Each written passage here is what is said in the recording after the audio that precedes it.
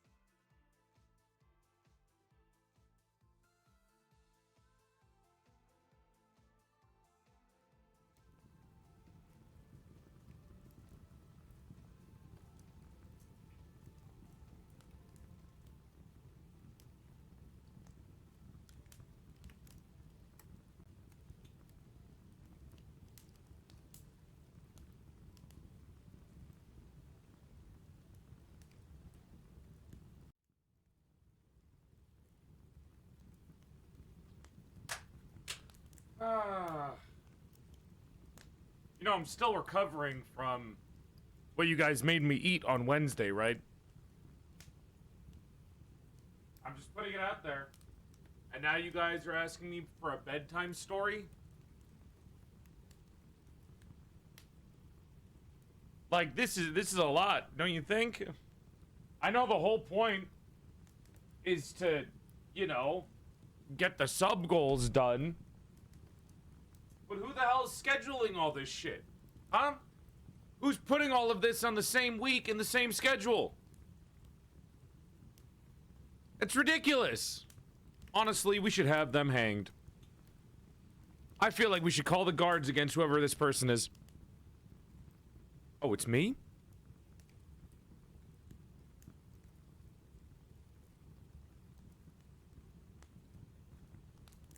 All right, come on. All right, come on, chat. Might as well get into it. Go sit, take a seat, Before anyone starts to realize the mistakes that I've said already. Welcome on in. Hope you're having a nice night. Thanks for coming by. My name's PorcelainMaid. I used to be a sexy sack of man meat before I died, and my soul got trapped inside the body of a sexier female doll. And today, this nun is apparently reading you guys bedtime stories in the form of Grimm fairy tales and or educational mushroom knowledge books, because those are the only books I have. I also have The Art of War, because it was $1 and I bought it alongside Grimm fairy tales. We will not be reading that today. I feel like, you know, we don't need that. We have mushrooms, we have Grimm's complete fairy tales, and no, that's about it. There's no other books that I own to my name that I can just read on stream. I could pick up one of my Halo novels, but then again, I'm pretty sure it's illegal to just read that out loud on stream. Fuck if I know. All right. Sit back, relax. I'm gonna sit because I can't stand you bitches.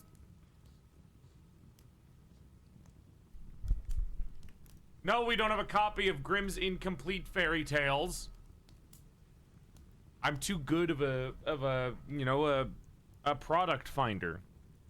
I'm a little bit of an extravagant shopper, so I went all out and got the complete version.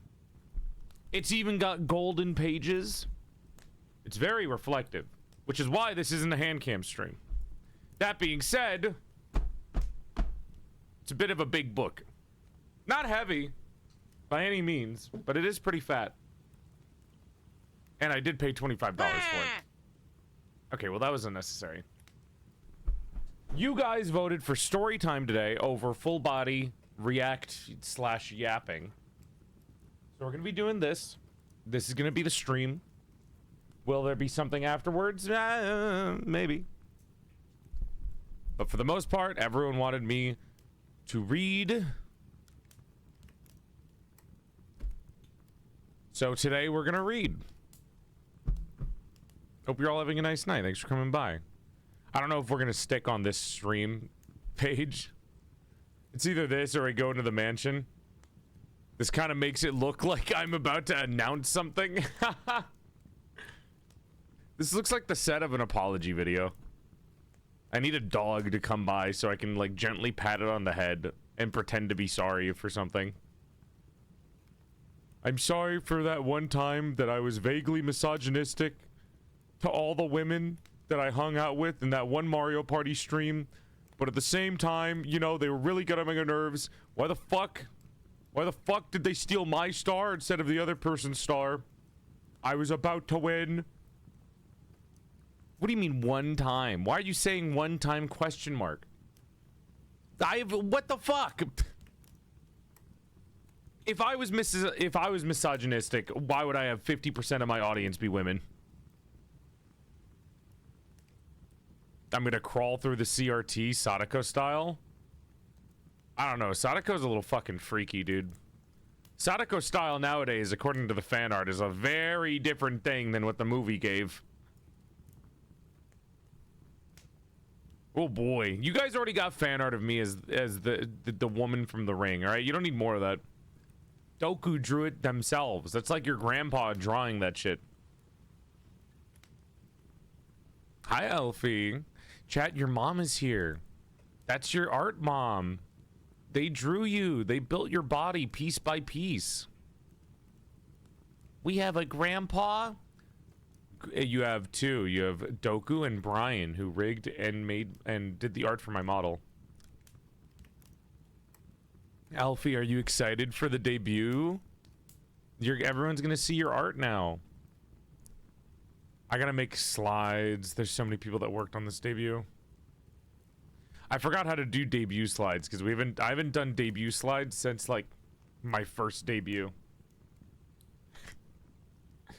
I was just like verbally being like, yeah, this is the person that made my thing.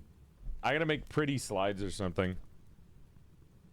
To be fair, the first time I did slides on my debut was I didn't do it and I pestered Giga to do it for me. This was back when Giga was known as like the resident graphics artist that everyone would just go to for help. First live stream, let's go. Dude, this is like the worst first live stream you could be introduced to. I'm just gonna be reading books to chat. I mean, I guess it's not all bad. If you're into this kind of thing, it's just not a good determinator of what my content usually is.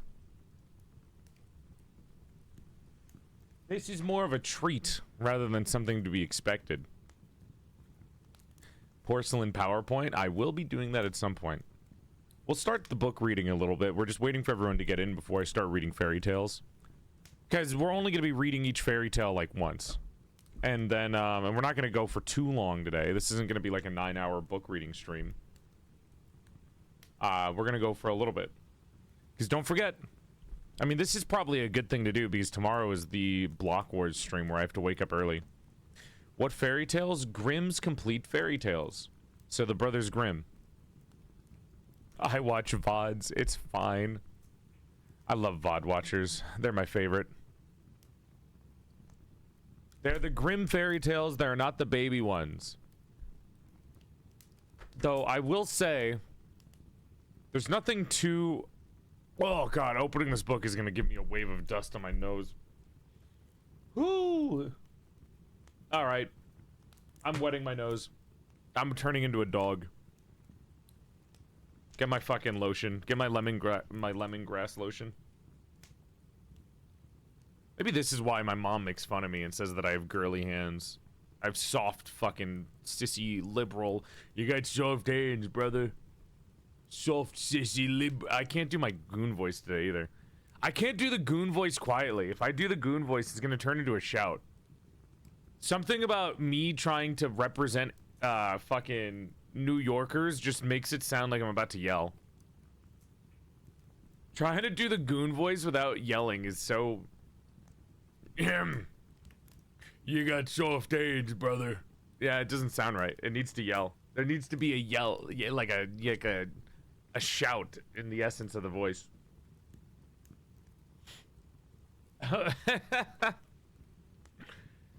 The point is, my room is very dusty, as you can tell. I mean, you guys are sitting on the dusty-ass couch, so... Jesus Christ. You mentioned dust this morning with the fisherman, and dust now. Don't talk about the fisherman. My chat's gonna think that I'm cheating on them again. Guys, sometimes... Open relationship here. Sometimes...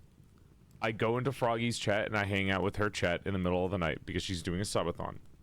And I babysit them. No, listen, it's not that big of a deal, okay? It's not like I'm cheating. I'm not being a father for another family.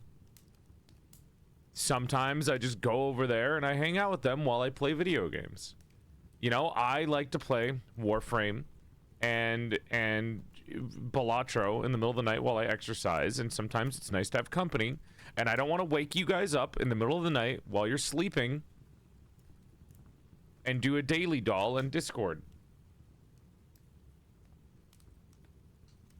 You guys are in there sometimes. It's not welcome home, cheater.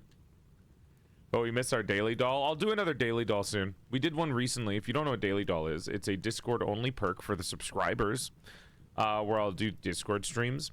And I've been doing Is Memoir, and I want to do another stream of that because I really like that game. We did one recently. That was one. We're gonna do another one soon. Hello, Petey. Volatro mention. You're the uncle that watches over one another? No. I would not call myself Froggy's uncle. Ugh. Honestly, I don't like the word uncle. Why can't it be my dad's brother? I feel like I like that more.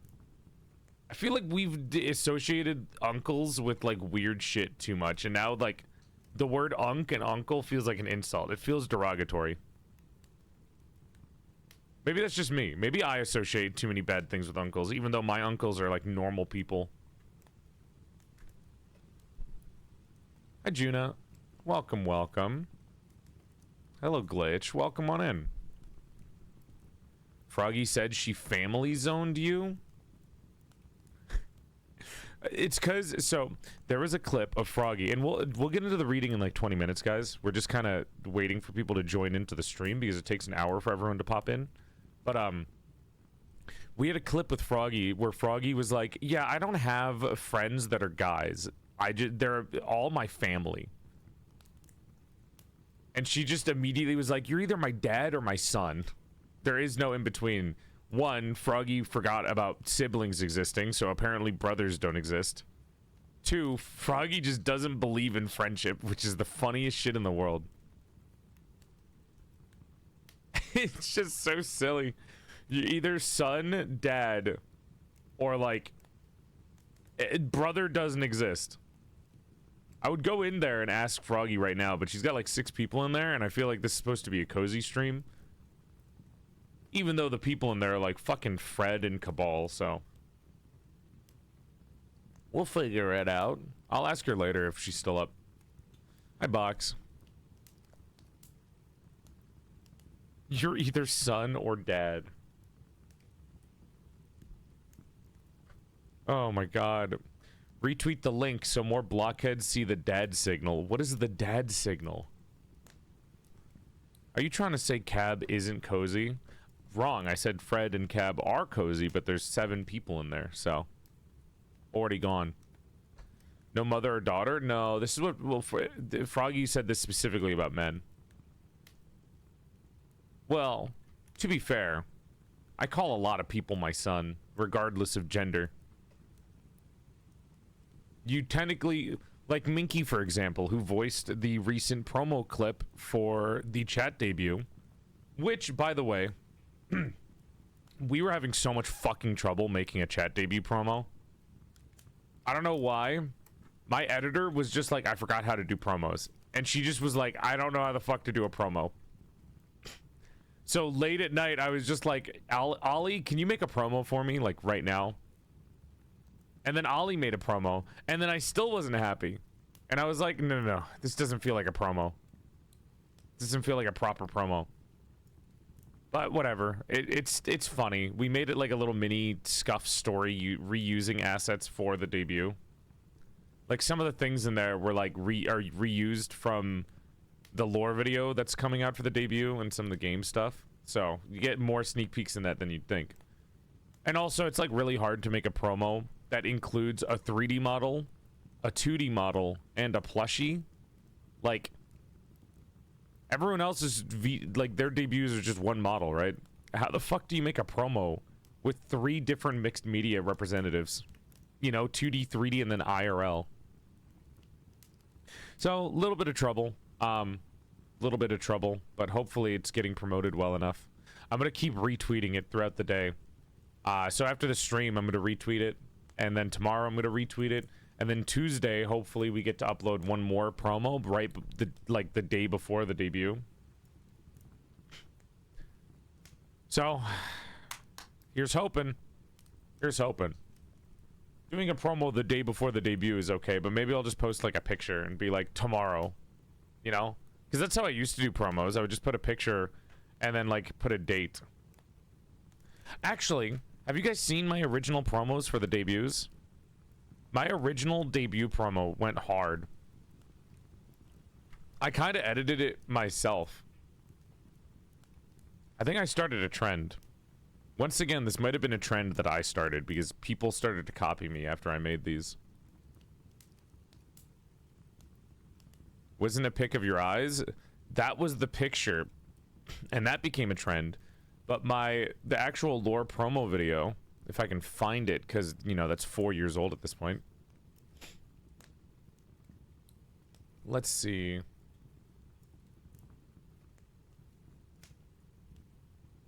Was this it? There was two.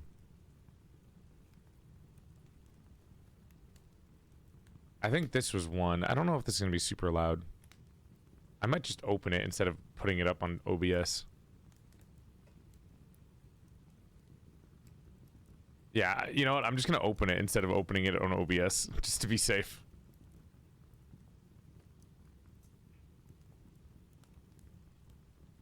This is going to be silly.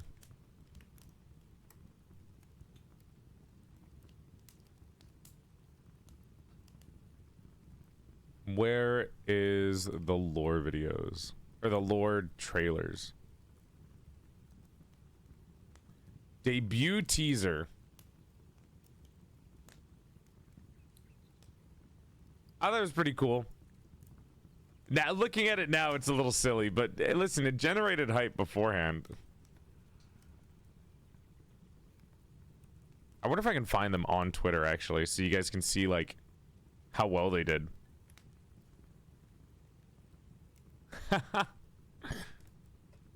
I'm scrolling all the way back for this. Been a fan since the lore, but I was always too nervous to make a Twitch account. Well, now you're here. That's the important thing. God, I can't wait for the secondary lore video to come out for the monster. Let me see. I went all the way back in time. Which is actually really easy to scroll down now, surprisingly.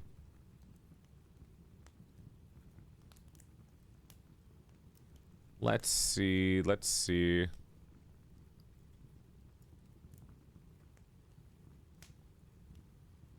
Where is it?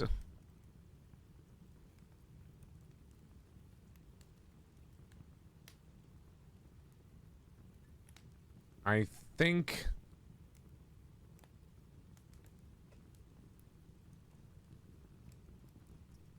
God, fuck. This was like 20 something.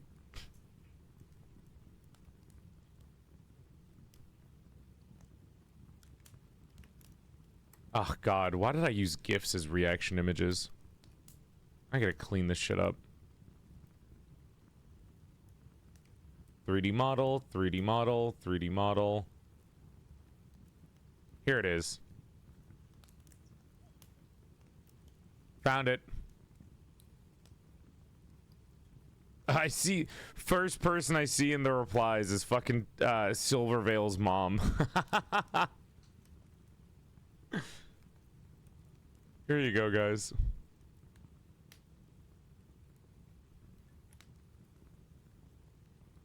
Oh, whoops. It won't show up.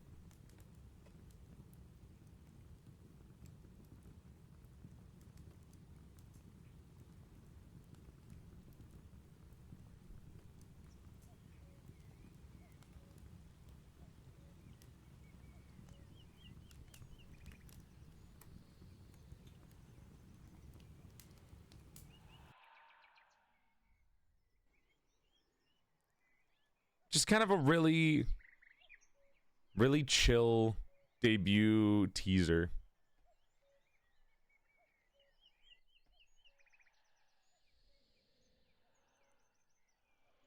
Oh wait, you can't even see anything.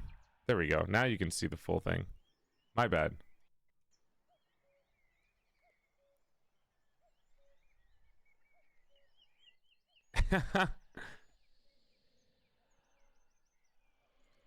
Once again, even in teaser form, there's a lot of small little things that you can miss. So there's like I made sure that I hit a smile at the very end.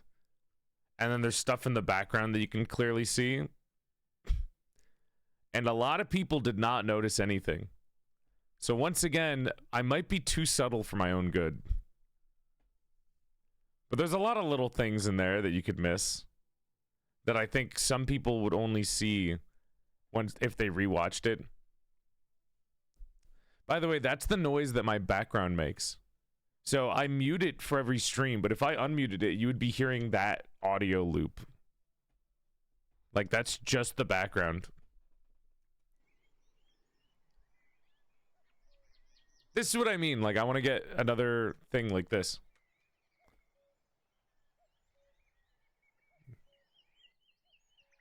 You know, I'll bookmark this for later, and I'll show this to my editor and see if we can make something like this. But that was one of the first ones.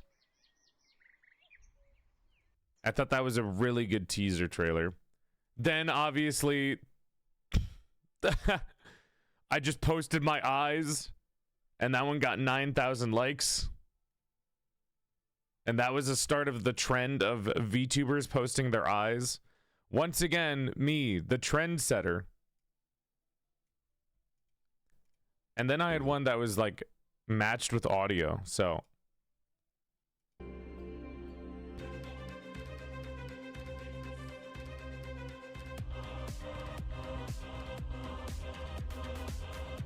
In a weird way, it feels kind of cringe to look back at debut trailers because they're so cool. And then there's just me being silly. In a weird way. In a weird way. This one actually got 5. So the first teaser, the body teaser, that was around 3,000 likes. This one was around 5,000 likes. And then this one was 9,000 likes, which is insane. Like, that was unprecedented for me. I think this was my most liked tweet for a very long time. Sorry, 8,000 likes.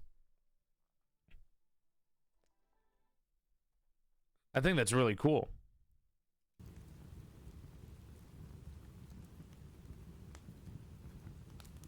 Also, can we... What is this shit? I fucking hate Live on X. Stupid fucking thing. I hate that it's there. Bothers the shit out of me. I also used to post my lore videos directly to Twitter. But yeah. I gotta bookmark those teasers and see if we can do more stuff like that. I think it's those are good examples of what I should be doing in terms of teaser trailers.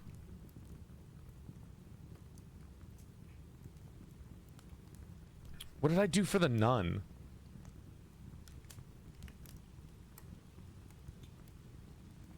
I think I did the same shit for the Nun. Wait, hold on. Yup.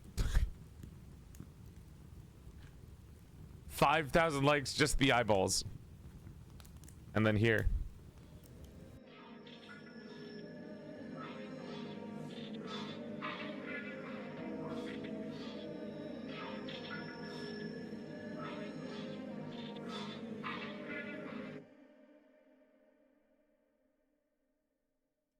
Okay, but that one kind of goes hard. That one kind of goes hard. That one was better. That one was better. That one has like spooky vibes.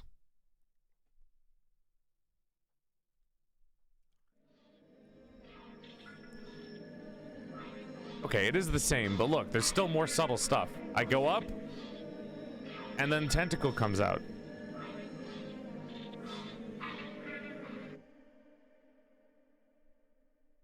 The atmosphere is atmosphering.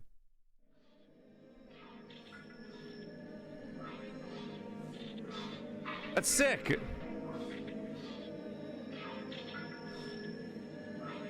Look, it's not even the new background. It's not even the... This isn't even the watered background. The nun background. Like, it's not even the different background. It's the same background that I use normally.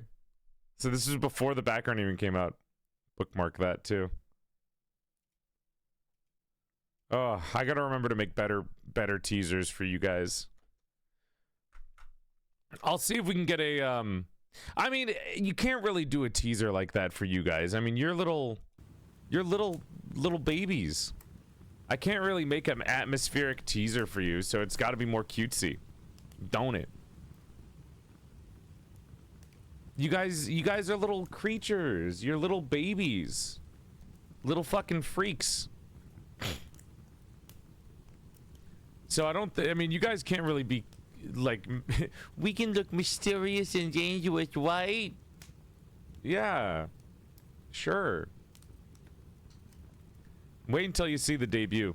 Your guys' whole thing is that you're just playing pretend for the most part. Oh my god, I can't wait for you to see it. 1 week. Not even less than a week left until your debut. We got Wednesday. But yeah, I can't really do like an atmospheric teaser trailer for you like I would for my normal models. So, I mean, we did the one with Minky. And maybe we'll do like a really cutesy, like, look at us kind of trailer next. See how that works. Listen, I don't have editors on call that I can just be like, that are like professional VTuber debut trailer editors. Like some other VTubers that I know.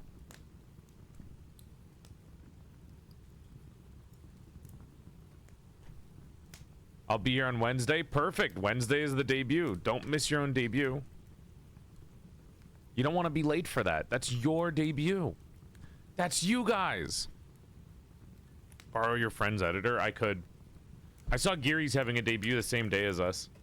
Can you believe that? Chat, she's trying to steal your thunder. But don't worry. Her debut is at 5 a.m. She's at 5 a.m. You guys are at 5 p.m. 12-hour difference. Can you believe this shit? What the hell? Oh yeah, I gotta figure out how to use TTS. Whoops.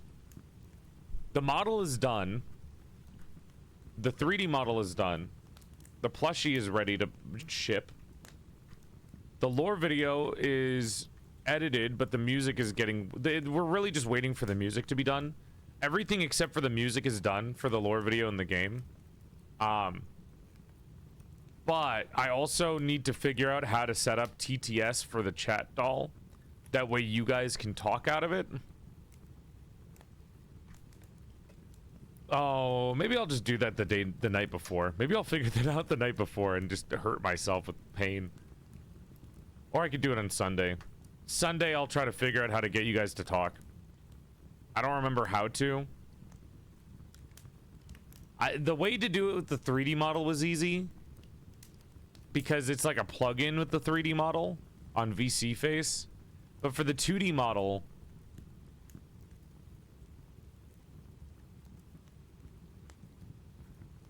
I'm sure I'll figure it out. I'll figure it out. I'll ask one of the riggers and see if they know. I will figure it out. I think Sayu is a 2D TTS guy. A PNG tuber, a PNG of the mascot, I don't think is the same. Like, is it rigged? Is it a live model?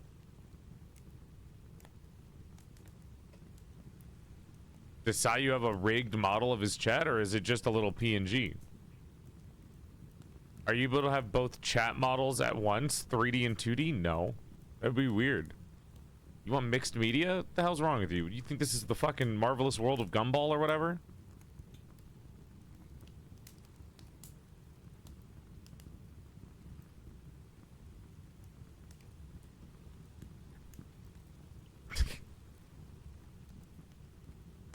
Maybe Joe Cat will help? I do not know Joe Cat. We are just mutuals.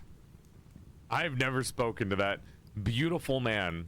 I would like to. I've never spoken to them. His wasabi is rigged. Why is that the thing that he... Did he not have a mascot and then he just dumped the mascot for a fucking bee? This guy. Chad, imagine if I just gave up you and then was like, hey, you guys are now this thing. Can you believe this man? Where's his fuck? He gives it all up for a pun. Water drop and everything is Jack. Thank you guys for the 5 gifted. You have a big dick, a big heart, even bigger wallet. Big love. Thank you for coming by. But actually, it's the amazing world of Gumball. Michi's Jared is rigged? Oh, fuck. I forgot about Michi. Hold on. She didn't get back to me on Monday if we're doing Halo or not. She was like, Joel, we're playing Halo next week. And I was like, Michi, you didn't respond to my DMs. What do you mean we're playing Halo next week? When?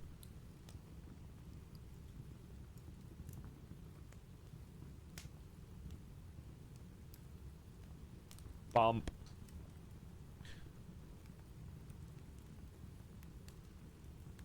She responded in her mind? No, she said she didn't even read it. I asked her the other day. I went to her chat and she was like, Joel, I can't wait for us to play Halo 2 again. And I was like, Michi, you didn't respond to the DM. What do you mean we're playing next week? And she was like, oh, well, I didn't read it. Hi, Anna. We talking mascots? Well, I'm realizing now that I forgot to set up TTS, and on Sunday I have to figure out TTS for the 2D and 3D mascot. Don't ask me about TTS for the IRL. Chat, I'm kind of promoting it half-assedly with like, you get a 2D model, you get a 3D model, you get an IRL model. And then the IRL model is like the plushie. Like, that's the joke. Joel should play Pokemon again. I really, really, really, really, really, really want to play Pokemon Coliseum on stream. I really, really do. Like, soon. Deer? It's always deer. It's always ask deer. Every mod is just like, ask deer. VTubing thing? Ask deer. You're not wrong, though. Deer is smart. Leave deer alone. I guess. Please, you said January and it's not gonna happen. Oh, well, it's okay. Here's the thing. Here's the list of things that I need to do on stream. All right, count with me. Sub goals. Well, he ignored my question. I will kill you. I didn't even see what your question was. How dare you even assume that I would ignore it? I'm like, I was looking at DMs with Michi. I will fucking put your head on a pike as a warning to others surrounding the chat. You will be a warning. Not you. I'm the streamer. Anyways. Here are the things that we need to do on stream, guys. We have the sub goal. Okay? All of the sub goals need to be done. And we have around double the amount of sub goals that we did last year. So we have like, I don't know, 20 sub goals to do. We have the games that we started but haven't finished yet, which includes, which includes Borderlands, Halo, Cryptmaster. I want to finish Dredge because there's a DLC that I haven't done. Pacific Drive.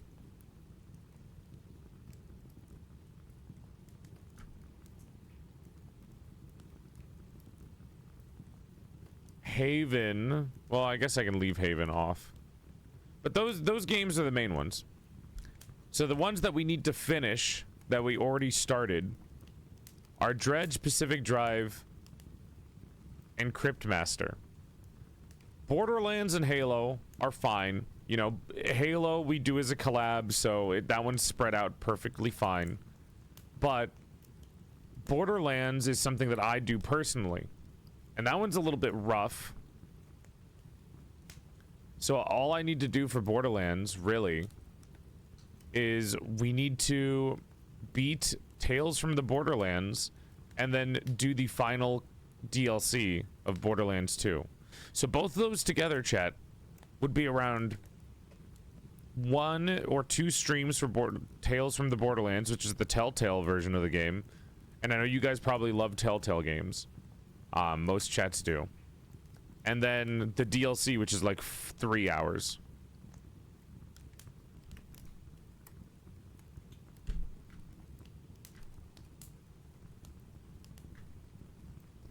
Here's what Google Drive says about Pacific Drive ending. Pacific Drive does not have a traditional ending. Players can follow their own path and decide when to stop the game.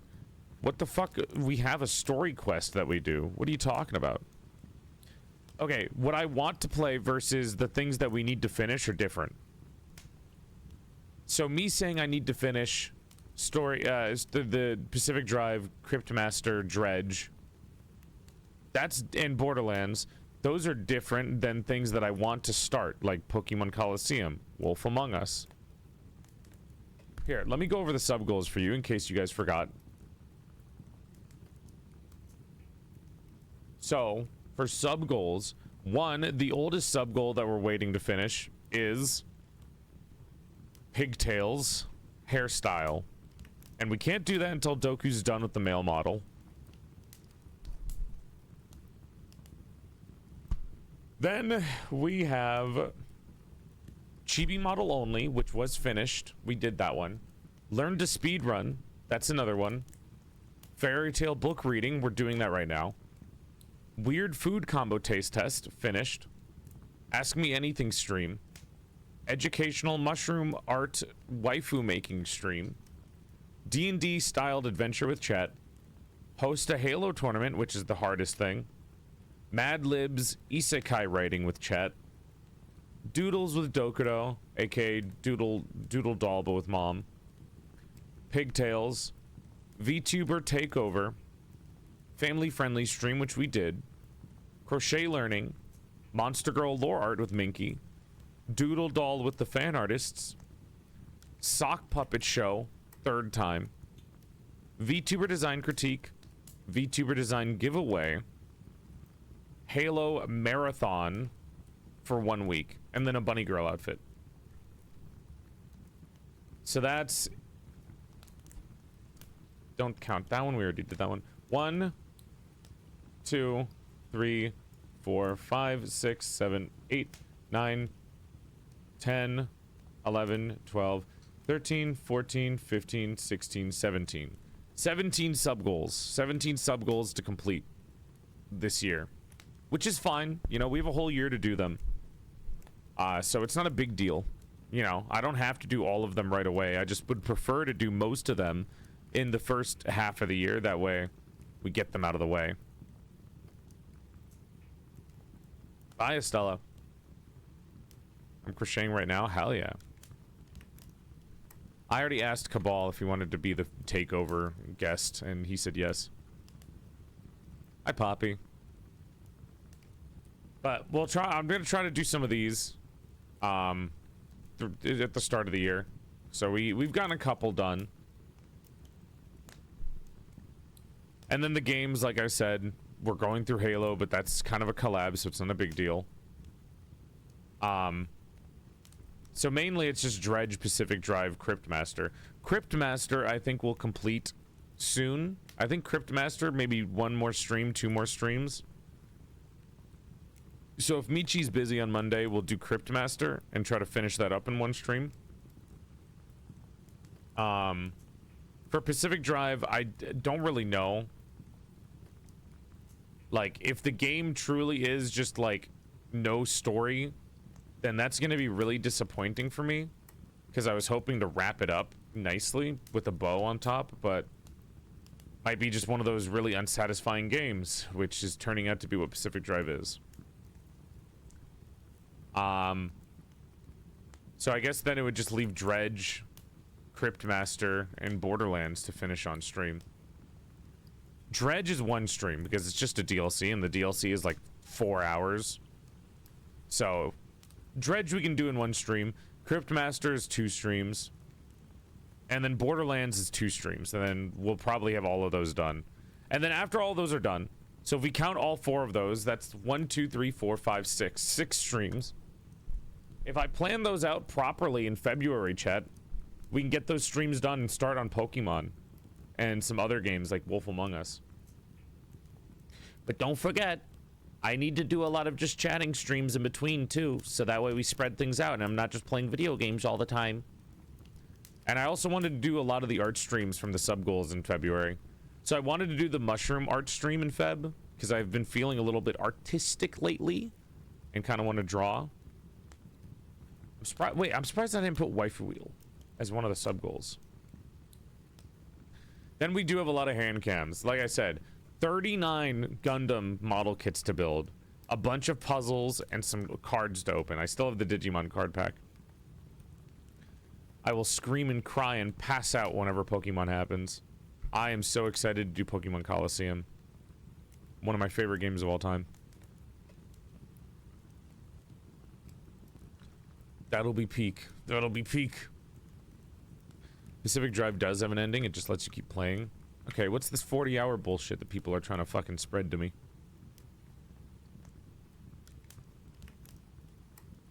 Have some tea. Your voice sounds a bit scratchy.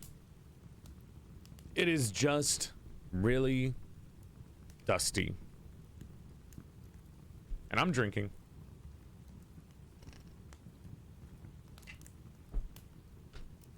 I'm upset it's 39 and not even an even number. Why are you mad? I'm the one who has to build them. Yeah, let me buy one more. That'll really help.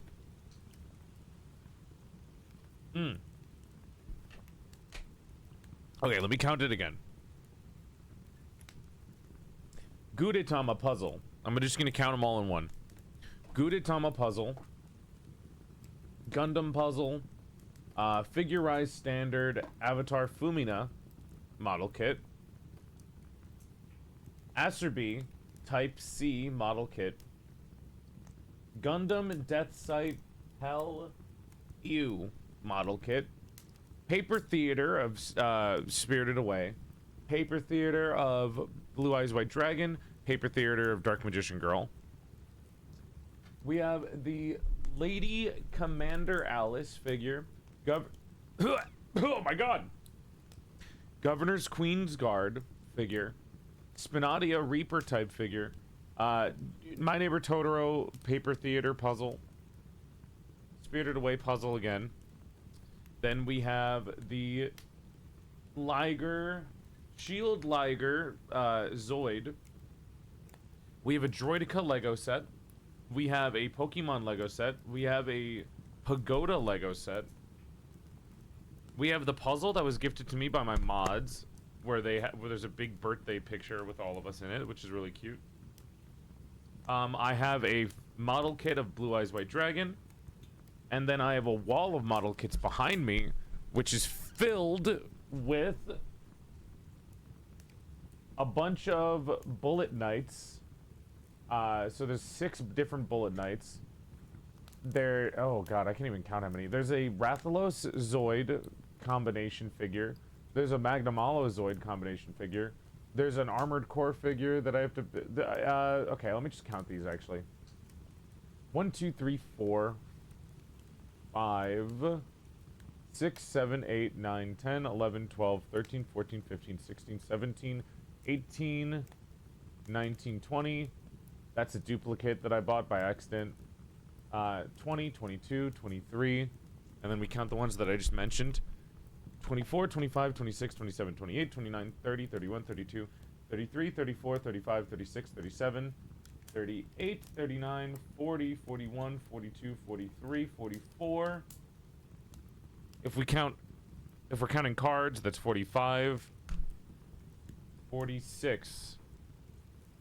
So that's 46 hand cam streams. 46 hand cam streams. Wait, 47. I have a little 150 puzzle that we can do on stream as well. I will not buy anything else from the toy store from now on until I complete all the shit that we already have to do.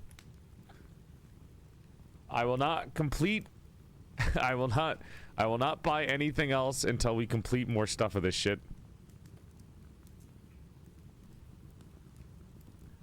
Too many. Might have too many things. Warhammer when? Do you not hear the list of things that I already have, and now you want me to get Warhammer? You think that's a good idea for my wallet? You realize if I'm broke, you're not getting any more debuts.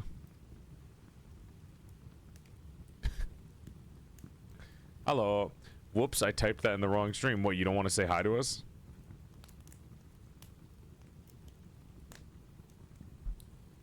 Hello?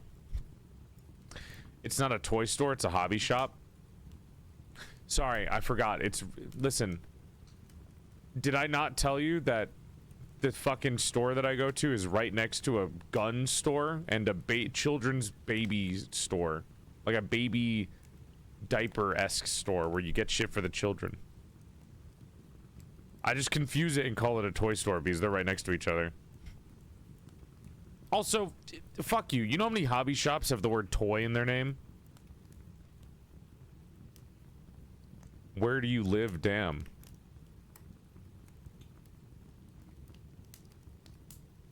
I live in the back alley of a Toys R Us. Right behind where all the shelves of forgotten toys are. That right there, that's where. Damn, dude, if I can't get my fucking room a little bit more hydrated, I'm gonna lose it. The amount of times that I have to dampen my nose like a dog, dipping their fucking nose in water is crazy.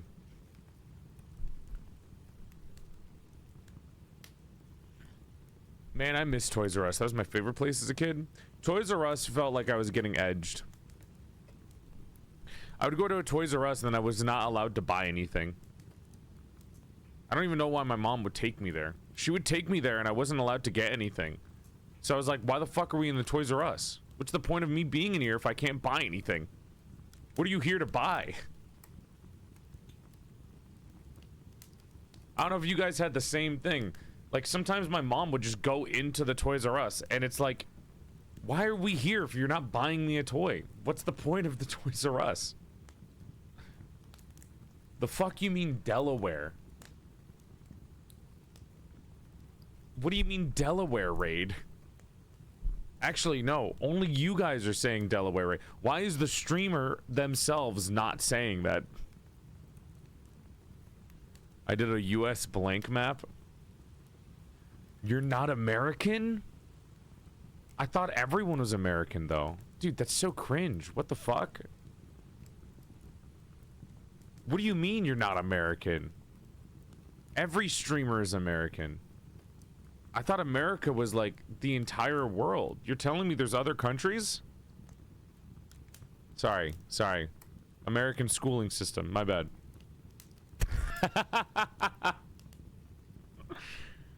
You guys are coming in on a really weird stream. This is not my normal... This is so weird to explain this every time I get a raid when I do one of these streams. This is a sub-goal stream. Chat wanted me to read books to them, so we're going to be reading Grimm fairy tales, where I tell them about the brutal deaths of their favorite Disney characters, like... that one bitch's mom from the one Disney story, Snow White, and the dangers of strangers. Oh my god. Anyways, welcome to the stream, Raiders. Hope you're having a nice night. Thank you for coming by. My name is PorcelainMaid. I used to be a sexy sack of man meat before I died, and my soul got trapped inside the body of a sexier female doll. He and pronouns, but if you're still confused about pronouns in the 21st century, you can think of me as a bisexual's wet dream, sexy male voice, trapped inside of a sexier female doll. I would give you a curtsy out of courtesy because I'm elegant as fuck like that. And Raiders, did you know that if you follow the stream, you gain 3 extra inches to your dick size? Your dick goes from here to here. Welcome in. So how'd the map go? And anyways, hi Mystic. Thank you for the raid. I imagine that you probably did better than most Americans. So we have 50 states, and each state is about the same size as a European country, which makes it very hard to memorize all of them. As an American, I can probably only know, I can only get like 20 to 25 correct. You somehow got 25 right? Yeah, that's about the average human being. Most average human beings probably can get that much correct. If you didn't know, the size of America is massive. If you're not American, even if you are American, watch one of those size comparison videos. And I'm not talking about dick size. Look up size comparison videos of other countries and America. Texas is like 6 times my country's population. I was shook. It's insane.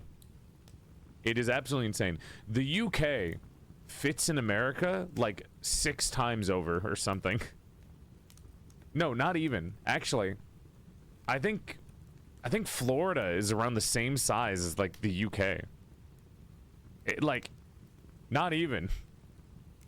You could fit like 20 UKs in America. Don't even start on Alaska. Alaska is massive. Maps do not make Alaska look big. Alaska's huge. Utah is the size of Germany. Can you imagine? You know what makes that weirder? There's more like regional dialects and shit in like European countries than in America. So like all of the state of Utah is just people, like all Utah people. But in Germany, there's probably like a fuck ton of micro groups of people that have so many different varying statements of each other. Or like maybe there's like little differences in the accents. Which is so weird because the motherfuckers live like an hour away from each other.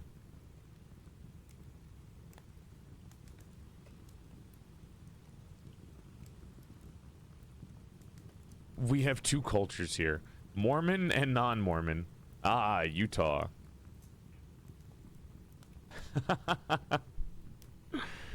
Oh my god. Hi, Mel. Anyways, we're not going to talk for too long. We've already reached an hour. I said after an hour starts, I'll start reading. Let me just try to open up the pages, see if I can get all the dust out so I don't fucking sneeze in my own book. Not that I would sneeze, since I'm made out of porcelain, and I don't have the ability to sneeze. There we go. And while I'm cleaning this book, chat, I just want to give you a reminder. Mark your calendars, January 29th, 5 p.m. EST. You guys are getting your own debut. You're getting a 2D model, a 3D model, a plushie, a lore video, and a mini game that you can play on stream. Don't forget, mark your calendars, January 29th, Wednesday, 5 p.m. EST. January 29th, Wednesday, 5 p.m. EST. Don't be late to your own debut. The newest VTuber is hitting the block, and it's my Twitch chat.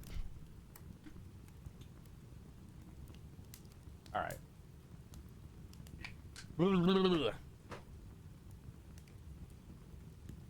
So no plushie for story time? What are you gonna shit yourselves? Ugh. Here. Yes.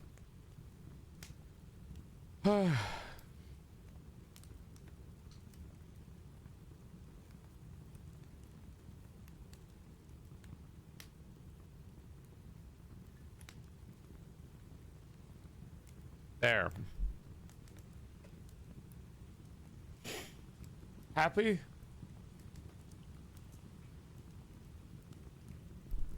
Do I have a book toggle? I'm gonna make my fucking self fall asleep. I lit a candle, so. Jesus Christ. Me prides myself on being a very entertaining, energetic streamer.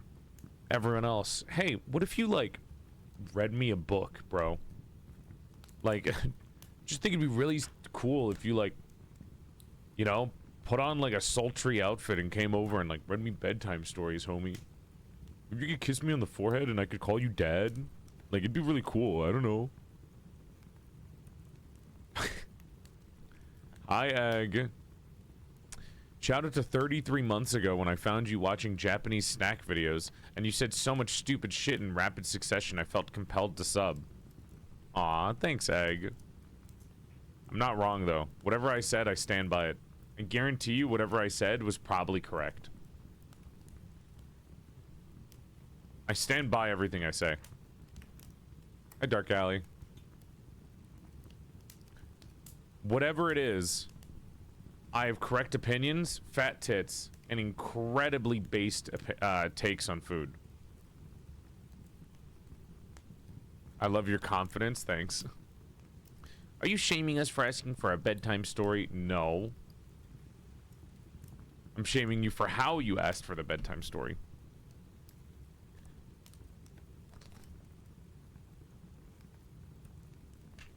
You don't like ketchup? No, I said I only like ketchup with fries. I think ketchup is a condiment that only should be used for fries. I do not think ketchup has the versatility you all think it does. Okay. Have my porcelain-made birthday blankie and my plushie ready for ultra cozy. The blankie is really good. I don't know if you guys know, but I'm selling a porcelain-made blanket as a collaboration with Ooh merch, and I got them in the other day, and they're like really nice. Now it does that thing that some new blankets do, where like some of the fur comes off, but for the most part, it's really comfortable. Hi, Volpe. Volpe, I want you to know, and this is just to show dedication to the cause, okay? I was offered to go and hang out with a bunch of VTubers in person tomorrow to hang out with everyone and like fly over to an area and like we would party and hang out and have fun. And I said no because I'm dedicated to my scheduling and because I already made you have so much trouble scheduling the D&D for tomorrow. Or sorry, that's next week. That's next week. Sorry, I lied. That's next week. That's next week. But yeah, I was so into our schedule that I was like, yeah, I can't do this. I really want to hang out with everyone, but I have to say no. I have schedules that I need to keep because I'm important. The Pokemon D&D. So if you guys don't know, Volpixie set up a little D&D thing for Pokemon. And I thought it'd be really cool. And I'm playing as a Goon Honchcrow boss. I was originally going to play as Duskull because I love Duskull. But instead, I was like, what if I played as like a Honchcrow and I did the Goon voice the entire time? Alright, boys. Thought that would be really fun. The blankie's still available if you go to the Ooh merch collection. It's not on the main merch store. It's on the Ooh market store. That sounds fun. It is fun. But also, like, it's just unfortunate that Numi invited me to hang out with a bunch of people, and I really wanted to go because it was my first time getting invited to an IRL hangout. But I was also like I was notified like 2 weeks before the hangout, so I was just like, oh, that's pretty short. I'd have to figure out everything in like a week, and I'm not good at that kind of thing. And I scheduled for other things, so it's okay. Can you still go? No, it's fine. It's fine. Honestly, another reason I wouldn't go is because I'm a little embarrassed. Just because, like, after the last convention I went to, I did gain a little weight, and I lost most of it now. But at the same time, I'm like, no, I have to be perfect before I can before I can let friends see me. I need my appearance to be absolutely perfect and withheld to my standards before I let other human beings see me. At least other human beings that I actually that I like and care. I don't give a shit if these motherfuckers don't care how I look. I care how I look. It's not about them. It's about my own standards. Dad bod? It was only like fucking 8 pounds. But in my head, that's everything. I don't think I have an eating disorder, but I do definitely overcare about appearances. Anyways. You guys ready for book reading stream? I think I have a hotkey somewhere that'll allow me to add to the immersive appearance of the stream called the book hotkey. I think.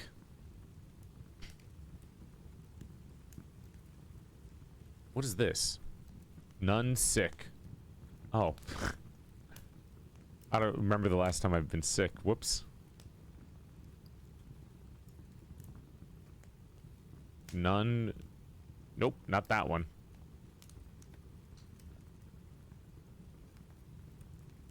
No. Whatever, I'll just manually dump the book in. Wait! Peak has arrived. Oh, wait. Nope. That's not the nerdy glasses. You know what? Let me just... I'm just gonna grab the book, dude. I'm just gonna grab the book that I was talking about.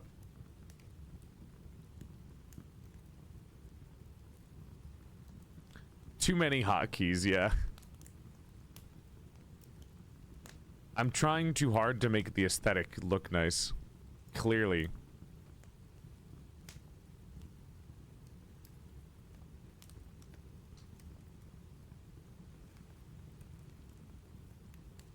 Ooh, wait, that looks... That looks better.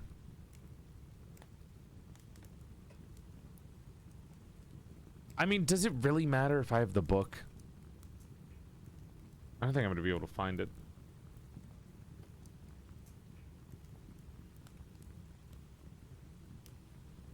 I'm ready for Joel ASMR.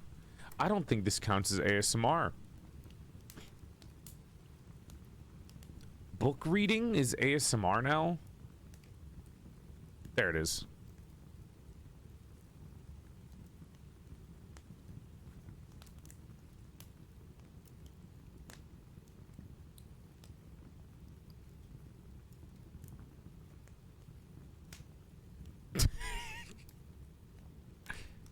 This is massive. Wait, this looks... Hold on. I know this looks ugly. Give me a second. Like right here?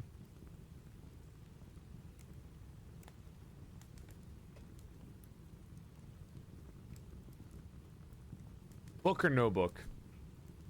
Make it bigger? I don't like that the pages look stupid like this.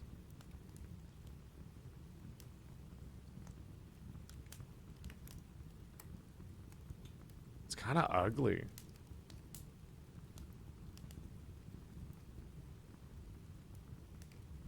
Wait. Better idea. I'll manually make this bitch pretty.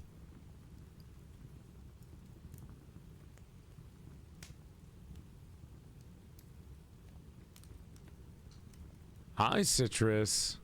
No. Not a different book. This is literally the book that I'm reading from physically. I'm just getting rid of the middle part and remaking it.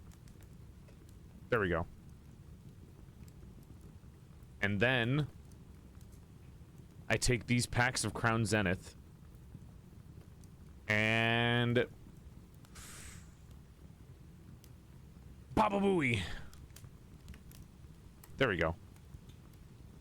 Now it's fitting. All right. Stupid looking stream. Here we go. Thank you, Zuzu. And all the perfectionism. Unfortunately, perfectionism isn't always a good thing. Sometimes it leads to making things better. But sometimes having perfectionism means obsessing over tiny details. Like, you know, with my chat debut promotion that I was doing yesterday.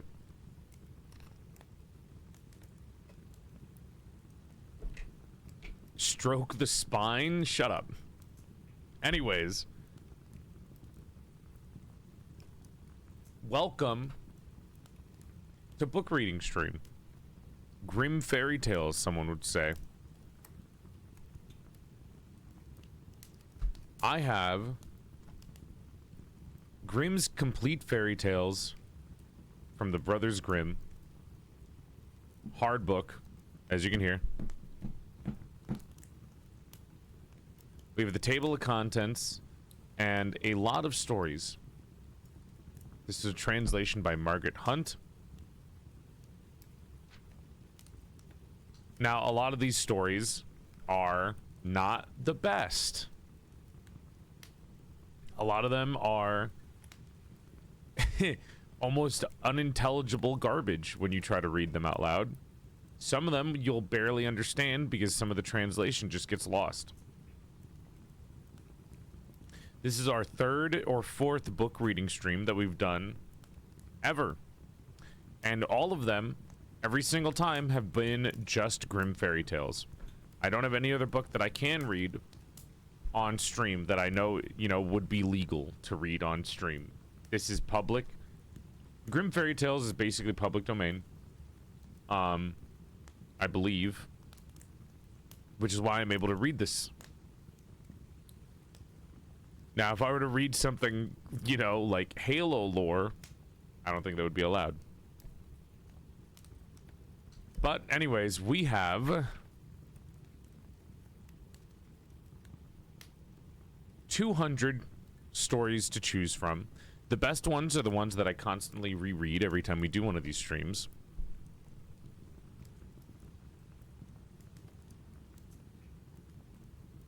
There's a lot of them, and there's also your personal, you know, faves. All the ones that you think would be here are here. Cinderella, Rapunzel, Snow White. All of it's here, so you're not missing out on too much. I think a really good one to start with is always Cinderella, because Cinderella in the story is incredibly stupid. And you notice that with a lot of these stories, as I read through them, I'm going to point out absurdities.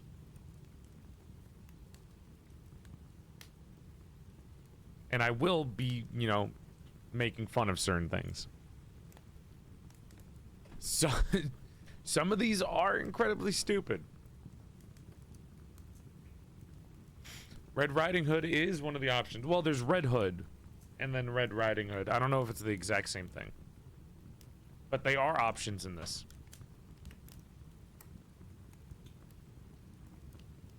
So, with that being said, I say we start off Cinderella as the classic, and then we can read some of the others.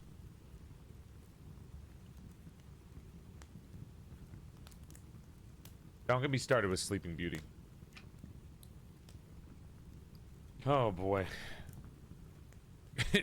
Jason Todd. I have a lovely candle lit. I have a Yankee candle lit. Oh, Yankee. You cheap bastards. It's good to have you. Got my gamer subs the ready. I do have my porcelain-themed chat blanket with me.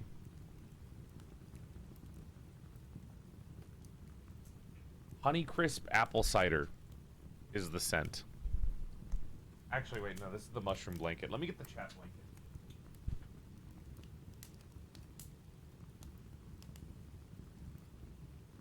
Oh, that actually feels good. I think I use the mushroom blanket too much.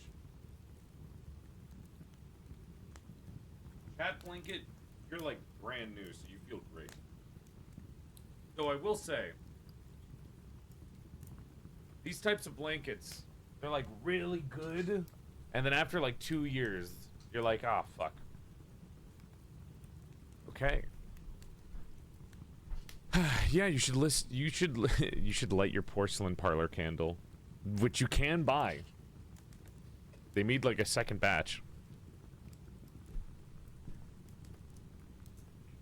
All right. Page 81. Cinderella. Not a good time to read during a dusty day. Jesus Christ. We're gonna start off with Cinderella. The wife of a rich man fell sick, and as she felt that her end was drawing near, she called her only daughter to her bedside and said, "Dear child, be good and pious, and then the good God will always protect you. I'll look down on you from heaven and be near you." Then she closed her eyes and departed. Every day the maiden went out to her mother's grave and wept. And she remained pious and good. And when winter came, the snow spread a white sheet over the grave, and when the spring sun had drawn it off again, the man had taken another wife. Which means, in today's terms, this motherfucker waited a year, actually not even, probably a couple of months, and was like, you know what? I don't care.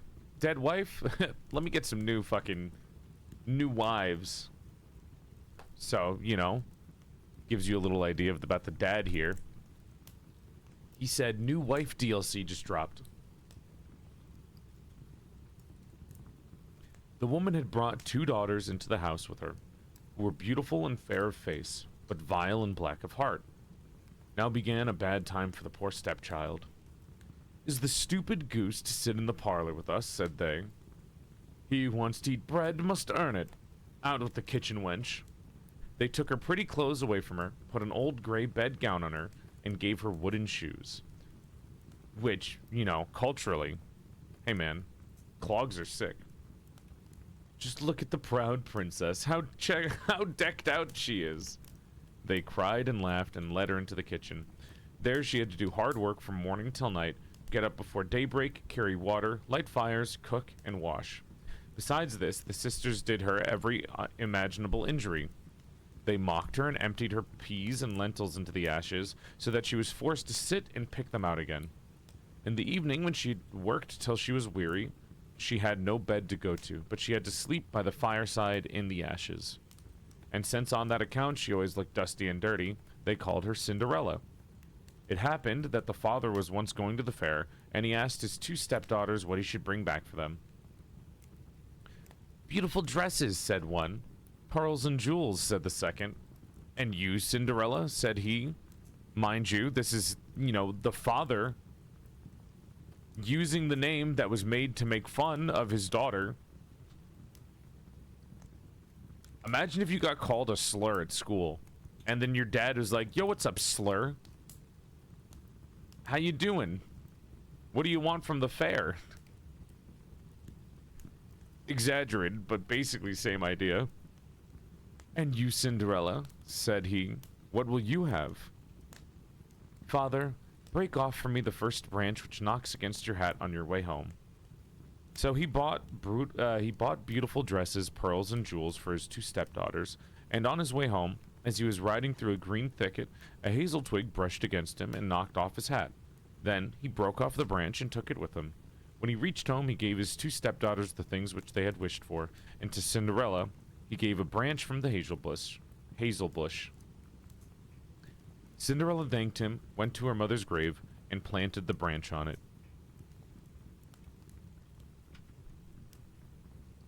Remind you, trees don't grow from branches. And Cinderella could have just asked for flowers. If she wanted to put something on her mom's grave. She wept so much that the tears fell down and watered it, and it grew, however, and became a handsome tree. Thrice a day Cinderella went and sat beneath it and wept and prayed. She knows she can just, like, water it regularly with the water, right? Cinderella just thought, you know, like, you know, my tears, those are the best ways to grow a tree. She wept and prayed, and a little white bird always came on the tree. And if Cinderella expressed a wish, the bird threw down to her what she had wished for. It happened, however, that the king appointed a festival, which was to last 3 days, and to which all the beautiful young girls in the country were invited, in order that his son might choose himself a bride. When the 2 stepsisters heard that they were to appear among the number, they were delighted, called Cinderella, and said, "Comb our hair for us, brush our shoes, and fasten our buckles, for we are going to the festival at the king's palace." Cinderella obeyed, but wept because she too would have liked to go with them and dance, and begged her stepmother to allow her to do so. "You go, Cinderella," said she. "You are dusty and dirty. Who would go to a festival? You've no clothes and shoes, and yet would dance." As, however, Cinderella went on asking, the stepmother at last said, "I have emptied a dish of lentils into the ashes for you. If you have picked them out, again in 2 hours you shall go with us." The maiden went through the back door into the garden and called, "You tame pigeons, you turtle doves, and all you birds beneath the sky, come and help me to pick. The good into the pot, the bad into the crop." Then 2 white pigeons came in by the kitchen window, and afterwards the turtle doves, and at last all the birds beneath the sky came whirring and crowding in, and alighted amongst the ashes. What did Cinderella do for the birds to be on her side? Like, there's no singing like in Disney here. She just was like, yo, what's up? It's me. Ya boy. Sometimes I pray to the Lord. Can I get some bird homies to help me out? She cries and they feel bad. So you're telling me that Cinderella uses pity tactics. Crazy. And then came whirring and crowding in and alighted amongst the ashes, and the pigeons nodded with their heads and began pick, pick, pick, pick, and the rest began also pick, pick, pick, pick, and gathered all the good grains into the dish. Hardly had 1 hour passed before they had finished, and all flew out again. Then the girl took the dish to their stepmother, and was glad, and believed that now she would be allowed to go with them to the festival. But the stepmother said, "No, Cinderella. You have no clothes, and you cannot dance. You would only be laughed at." And as Cinderella wept at this, the stepmother said, "If you can pick 2 dishes of lentils out of the ashes for me in 1 hour, you shall go with us." And she thought to herself that she most certainly cannot do. When the stepmother had emptied the 2 dishes of lentils among the ashes, the maiden went through the back door into the garden and cried again, "You tame pigeons, you turtle doves, and all you birds under heaven, come and help me to pick the good into the pot, the bad into the crop." Then 2 white pigeons came by the kitchen window and said, "The fuck do you need us to do this shit for? Second time in a row? Is there no, like, child protection services? Is your dad a fucking deadbeat?" After getting their complaints out, the turtle doves, and at length all the birds beneath the sky, came whirring and crowding in, and alighted amongst the ashes. And the doves nodded with their head and began pick, pick, pick, pick, and the others began also to pick, pick, pick, pick, and gathered all the good seeds into the dishes, and before half an hour was over they had already finished, and all flew out again. Then the maiden carried the dishes to the stepmother and was delighted and believed that she might now go with them to the festival. Honestly, the sense of deja vu did not exist until 2010, apparently. People before then didn't know what deja vu was. But the stepmother said, "All this will not help you. You cannot go with us because you have no clothes and cannot dance. We should be ashamed of you." With this, she turned her back on Cinderella and hurried away with her 2 proud daughters. As no one was now at home, Cinderella went to her mother's grave beneath the hazel tree and cried, "Shiver and quiver, little tree, silver and gold throw down over me." Mind you, I don't know why she thought that anything would change here, but, you know, I guess she's trying. Then the bird threw a gold and silver dress down to her, and slippers embroidered with silk and silver. She put on the dress with all speed, and went to the festival. Her stepsisters and stepmother, however, did not know her, and thought she must be a foreign princess, for she looked so beautiful in the golden dress. They never once thought of Cinderella, and believed that she was sitting at home in the dirt, picking lentils out of the ashes. The prince went to meet her, took her by the hand, and danced with her. He would dance with no other maiden, and never let go of her hand. And if anyone else came to invite her, he said, "This is my partner." She danced till it was evening, and then said she wanted to go home. But the king's son said, "I will go with you and bear you company," for he wished to see whom the beautiful maiden belonged. She escaped from whoever and sprang into the pigeon house. The king's son waited until her father came, and then he told him that the strange maiden had leapt into the pigeon house. The old man thought, "Can it be Cinderella?" And they had to bring him an axe and pickaxe, that he might hew the pigeon house to pieces, but no one was inside it. And when they got home, Cinderella lay in her dirty clothes among the ashes, and a dim little oil lamp was burning on the mantelpiece for Cinderella. Cinderella had jumped quickly down from the back of the pigeon house and had run to the little hazel tree, and there she had taken off her beautiful clothes and laid them on the grave, and the bird had taken them away again. Then she had placed herself in the kitchen amongst the ashes in her gray gown.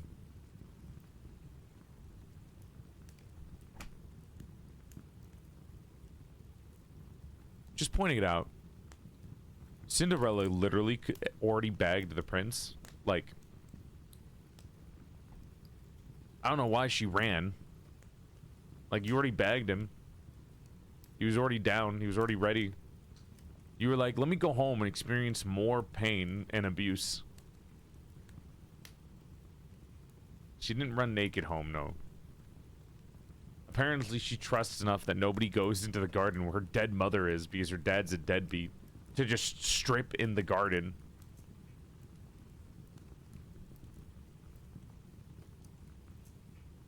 The next day, when the festival began afresh, and her parents and the stepsisters had gone once more, Cinderella went to the hazel tree and said,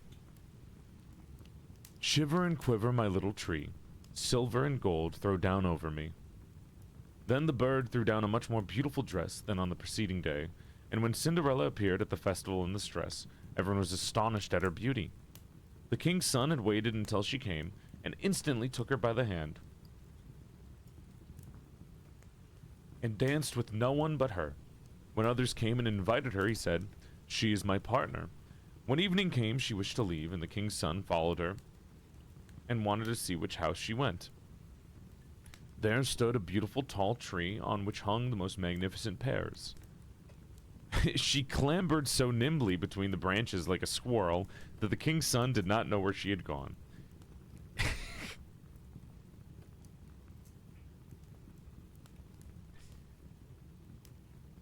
Just like you're on a date with a girl, and when she's like, "Yeah, I want to go home now," and instead of taking her home like a gentleman, she climbs a tree like a squirrel and then disappears.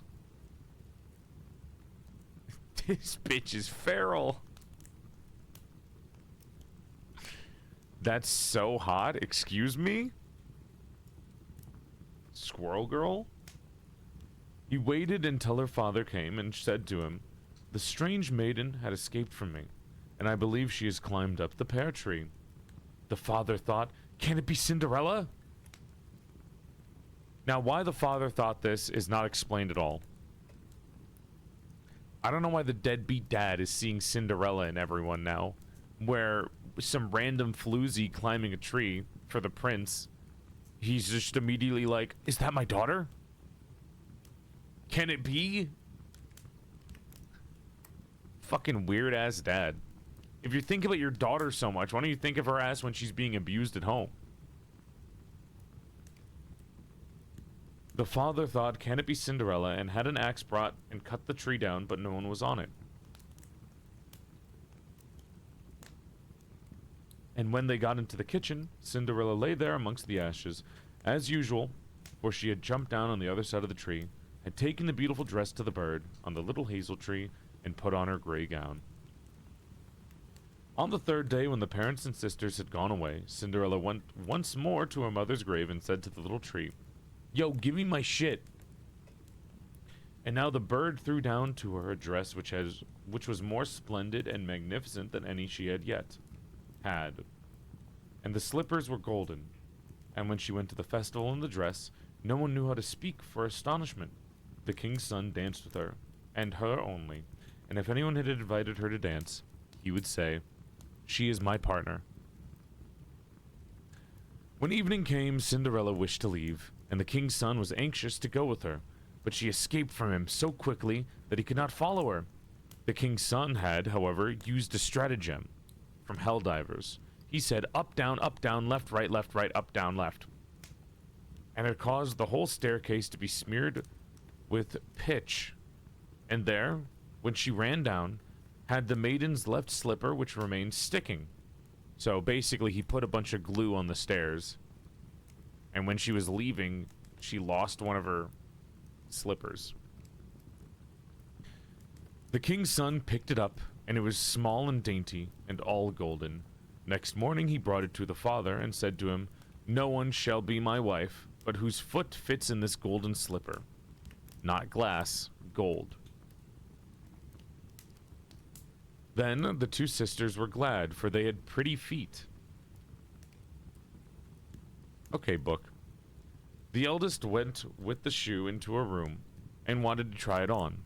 And her mother stood by, but she could not get her big toe into it, and the shoe was too small for her. Then her mother gave her a knife and said, "Cut the toe off. Cut it off. Cut your toe off. When you are queen, you will have no more need to go on foot." The maiden cut her toe off, forced the foot into the shoe, swallowed the pain, and went out to the king's son. Then he took her on his horse and his bride. Then he took her on his horse as his bride and rode away with her. They were, however, obliged to pass the grave. And there on the hazel tree sat the two pigeons and cried, turn and peep, there's blood within the shoe. The shoe, it is too small for her. The true bride waits for you. Now, you might be asking yourself, why doesn't Cinderella just say, yo, motherfucker, it's me. That's my shoe. Well, she's kind of a petty motherfucker and is just letting them do this shit. Even though she's at risk of somebody actually fitting in the shoe, because it's not like her feet are the most, individualistic thing in the world. But there you go. Hi, Ollie. Thank you for the raid. Welcome on in. Hi, Raiders. I'm reading bedtime stories to chat. How I'm staying awake is a mystery to myself, but follow the stream 3 inches to your dick size. Welcome on in. Then he looked at her foot and saw how the blood was streaming from it. How he didn't notice the blood this entire time is insane to me. But all the men in this story are incompetent jackasses, as you could tell by the deadbeat dad, the stupid king, and the even dumber king's son, who doesn't know how to just ask somebody straight up what they're doing or where they're from.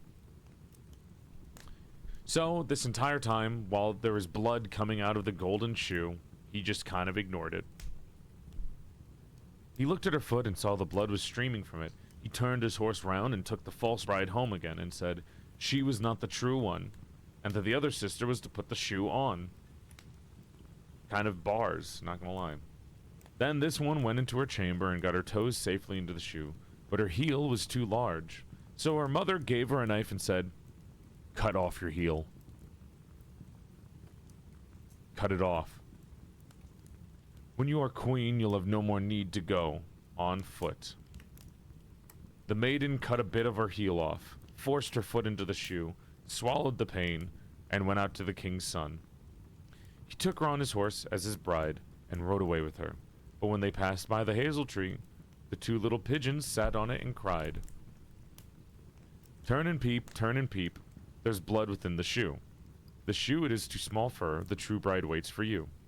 He looked down at her foot, once again because he's a dumbass, and realized, oh, fuck, bro. Ah, shit. She's also bleeding from her foot. It's crazy how I didn't even check, the foot shoe thing. Again, when the first one clearly lied to me and cut her toe off. Hey, man, good book. Can you, Heavenly, if a princess was trying to get with you, would you cut your shoes off? Would you cut your, heel off to fit into a shoe? To fit her wild fucking bias of, what she wants from you?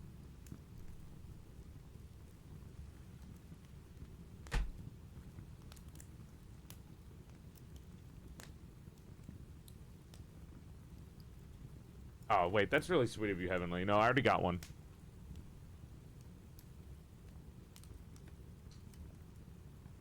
That's really sweet of you, man. No, I got one already. Yeah, you can put it in your ass. You're good. Heavenly sent me a picture of one of the charms that you can get from the Dustco shop of me. And he was asking if I wanted it. But I already have one because Dustco gave me one a while ago. Yeah, Heavenly, you can put it in your ass. You're good, man. Yeah, that's yours, not mine. You're good. I hate that I came in and cutting off pieces of your foot and immediately knew we were talking about Cinderella. Not even Cinderella, bro. She's just, petty. She was just you guys called me mean names and made fun of my dead mom, so cut your feet off. But then again, none of this would have happened to these people if, they had basic empathy, or if the dad was, a proper man and, you know, did his job as a father. But no. Honestly, I think the real villain of the story isn't the stepmother or the stepsisters. It's definitely the fucking dad. Dad's the dumbest bitch in the world, really.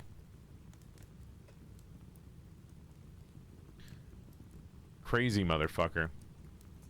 He looked down at her foot and saw how the blood was running out of her shoe, and how it had stained her white stocking.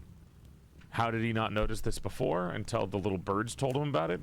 Well, he's just a dumbass. He took the false bride home again. This also is not the right one, said he. Have you no other daughter? No, said the man.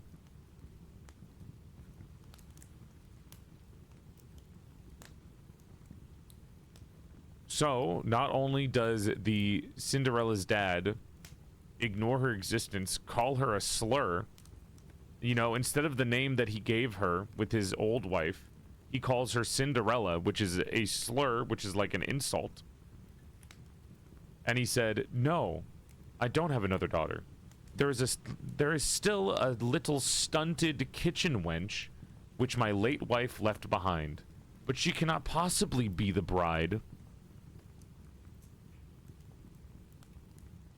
Stunted kitchen wench that my late wife left behind.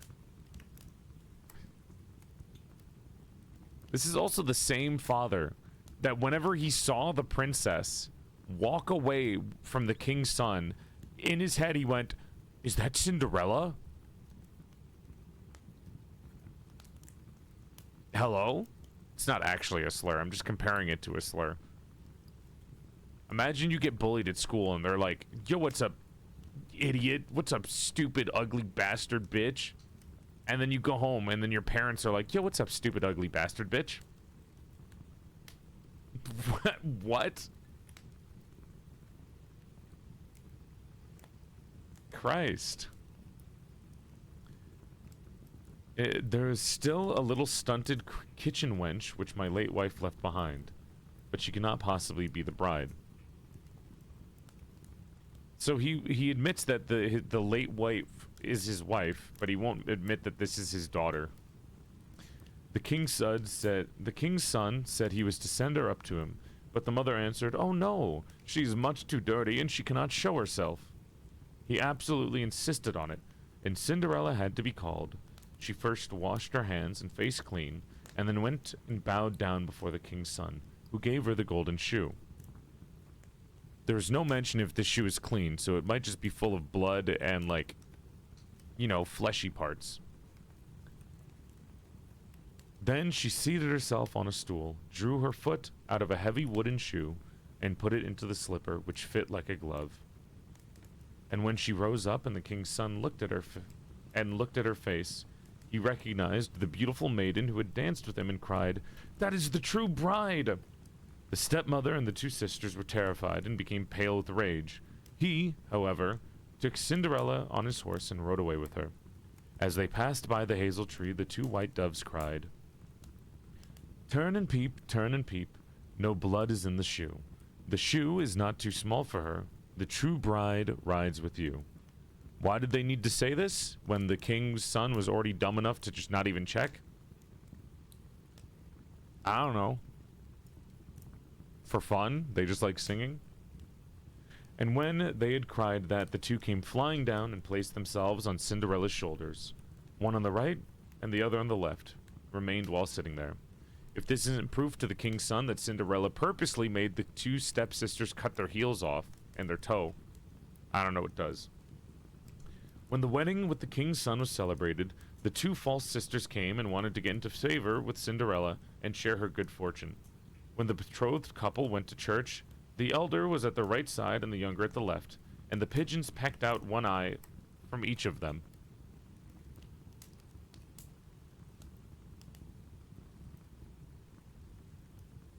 Now you might think, oh, that's, you know, karma, bitch. Here's the thing, though. Those are two children alongside Cinderella who were raised wrong by their shitty parents. So I'm a little bit more lenient to the kids, you know. My opinion here, The two stepsisters I'm a little more lenient to because they just had fucking bad teachings. How old are they? Well, Cinderella's getting married, and this is a book from, like, you know, I don't know, the fucking olden days, so probably like 16. Oh, or 12, I don't know. Old people were fucking freaky, okay? They were very different back in the day. They're like children. These are like children getting their eyes plucked out. And I would actually rather see the father get his eyes pecked out, personally. Like, I don't feel anger towards the two stepsisters. It's mostly towards the stepmom and the dad. Prefer them to get hurt. If anyone needs karma, it's the two adults that were letting this happen. Afterwards, as they came back, the elder was at the left and the younger at the right, and then the pigeons pecked out the other eyes of each. And thus, for their wickedness and falsehood, they were punished with blindness as long as they lived. That's the end of the story. The stepmom and the father did not receive any backlash. For some reason, the original Cinderella story decided, no, only the children should be attacked. The father and the stepmom don't get any retribution. Like, nothing happens to them.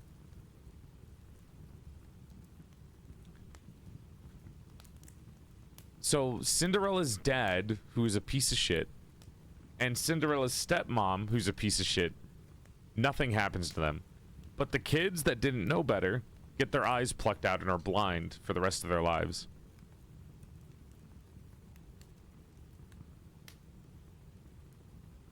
But, there you go. I wonder how many, I wonder if there are children with reading comprehension when they read this and were just like, why did the dad get away scot-free? Why is the mom not in trouble? Happy ending? For Cinderella, yeah, happy ending. Not for those kids, though. Send the adults to the gallows. I don't know if these are the original Grimm. I mean, this is a translation of Grimm's Complete Fairy Tales. Like I said, this is by, this is translated by Margaret Hunt. Canterbury Classics Collection. They might have different versions of this. I mean, there's plenty of different versions. I don't want to hear more Grimm tales because they are bloody and awful, so I'm out. Bye, y'all. There's actually a lot of non-bloody ones. It's only Cinderella that's really bloody.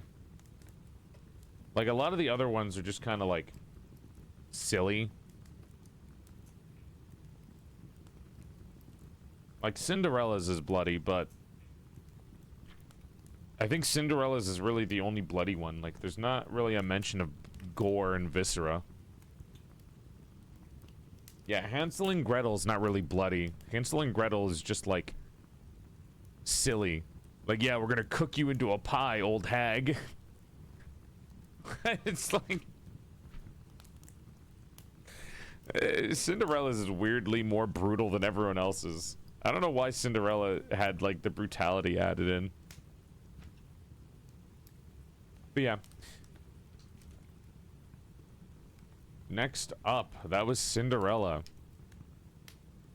My second favorite one in this is Snow White because of how fucking stupid Snow White is. So we're gonna read Snow White. If you ever want to hear me make fun of a 16-year-old for being a dumb bitch, that's Snow White. Sorry, she's like 12 actually. Me making fun of a child. Sorry, let me go make fun of a 13-year-old. Hold on. What page is this? What page is Snow White? Hey, warning. This one has no gore, so you are good. Snow White does not have gore in it. So if you are sensitive to that kind of thing, you're all good on this one. What page is Snow White? God,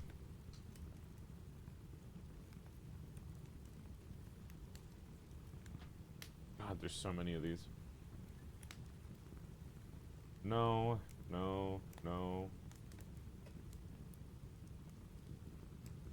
Snow White and Rose Red, 162. That's page 524. But is that really Snow White, or is that a different one? No, wait. Snow White and Rose Red is a different story. Or was it Sleeping Beauty? Which one had the dwarves?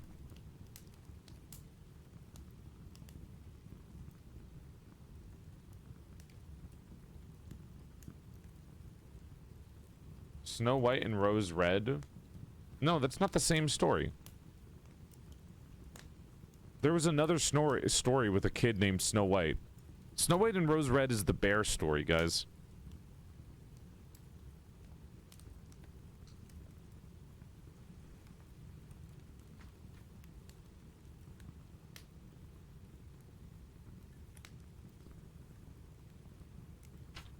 I'm missing something. Was it on the first page?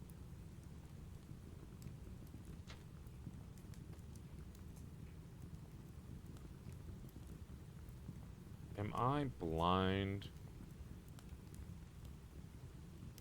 I can't F3 a book, man.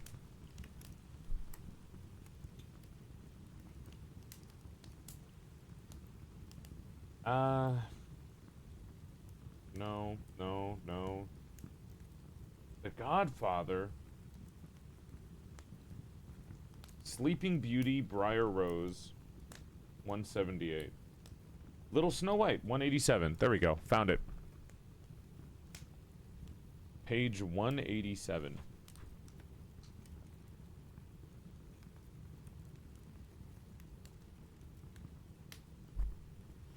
Good night, Suiko. Here we go. Little Snow White.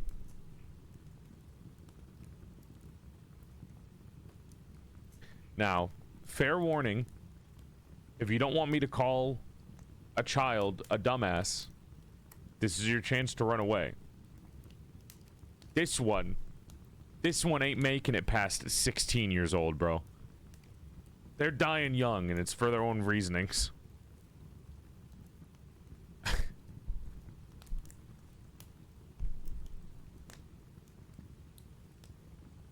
Once upon a time in the middle of winter, when the flakes of snow were falling like leaves or feathers from the sky, a queen sat at a window sewing, and the frame of the window was made of black ebony. And while she was sewing and looking at the window at the snow, she pricked her finger with a needle, and 3 drops of blood fell upon the snow. And the red had looked pretty upon the white snow, and she thought to herself, if only I had a child as white as snow, as red as blood, and as black as the wood of the window frame. If only I had a child that was particularly interested in this one aesthetic and nothing else. Soon after that, she had a little daughter who was as white as snow and as red as blood, and her hair as black as ebony. And she was therefore called Little Snow White. And when the child was born, the queen died. After a year had passed, the king took another wife, because men in Grimm fairy tales are just the worst. She was a beautiful woman, but proud and haughty, and she could not bear that anyone else could surpass her in beauty.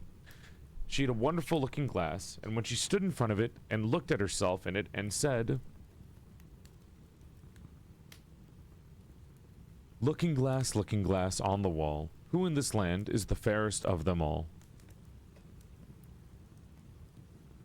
The looking glass answered, you, O queen, are the fairest of all.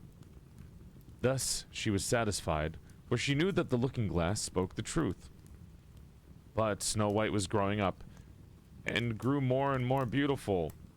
And when she was 7 years old, she was as beautiful as the day, and more beautiful than the queen herself.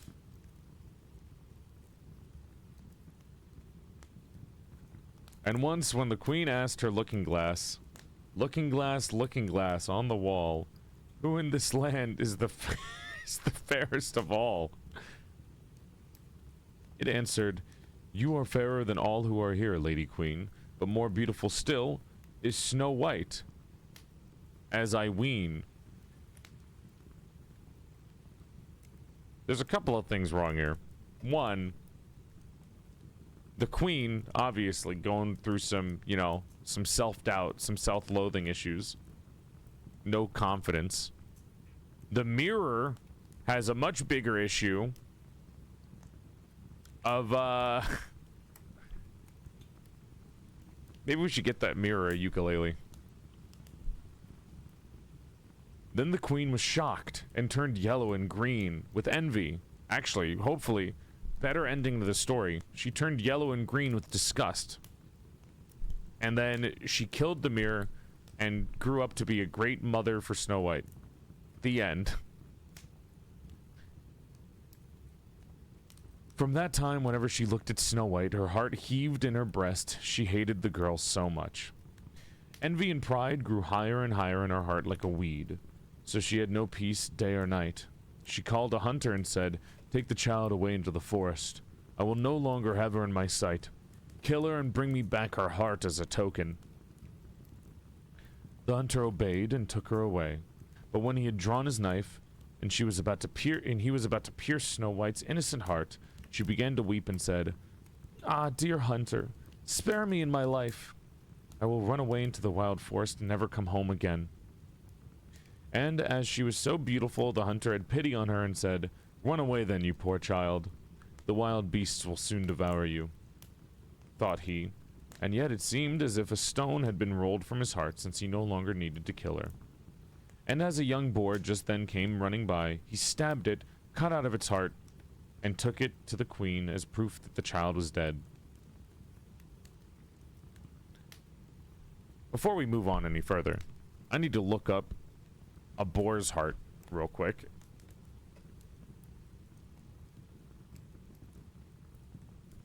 Okay, you know what? That looks like a human heart. I can see it.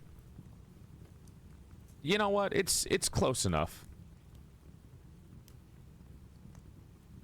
I guess we really are human pigs, huh? Big ass human heart for a child.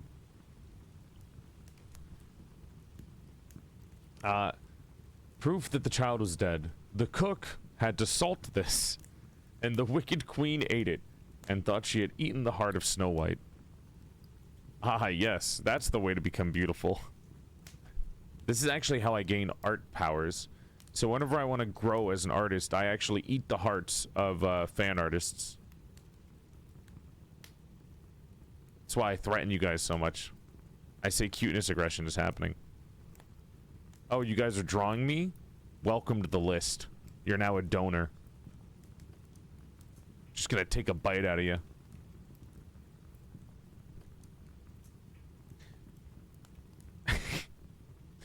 But now the poor child was all alone in the great forest, and so terrified that she looked at every leaf of every tree and did not know what to do. Then she began to run, and ran over sharp stones and through thorns, and the wild beasts ran past her but did her no harm. She ran as far as her feet would go until it was almost evening. Then she saw a little cottage and went into it to rest.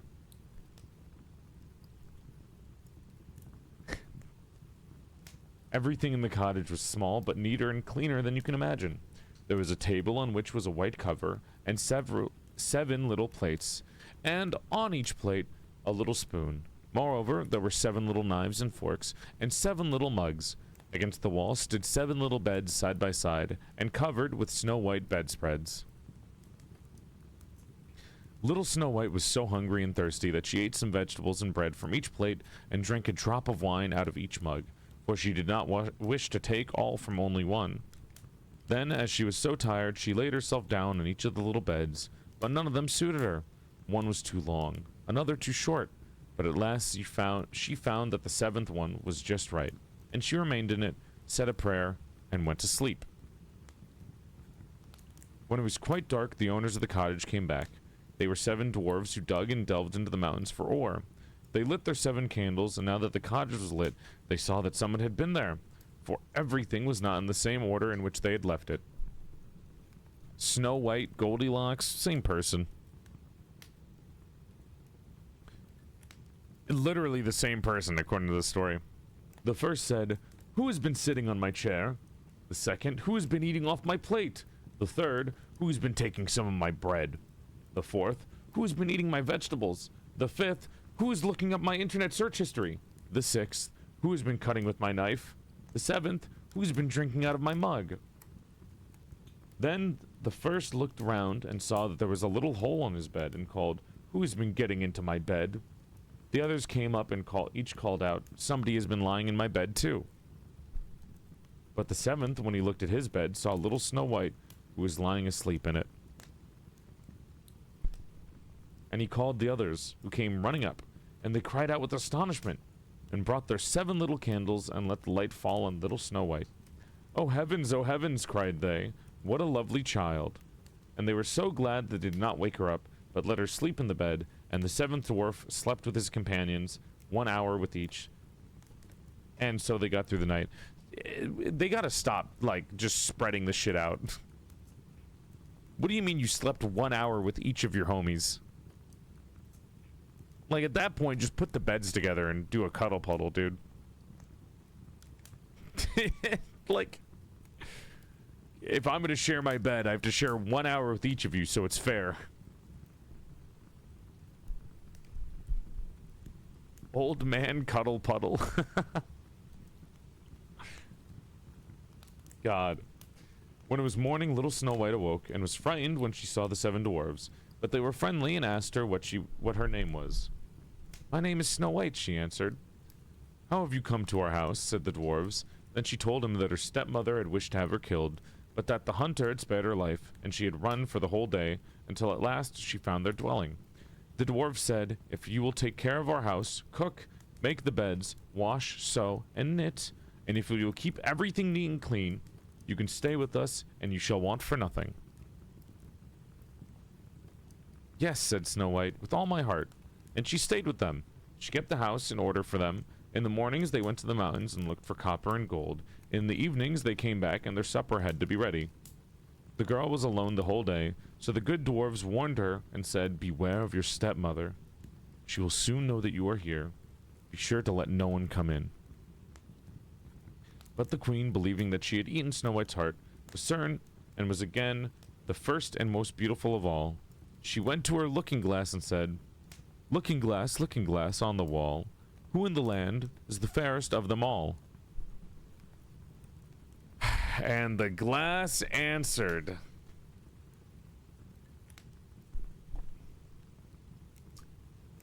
"O queen, you are the fairest of all I see. But over the hills, where the 7 dwarves dwell, Snow White is still alive and well, and none is so fair as she." Not only is this mirror a fucking freak of epic proportions, but he's also a fucking snitch. How many bad attributes can you give to a mirror? How many awful attributes can you fucking give to a mirror? Brother snitched on her, doxed her, basically gave her IP address in the group chat. What the fuck? Mods, ban the mirror. Mods, report the mirror. Then she was astounded, for she knew that the looking glass never spoke falsely, and she knew that the hunter had betrayed her, and that little Snow White was still alive. And so she thought and thought again how she might kill her, for so long as she was not the fairest in the whole land, envy let her have no rest. What was she trying to look fair for? You're fighting with a 7-year-old. Like, listen, I get it.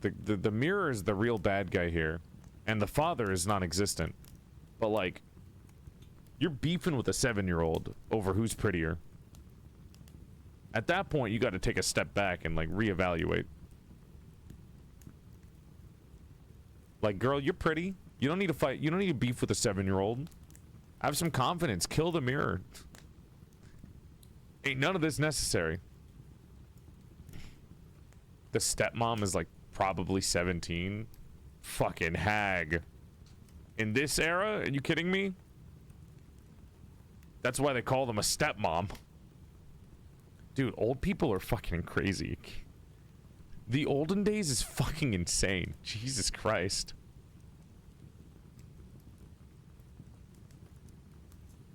Oh boy. Anyways, and so she thought and thought again on how she might kill her. For blah blah blah, envy let her have no rest. and when she had at last thought of something to do, she painted her face and dressed herself like an old peddler, and no one could have known her. In this disguise, she went over to the 7 mountains, to the 7 dwarves, and knocked at the door and cried, "Pretty things to sell, very cheap, very cheap." Little Snow White looked out to the window and called out, "Good day, my good woman, what have you to sell?" "Good things, pretty things," she answered, "laces of all colors." And she pulled out one which was woven out of bright-colored silk. "I may let the worthy old woman in," thought Snow White, and she unbolted the door and bought the pretty laces. "Child," said the old woman, "what a fright you look. Come, I will lace you properly for once." Snow White had no suspicion, but stood before her and let herself be laced with new laces. As Snow White completely forgot the warning that the dwarves gave. Literally. And she also forgot that her, stepmom is trying to kill her. But, whatever. We'll just let this old woman in, who just suspiciously was walking around 7 mountains in the middle of the woods, to her little neck of the woods, in her house, in the middle of nowhere, to sell stuff. An old woman who somehow hobbled through the wood. Anyways. Teehee. But the old woman laced so quickly and so tightly that Snow White lost her breath and fell down as if dead. "Now I am the most beautiful," said the queen to herself, and then she ran away. Time to skedaddle. "I'm the most beautiful. Time to skedaddle. I just killed a child." Runs away. Scooby-Doo ass villain. Not long afterwards in the evening, the 7 dwarves came home, but were shocked that they saw their dear little Snow White lying on the ground, and that she neither stirred nor moved and seemed to be dead. "Oh no, our living maid!" They lifted her up, and as soon as they saw that she was laced too tightly, they cut the laces. Then she began to breathe a little, and after a while came back to life. When the dwarves heard what had happened, they said, "You dumbass! What did we just tell you?" The old peddler was none other than the wicked queen. "Take care and let no one come in when we are not with you." Second warning. Reminder. Second warning. But the wicked woman, when she had reached home and went in front of the glass and asked, looking glass on the wall, "Who in this land is the fairest of them all?" And it answered as before, "O queen, you are the fairest of all I see, but over the hills where the 7 dwarves dwell, Snow White is still alive and well, and none is as fair as she." Once again, the second snitch, the second dox has landed. Brother is a repeat offender. When she heard that, all her blood rushed to her heart with fear, for she saw plainly that little Snow White was again alive. But now, she said, "I will think of something that shall put an end to you." And by the help of witchcraft, which she understood, she made a poisonous comb. Then she disguised herself and took the shape of another old woman. So she went over to the 7 mountains and the 7 dwarves, knocked at the door and cried, "Good things to sell, cheap, cheap," which was the same thing that the other old woman said. Little Snow White looked out and said, "Go away, I cannot let anyone come in." So she learned a little bit. Hi, Pumpkin. "I suppose you can look," said the old woman, and pulled the poisonous comb out and held it up. It pleased little Snow White so well that she let herself be fooled and opened the door.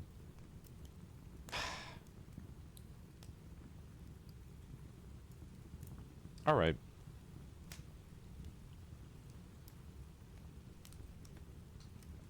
Okay. Thanks, Snow White. Really helping yourself out. When they had struck a bargain, the old woman said, "Now I will comb you properly for once." Poor little Snow White had no suspicion, and let the old woman do as she pleased. But hardly had she put the comb in her hair, than the poison had took effect, and the girl fell down senseless, like she had sense beforehand. "You paragon of beauty," said the wicked woman, "you are done for good." Runs away, skedaddles. You know, at this point, just stab her. Like, just stab the child. If you're trying to get somebody killed, you know, just, I don't know, knife to the back. Doing a lot of crazy shit for this.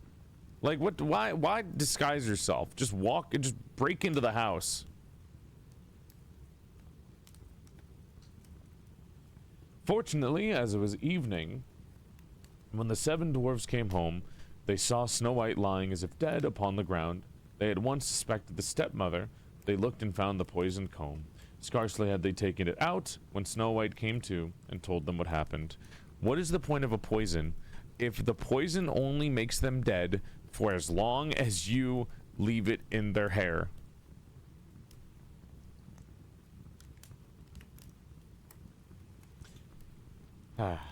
Then they warned her once more to be upon her guard and not to open the door to anyone. Third warning at this point. This is the third warning. The queen at home went in front of the looking glass and said, looking glass on the wall, who in this land is the fairest of them all? Then it answered as before, O queen, you are the fairest of all I see. But over the hills where the 7 dwarves dwell, Snow White is still alive and well, and none is as fair as she. When she heard the glass speak, she trembled and shook with rage. Snow White shall die, even if it costs me my life.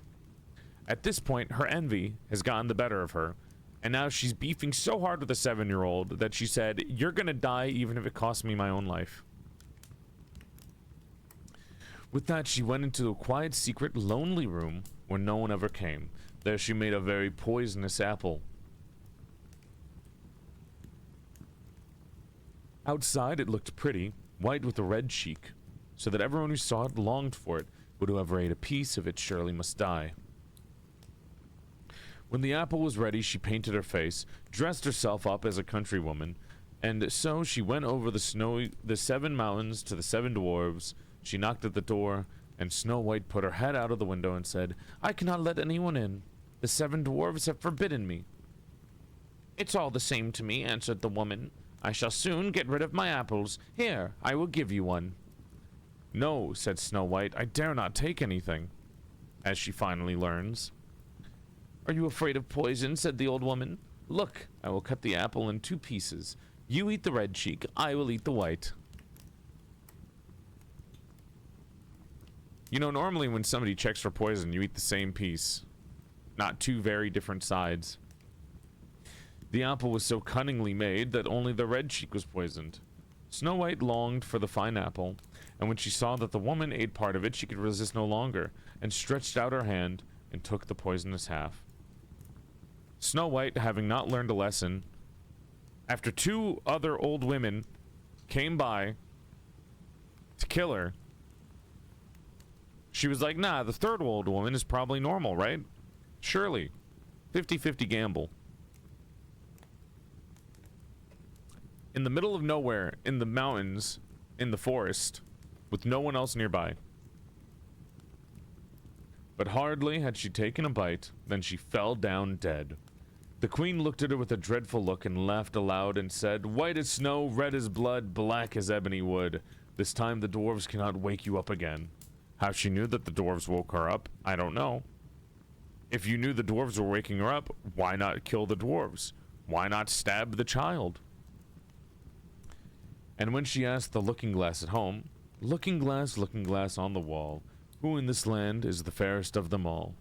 It answered at last, O queen, in this land you are fairest of all. Then her envious heart had rest, so far as an envious heart can have rest. The dwarves, when they came home in the evening, found Snow White lying upon the ground. She breathed no longer and was dead. They lifted her up and looked to see whether they could find anything poisonous. Unlaced her, combed her hair, washed her with water and wine, but it was all of no use. The poor child was dead and remained dead. They laid her upon a bier, and all 7 of them sat around and wept for her, and wept 3 days long. Not 7. You'd think they would want to continue with the number 7, but apparently not. Then they were going to bury her, but she still looked as if she were alive, and still had her pretty red cheeks. And they said, We could not bury her in the dark ground. And they had a transparent coffin of glass made, that she could be seen from all sides, and they had laid her in it. And in golden letters wrote upon it her name, that she was the king's daughter. The king, who doesn't exist at this point, who just forgot that he had a daughter, and he doesn't even know that she's, you know, constantly being killed. Dads ain't shit in these stories. Then they put the coffin out in the mountain, and one of them always stayed by it and watched it. And birds came by too and wept for Snow White. First an owl, then a raven, and at last a dove. Real weird shit going on here. And now Snow White lay a long, long time in the coffin, as she did not change, but looked as if she were asleep, for she was white as snow, as red as blood, and her hair as black as ebony. It happened, however, that a king's son, a different king, they're not related, that another king's son came into the forest and went to the dwarf's house to spend the night. He saw the coffin on the mountain and the beautiful Snow White inside of it, and red was written upon it in golden letters. Then he said to the dwarves, "Let me have the coffin. I will give whatever you want for it."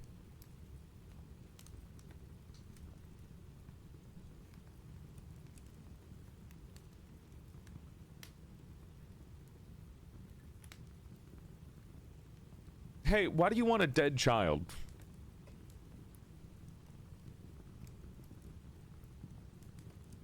All right. The dwarves answered, "We will not part with it for all the gold in the world." Then he said, "Let me have it as a gift, for I cannot live without seeing Snow White. I will honor and prize her as my dearest possession."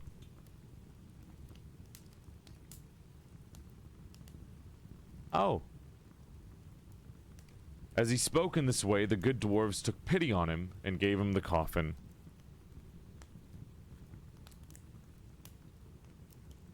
Pity. Pity, huh? Oh. And the king's son had it carried away by his servants on their shoulders, and it happened that they stumbled over a tree stump, and with a shock, the poisonous apple piece, which Snow White had bitten off, came out of her throat, and before long she opened her eyes, lifted the lid of the coffin up, and once more was alive. "Oh heavens, where am I?" she cried. The king's son, full of joy, said, "You are with me," and told her what had happened, and said, "I love you more than everything in the world. Come with me to my father's palace, and you shall be my wife."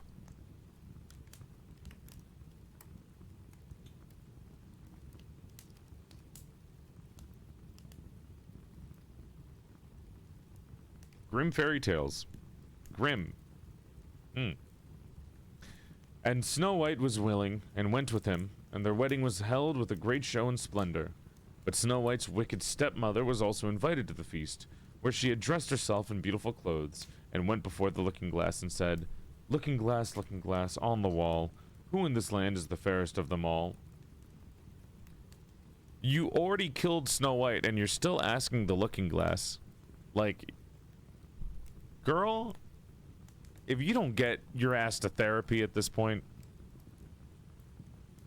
The glass answered, "O queen, all here, the fairest is you. But the young queen is fairer by far, it's true."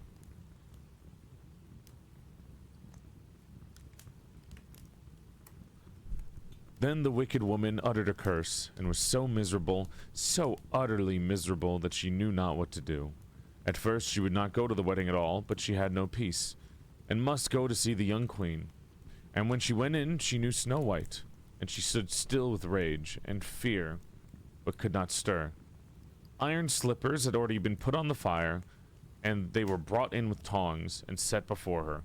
Then she was forced to put on the red-hot shoes and dance until she dropped down dead.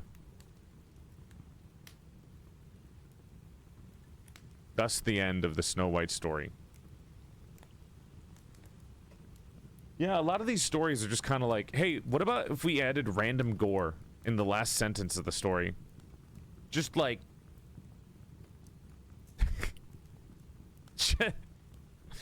Cry, thanks for banning Prince Charming. I don't know if that is Prince Charming, but good ban, I guess.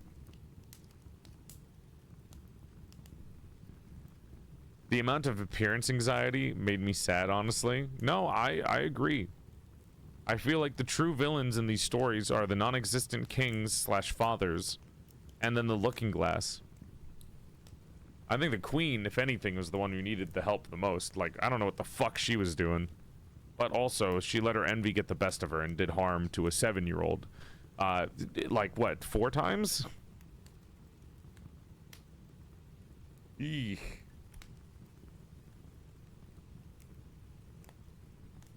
Good night, name.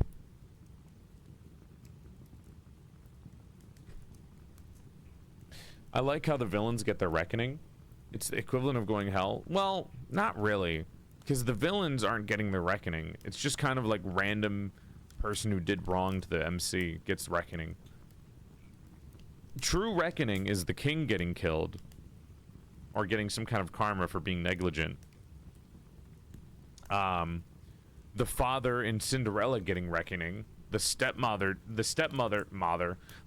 didn't get any reckoning. It's like, quick, punish the nearest woman, yeah. This person did wrong. Punish the nearest girl. It's their fault. What the fuck is that next to us on the chair? That's the plushie. The fuck are you talking about? That's the baby. That's the plushie. Hi, Valor. Oh my god.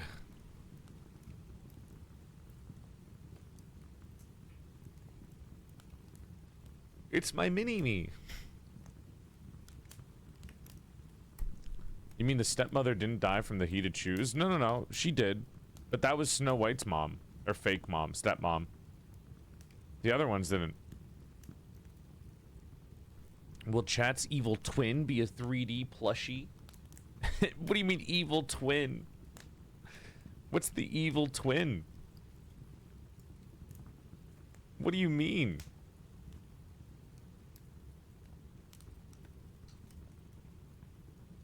It frightens me? Why are you scared of a plushie? You're insane. Alright, anyways. Let's see the next thing that we got here. Dad's gonna replace us with a plushie. I'm not replacing you. You guys are... It's your new model. That's your IRL model. Okay, we have...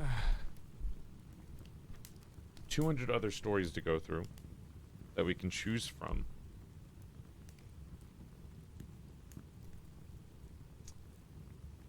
A lot of the stories in Grimm fairy tales are kind of badly translated and sound like ass, if I'm going to be real with you. Some of them make no sense at all. But those are the two probably the best ones because they're the most known. Can we have bear skin, please? Bear skin. Bear skin.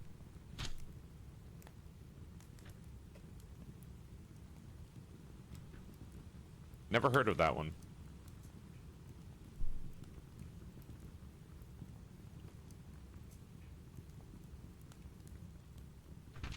Bear skin. Joel reading us stories to show how much of how much of a better father he is.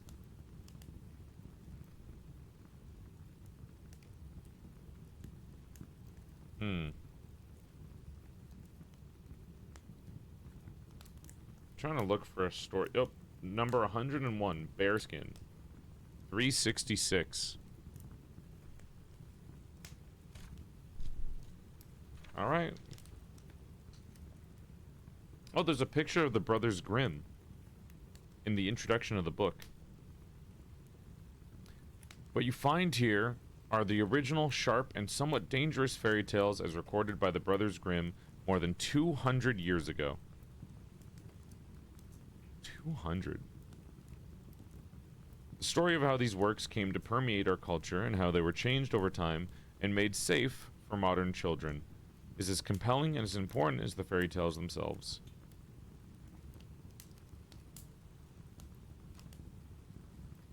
$1800s. 366 is bearskin. Page 366. Rose Red And Snow White also has a bear in it, from what I remember.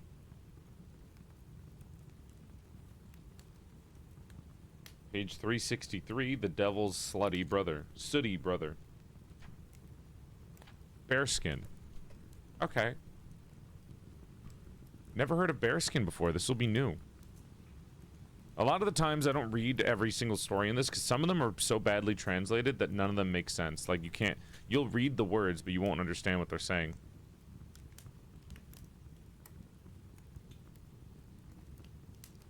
I hope one day Joel reads the Sherlock Holmes book. Is that public domain? Surely it is, because there's so much Sherlock Holmes stuff. If it is, then yeah, I could read Sherlock Holmes on stream. Next book reading stream could be Sherlock Holmes instead of fairy tales. Though, that's an actual book. Fairy tales are a little bit easier to do. Shoeless, why is the first word that you say in every stream just Warframe in all caps? You talk normally, you just always shout Warframe.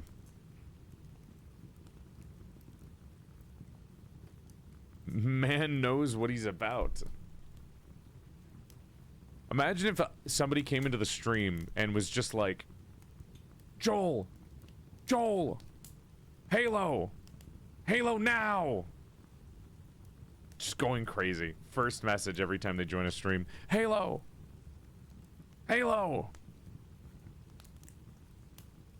Little bug on the shoulder that's telling you to play this specific thing.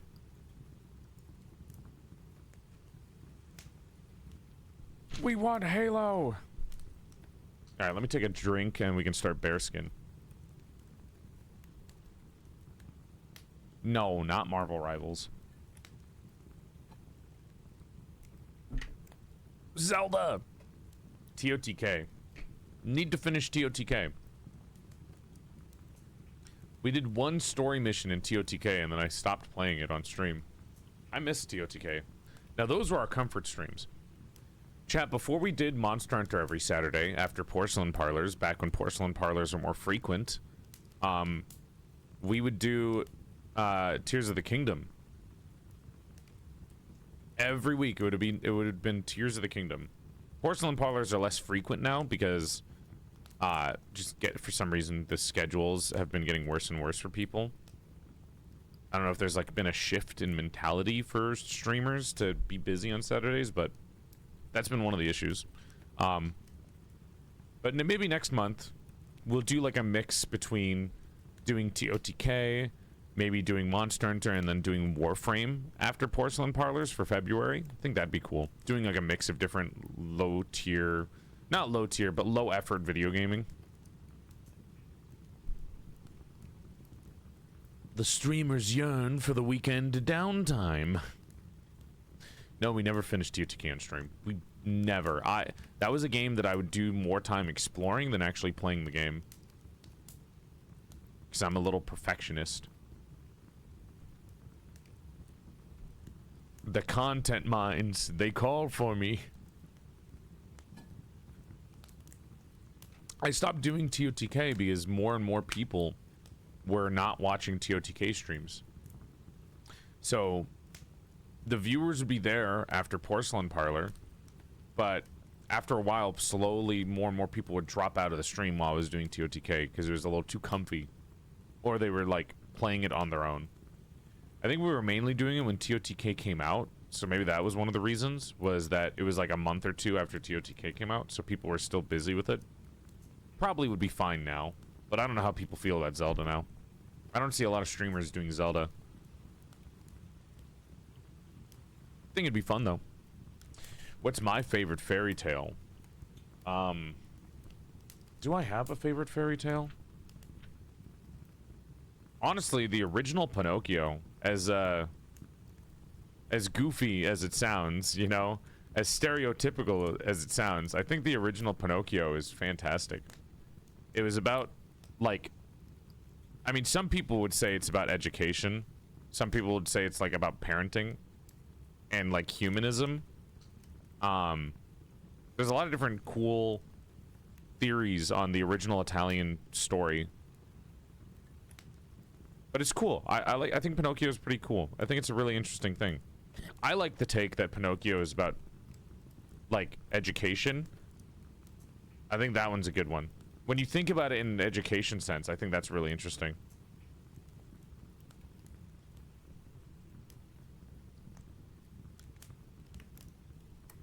Yeah, originally, I think I didn't really have a favorite fairy tale, but when we played Lies of P, it made me more interested in Pinocchio, and I would look up more stuff about Pinocchio, and I thought, wow, Pinocchio is a lot more interesting than I thought.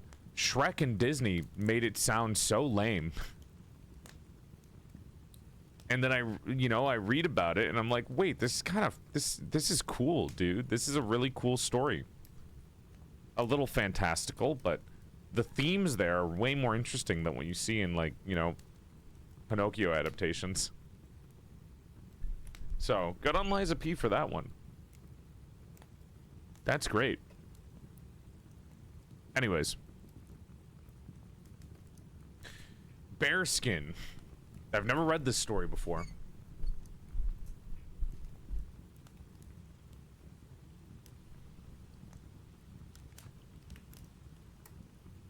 Let's see. There was once a young fellow who enlisted as a soldier, conducted himself bravely, and was always at the foremost when it rained bullets. So long as the war lasted, all went well, but when peace was made, he received his dismissal, and the captain said he might go where he liked. His parents were dead, and he had no longer a home, so he went to his brothers and begged them to take him in, and keep him until war broke out again. The brothers, however, were hard-hearted and said, "What can we do with you? You are of no use to us. Go and make a living for yourself." The soldier had nothing left but his gun. He took that on his shoulder and went forth into the world. I forgot how old guns are. I keep thinking of guns as like a relatively new invention for some reason in my head. Damn, 200 years ago, still guns. They got history.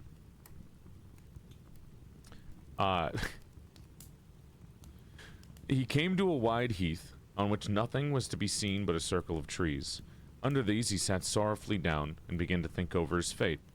"I have no money," thought he. "I have learned no trade but that of fighting, and now that they have made peace, they don't want me any longer. So I see beforehand that I shall have to starve." Hi, Urza. Why did I say, like, hi, Urza, welcome in. All at once, he heard a rustling, and when he looked around, a strange man stood before him, who wore a green coat and looked right stately, but had a hideous cloven foot. Cloven. "I know already what you are in need of," said the man. "Gold and possessions you shall have, as much as you can make away with. Do what you will, but first I must know if you are fearless, that I may not bestow my money in vain." "A soldier in fear. How can those two things go together?" he answered. "You can put me to the proof." Silly thing to say. A soldier in fear is like the perfect thing to go together. You can't do anything without fear. "Very well then," answered the man. "Look behind you." The soldier turned around and saw a large bear, which came growling towards him. "Oh!" cried the soldier. "I'll tickle your... I will tickle your nose for you, so that you shall soon lose your fancy for growling." And he aimed at the bear and shot through the muzzle. It fell down and never stirred again. "I see quite well," said the stranger, "that you are not wanting in courage, but there's still another condition which you will have to fulfill." "If it does not endanger my salvation," replied the soldier, who knew very well who was standing by him. "If it does, I'll have nothing to do with it." The green coat's supposedly the devil, I assume. This is like a devil's temptation story. "You look to that for yourself," answered Greencoat. You shall, for the next 7 years, neither wash yourself, nor comb your beard, nor your hair, nor cut your nails, nor say one paternoster." I don't know what that means. "I will give you a coat and a cloak, which during this time you must wear. If you die during these 7 years, you are mine. If you remain alive, you are free and rich to boot. For all the rest of your life. Ew. This shit's kind of nasty. Actually, you know what? This is pretty normal. Some VTubers haven't showered in 7 years. Realistically, you could get like at least like 20 different VTubers that would fit this description. Not showering, not combing, not washing yourself, not cutting your hair, nor cutting your nails.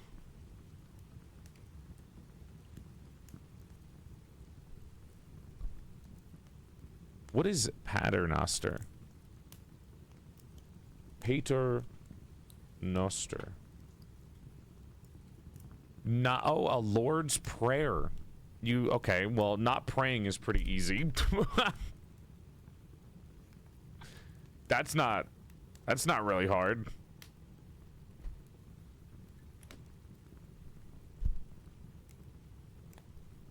I will give you a coat and a cloak. You must wear it.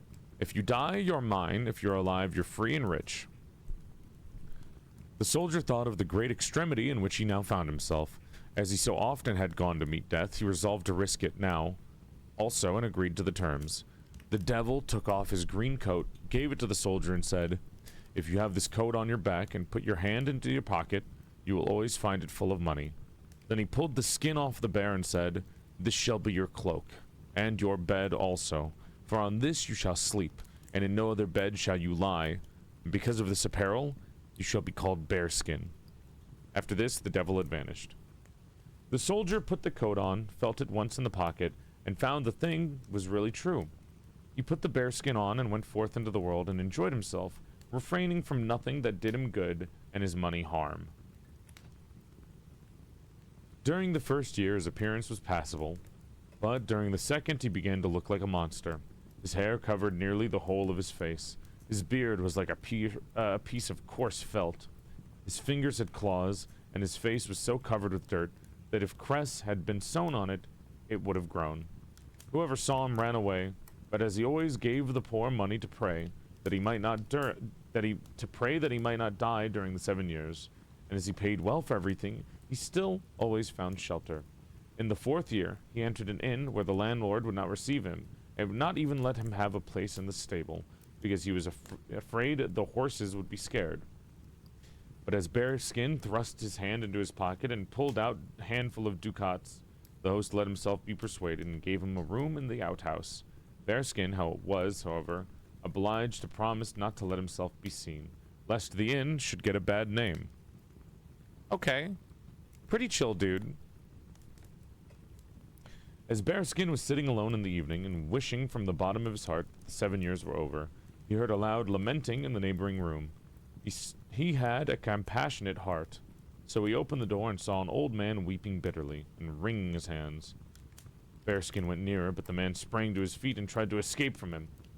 At last, when the man perceived that Bearskin's voice was human, he let himself be prevailed on. And with good words... And by kind words, Bearskin succeeded so far that the old man revealed the cause of his grief. His property had dwindled away by degrees. He and his daughters would have to starve. And he was so poor that he could not pay the innkeeper and was put in prison. "If that is your only trouble," said Bearskin, "I have plenty of money." He had the innkeeper brought here, paid him, and put a purse full of gold into the poor old man's pockets himself. When the old man saw himself set free from his troubles, he did not know how to be grateful enough. "Come with me," said he to Bearskin. "My daughters are all miracles of beauty. Choose one of them for yourself as a wife. When she hears what you have done for me, she will not refuse you. You do in truth look a little strange, but she will soon put you to the rights again." This pleased Bearskin well, and he went. A little weird, but, you know, whatever. "Hi, Bun." When the eldest saw him, she was so terribly alarmed at his face that she screamed and ran away. The second stood still and looked at him from head to foot, but then she said, "How can I accept a husband who no longer has a human form? The shaven bear that once was here and passed itself off for a man pleased me far better.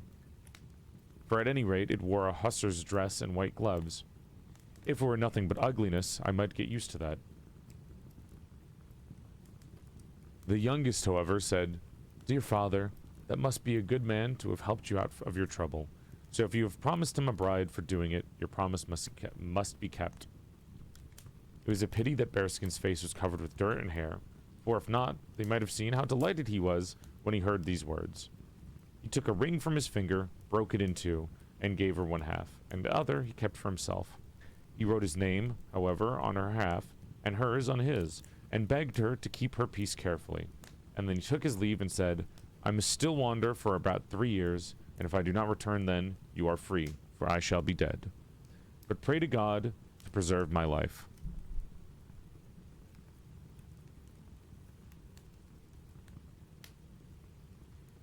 The poor betrothed wife dressed herself entirely in black, and when she thought of her future bridegroom, tears came into her eyes. Nothing but contempt and mockery fell to her from her sisters. Take care, said the eldest. If you give him your hand, he will strike his claws into it. Beware, said the second. Bears like sweet things, and if he takes a fancy to you, he will eat you up. You must always do as he likes, began the elder again, or else he will growl. And the second continued, but the wedding will be a merry one, for bears dance well. Hey man, bears are pretty popular nowadays. Dad bods are like, you know, what people look for. You kidding me?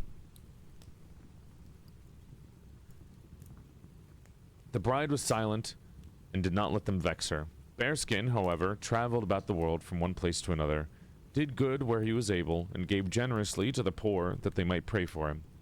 At length, as the last day of 7 years dawned, he went once more out onto the heath and seated himself beneath the circle of trees. It was not long before the wind whistled and the devil stood before him and looked angrily at him. And then he threw Bearskin his old coat and asked for his green one back. We have not got so far as that yet, answered Bearskin.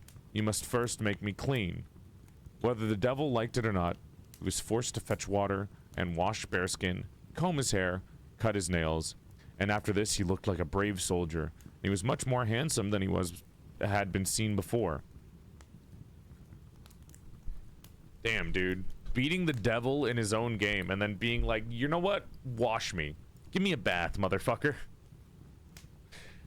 Kyoshiro. Kyo, thank you for the raid. Welcome to the stream, Raiders. Hope you're having a nice night. Thank you for coming by. We're reading Grimm fairy tales to chat today.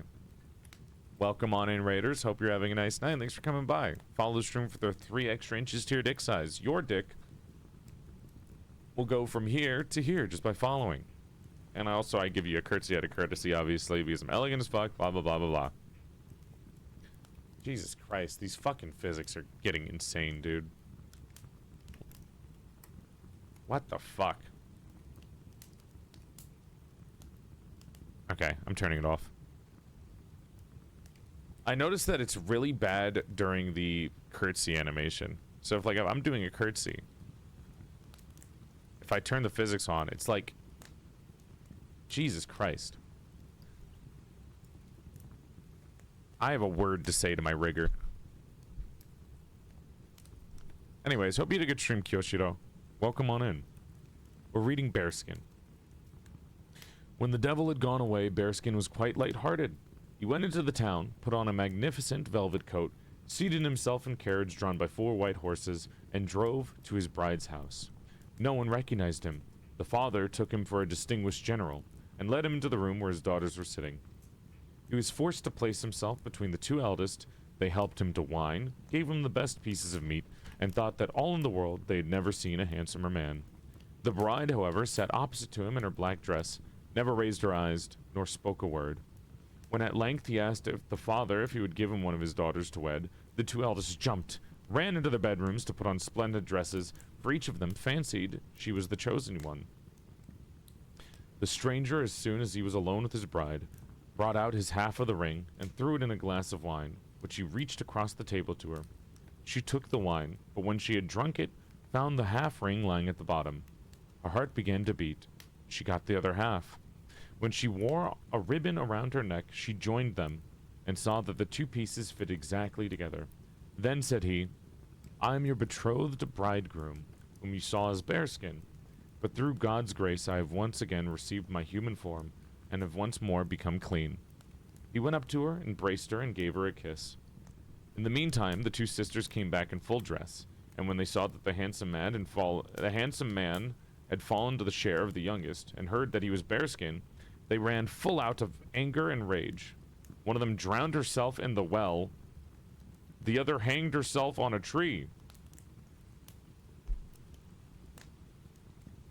In the evening, someone knocked at the door, and when the bridegroom opened it, it was the devil in his green coat, who said, "You see, I have now got 2 souls in the place of your 1.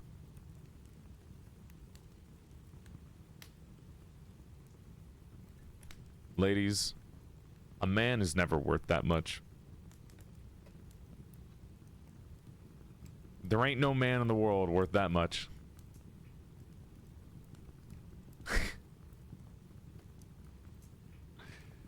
Ain't never. Men, too. Men, there ain't no girl in the world that's worth this. It's not worth it. No, it's not. This isn't just a men ain't shit moment. This is a nobody ain't shit moment. Nobody's worth that. Ladies, men, nobody's worth that much for you.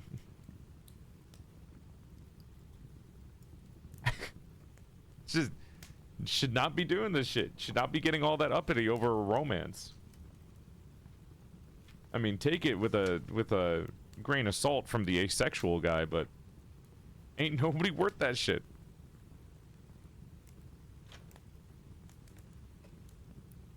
I don't even blame the two eldest for not wanting to marry somebody that looked like they had never washed themselves. Literally, the second eldest woman was like, you know what? If this was just ugliness, it would be fine. Whatever. I could love somebody ugly. It was just the fact that he was so gross and refused to wash himself. It's not like she knew they knew the guy's circumstances. It's not even a karma thing. It's just like, I didn't want to marry somebody that's dirty as shit. Hi, Soon. But yeah, pretty good. That was bearskin. Not bad, bearskin. Not bad.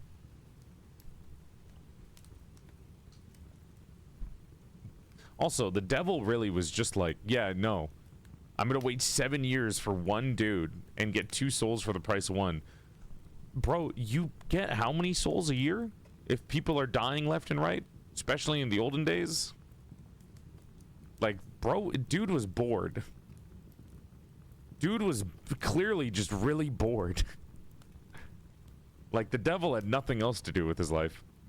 How many stories do we have left? We're not gonna read all 200. That was the end. That was the end. The end of the story was bride got a handsome general, and that was now rich, and the 2 other sisters just, you know, died. What? Devil is kind of possessive and romantic. Heh. Mugu? Hello?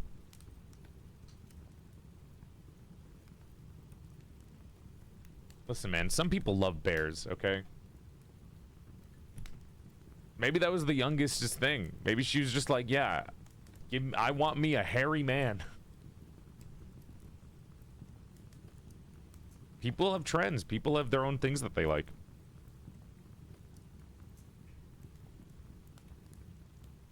All right, what's another one that we can choose?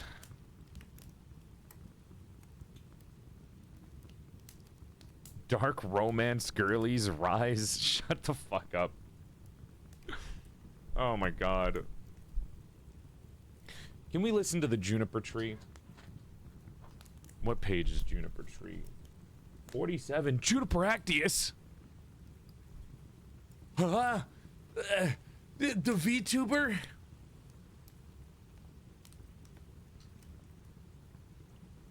Ugh. Juniper tree is horrid. Is it that bad? What's the juniper tree? It's horrid. It's bad? Page 164. I have not heard this one.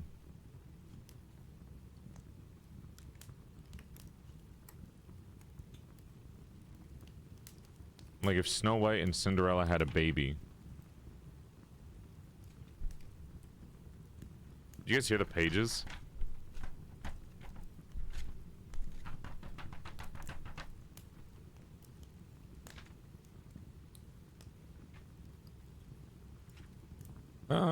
Okay.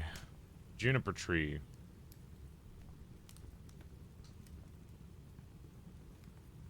Is this one gonna make me mad?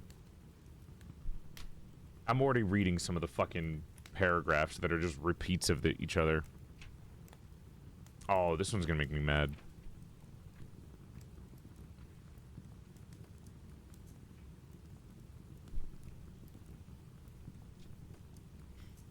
Oh boy. This is gonna be stupid. The juniper tree. It is now long ago, at least 2,000 years, since there was a rich man who had a beautiful and pious wife, and they loved each other dearly. They had, however, no children, though they wished for them very much. The woman had prayed for them day and night, but still had none. Now there was a courtyard in front of their house in which a juniper tree was there, and one day in winter, the woman was standing beneath it, paring herself an apple, and while she was paring herself the apple, she cut her finger, and blood fell on the snow. "Ah," said the woman, and sighed heavily, and looked at the blood before her, and she was most unhappy. "If I had but a child as red as blood and as white as snow." Alright, guys. Come on. What, as black as ebony wood? Cliche. Huh? What is this, a trend? Christ. Oh wait, no, I read this one, I think. Is this the one where the dad, like, kidnaps a witch or something? We'll see. And while thus she spoke, she became quite happy in her mind, and felt just as if that were going to happen. Then she went into the house, and a month went by, and the snow was gone. And 2 months, and then everything was green, and 3 months, and then all the flowers came out the earth. 4 months, all the trees in the wood grew thicker, and the green branches were all closely entwined. The birds sang until the wood resounded, and the blossoms fell from the trees. Then the 5th month passed away, and she stood under the juniper tree, which smelled so sweetly that her heart leapt, and she fell on her knees, and was beside herself with joy. And when the 6th month was over, the fruit was large and fine, and then she was quite still. And then the 7th month, she snatched at the juniper berries, and ate them greedily. Then she grew sick and sorrowful, and then the 8th month passed. She called her husband to her, and wept and said, "If I die, then bury me beneath the juniper tree." Then she was quite comforted and happy until the next month was over. And then she had a child, as white as snow and as red as blood. And when she saw it, she was so delighted that she died. The end. No, there's like 3 more pages. Then her husband buried her beneath the tree, and he began to weep sorely. After some time, he was more at ease, and though he still wept, he could bear it. And after some longer time, he took another wife. You know what? At least this husband's better than the others. Dude actually took some time to weep before getting another wife. By the second wife, he had a daughter named Marlinchen. But the first wife's child was a little son, and he was as red as blood and as white as snow. When the woman looked at her daughter, she loved her very much, but when she looked at the little boy, it seemed to cut her to the heart. For the thought came into her mind that he would always stand in her way, and she was forever thinking how she could get all the fortune to her daughter. Oh. Okay. Great. Happy that we're still on this. And the evil one filled her mind with this, till she quite hated the little boy, and slapped him here and cuffed him there, until the unhappy child was in continual terror, for when he came out of school, he had no peace in any place. One day the woman had gone upstairs to her room, and her little daughter went up too, and said, "Mother, give me an apple." "Yes, my child," said the woman, and gave her a fine apple out of the chest, but the chest had a great heavy lid with a sharp iron lock. "Mother," said the little daughter, "is brother not to have one too?" This made the woman angry, but she said, "Yes, when he comes out of school. And when she saw from the window that he was coming, it was just as if the devil had entered into her. And she snatched at the apple and took it away again from her daughter, and said, "You should not have one before your brother." Then she threw the apple into the chest and shut it. Then the little boy came into the door, and the devil made her say to him kindly, "My son, will you have an apple?" And she looked wickedly at him. "Mother," said the little boy, "how dreadful you look. Yes, give me an apple." Then it seemed to her as if she were forced to say to him, "Come with me." And she opened the lid of the chest and said, "Take an apple out for yourself." And while the little boy was stooping inside, the devil prompted her, and crash! She shuts the lid down as his head flew off and fell among the apples.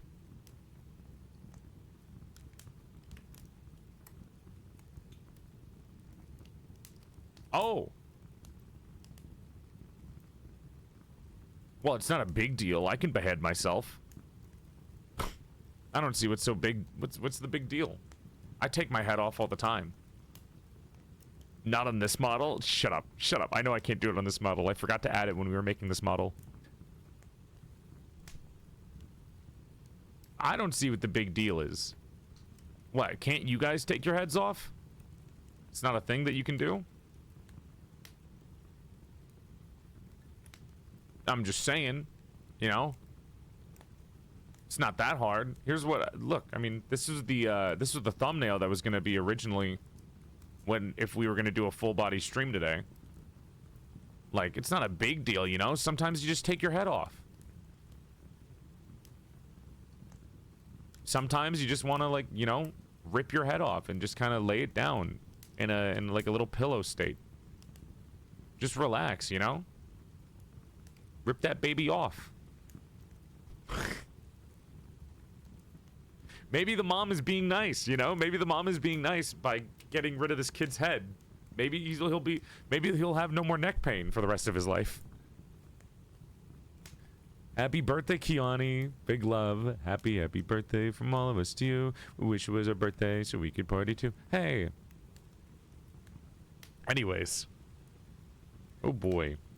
And then she shut the lid down and his head flew off and fell among the red apples. Then she was overwhelmed with terror and thought, if I could but make them think it was not done by me. So she went upstairs to a room, to her chest of drawers, and took a white handkerchief out of the top drawer, and set the head on the neck again, and folded the handkerchief so that nothing could be seen. And she set him on a chair in the front of the door, and put an apple in his hand. Oh.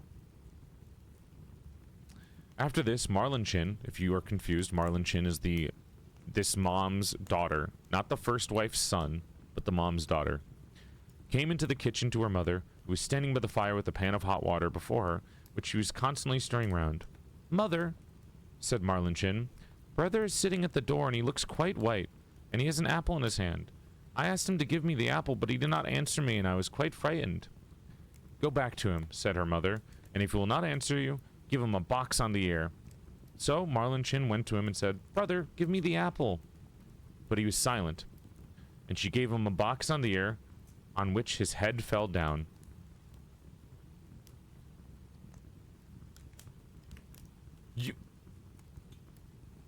This mom seems pretty fucking bad at her job.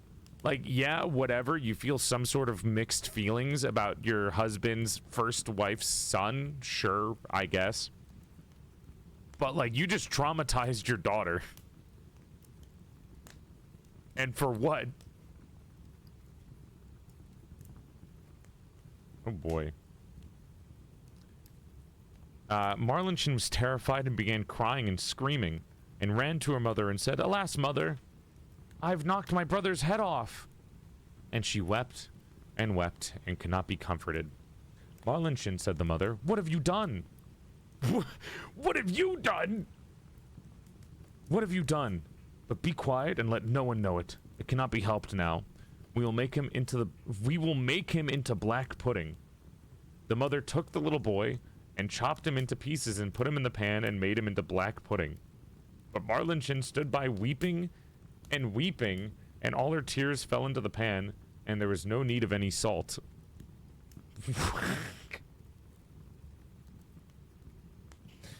Dude, this is getting so much worse that it's getting kind of funny at this point. Like, this is not sad or scary. This is just, like, goofy at this point. How, like, brutal it is. The salt line was unnecessary. Hope everyone is enjoying story time with Father. Hi, Technologica. Then the father came home and sat down to dinner and said, "But where is my son?" And the mother served up a great dish of black pudding, and Marlinchin wept and could not leave off. Then the father again said, "But where is my son?" First good dad, by the way, in any of these stories. The first father that actually, like, is there and cares. "Ah," said the mother, "he has gone across the country to his mother's great uncle. He'll stay there a while." "And what is he going to do there? He did not even say goodbye to me."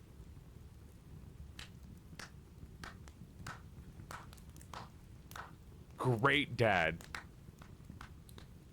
Smart dad. Actual caring dad that is not a dumbass. Who would have thought? Kat, thank you for the raid. Welcome to the stream, Raiders. Hope you're having a nice night and thank you for coming by. We are reading Grimm fairy tales right now. We're reading The Juniper Tree. Hope you're having a nice night and thank you for coming by. Welcome on in. Follow for 3 inches to your dick size. Hello. Oh my god. But Dad, it's too late. Well, we'll see. And what is he going to do there? He did not even say goodbye to me. Oh, he wanted to go and asked me if he might stay 6 weeks. He's well taken care of there. Ah, said the man. I feel so unhappy. It's not right what he's done. He ought to have said goodbye to me. With that, he began to eat and said, Marlinchin, why are you crying? Your brother will certainly come back. Then he said, Ah, wife, how delicious this food is. Give me some more. What in the fuck is this supervillain of a stepmom? You're feeding the man his son. This is the first time we get a good dad, too. This is so fucked. And the little girl, too. Ugh. Oh, boy. And the more he ate, the more he wanted to have. And he said, Give me some more. You shall have none of it. It seems to me as if it were all mine. And he ate, and he ate, and he threw all the bones under the table, until he had finished the whole. But Marlinchin went away to her chest of drawers, and took her best silk handkerchief out from the bottom drawer. Oh boy. And tied them up. And got all the bones from beneath the table, and tied them up in her silk handkerchief, and carried them outside the door, weeping tears of blood. Then the juniper tree began to stir itself, and the branches parted, and moved together again. Just as if someone was rejoicing and clapping his hands. At the same time, a mist seemed to arise from the tree, and in the center of this mist it burned like a fire. And a beautiful bird flew out of the fire, singing magnificently, and he flew high up in the air, and when he was gone, the juniper tree was just as it had been before, and the handkerchief with the bones was no longer there. Marlinchin, however, was as gay and happy as if her brother were still alive, and she went merrily into the house, and sat down to dinner and ate. But the bird flew away. Wait, what? But the bird flew away and lighted on the goldsmith's house, and began to sing. My mother, she killed me. My father, he ate me. My sister, little Marlinchin, gathered together all my bones, tied them in a silken handkerchief, laid them beneath the juniper tree. Quit, quit. What a beautiful bird am I. The goldsmith was sitting in his workshop making a gold chain, when he heard the bird, which was singing on the roof, and very beautiful the song seemed to him. He stood up. As he has crossed his threshold, he lost one of his slippers, but he walked right up in the middle of the street with one shoe on and one sock. He had his apron on, and in one hand he had the gold chain, and in the other his pincers. Oh my god, there's such a fucking run-on sentence in these goddamn stories. Shut up, phone. And the sun was shining brightly on the street. Then he went right over and stood still and said to the bird, Bird, said he then, how beautifully you can sing. Sing me that piece again. No, said the bird. I'll not sing it twice for nothing. Give me the golden chain, and then I will sing it again for you. There, said the goldsmith. There is the golden chain for you. Now sing me that song again. Then the bird came and took the golden chain in his right claw, and went and sat in front of the goldsmith and sang. My mother, she killed me. My father, he ate me. My sister, little Marlinchin, gathered all of my bones, tied them in a silken handkerchief, and laid them beneath the juniper tree. Quit, quit, what a beautiful bird am I. The bird flew away to a shoemaker and laid it on his roof and sang, My mother, she killed me. My father, he ate me. My sister, little Marlinchin, gathered together all my bones, tied them in a silken handkerchief, laid them beneath the juniper tree. Quit, quit, what a beautiful bird am I. You could at least have made it rhyme or something, man. I'm just putting it out there. Like anything. Why is there a hype train started? We got one gift sub and a hype train started. Excuse me. Cat, you started a hype train with one sub. Alright, Twitch, damn. The shoemaker heard that and ran outside before even putting on a coat, and looked up at his roof and was forced to hold his hand before his eyes lest the sun should blind him. Bird, said he.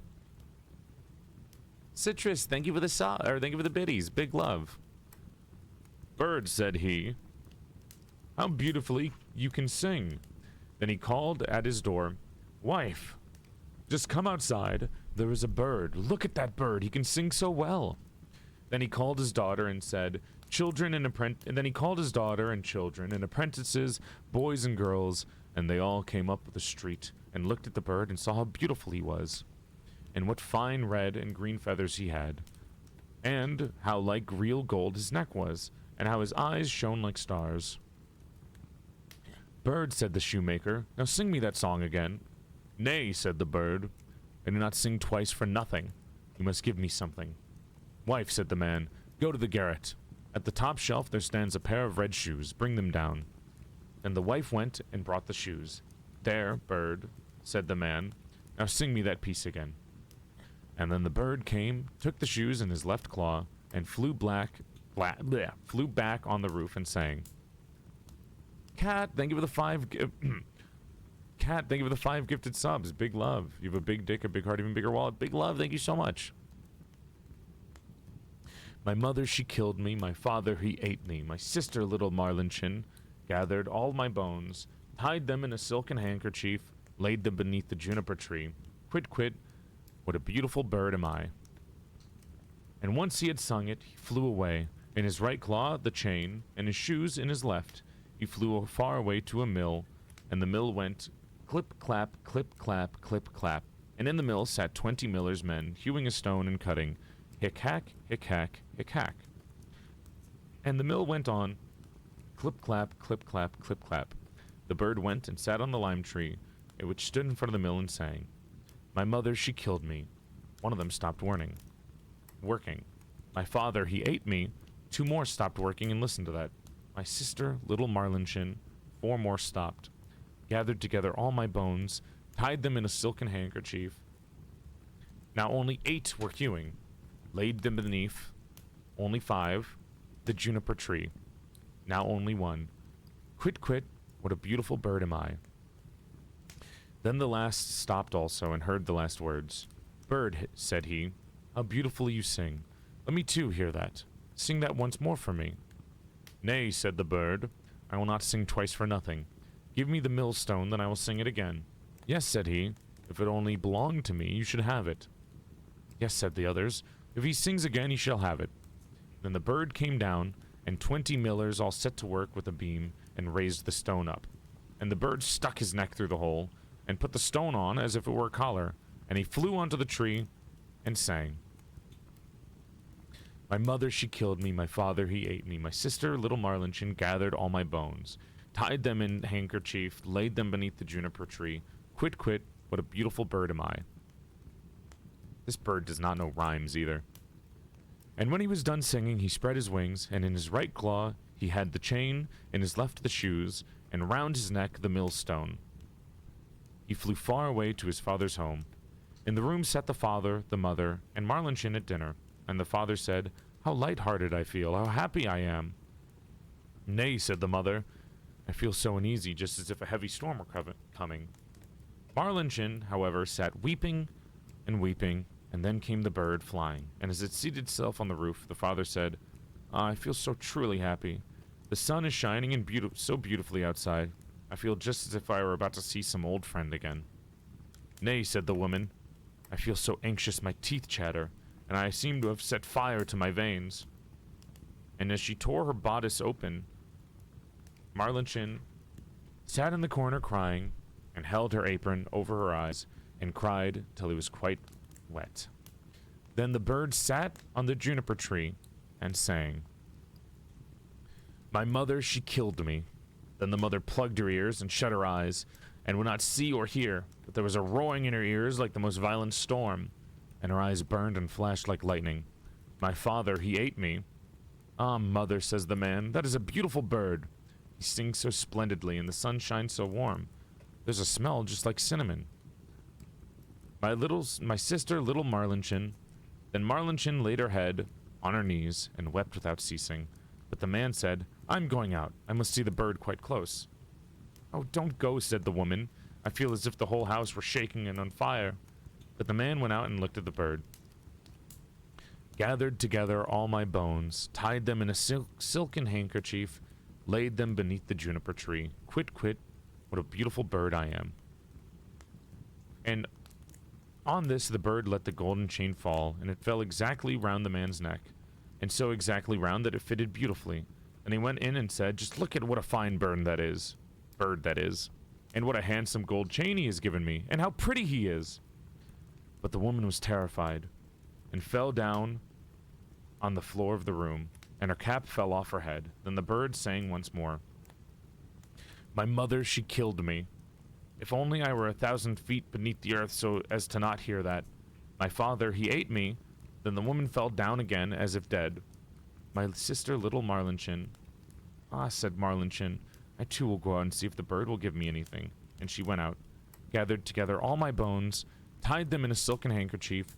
Then he threw down the shoes to her, laid them beneath the juniper tree. Quit, quit, what a beautiful bird am I.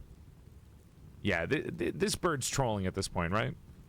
Also, how did Marlinchin not realize in her head that, like, the bird is singing about what everything happened? Like, hello? Like, the bird's literally explaining it. I don't know why, Joel, but I thought it was you in the VShojo trailer for the new member. Oh, maybe it is. No, it's not me. I'm not in a group. The only reason I would ever want to join VShojo is because I want management.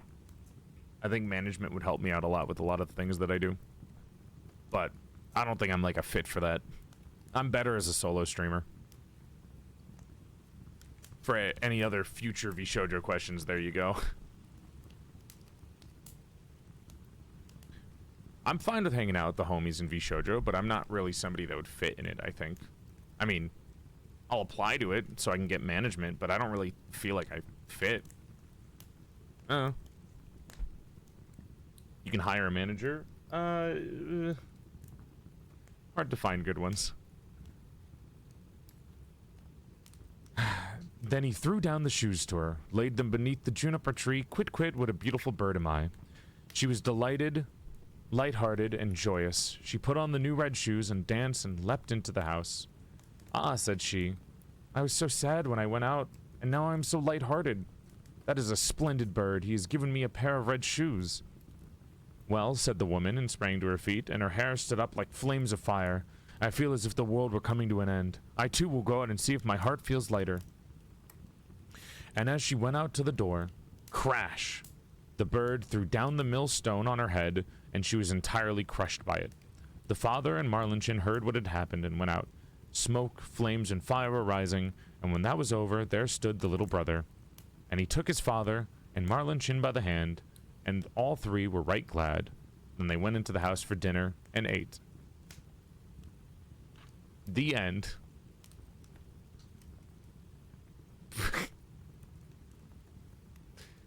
Well, I mean, it's got a happy ending.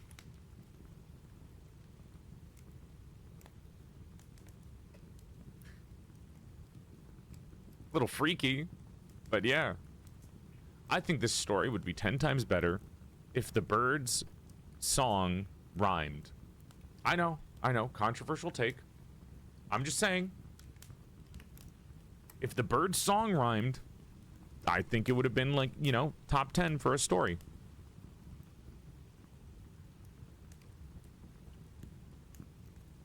Just putting it out there. Think it would have been cool. It's just bird noises to everyone else. I think that's a good take on it. If nobody's understanding what the bird is saying, then it makes more sense that they're like, ah, bird, sing for me. But then again, you also have the bird literally being like, nah, I'm not going to sing again. Give me something. Ichiko, hope you're having a nice night. Thank you for the lurk.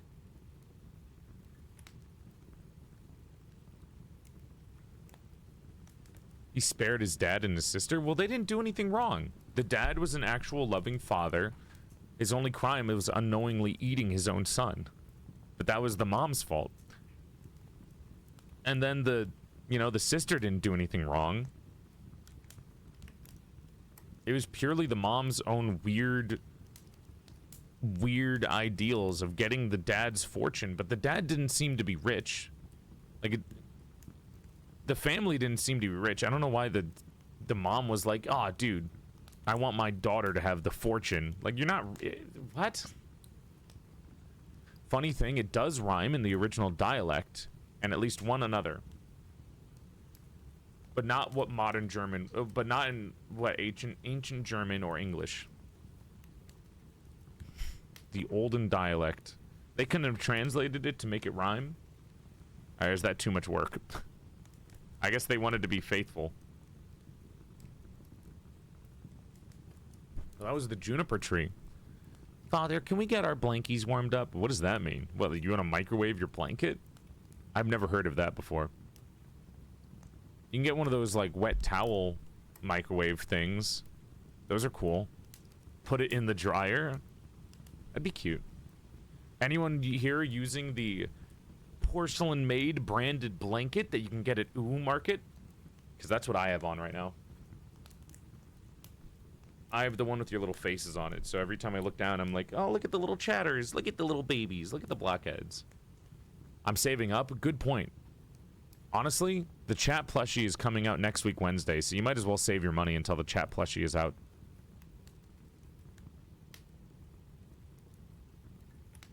I mean, we got a week, and then you have to buy a $30 plushie, which, yes, it's $29.99. So I did learn about that. It is $30. U2's is standardized plushie pricing. But, I mean, the porcelain plushie is also like, what, 25? 29? So, I guess all plushies are $30. Though I will say, my plushie is here forever. But the chat plushie from U2's is only here for 4 weeks. Unfortunately.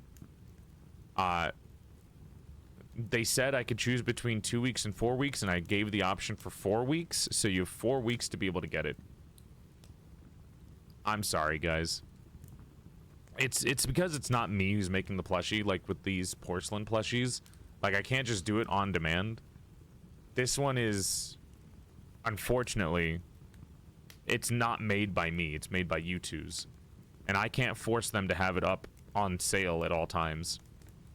Yeah, I don't like timed. I've spoken about this before, where I don't like limited time merch. Even though I know limited time merch sells better, I can't really like make a choice, you know. Like the birthday merch that we got for Ooh Market, that one's gonna be there forever. I asked them, they said, yeah, we can just leave your birthday merch on the store because it's like made to order. So, birthday merch, like the blanket, is gonna be there forever. My merch, like in the store, is gonna be there forever. Well, for a while, because there's only 1,500 plushies left, which is a lot.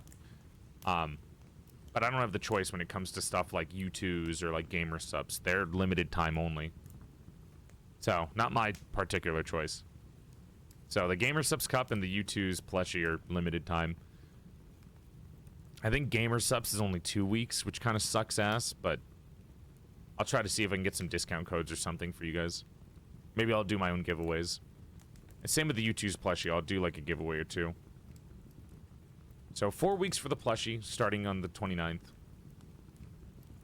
Alright, let's see what else we got. for another story.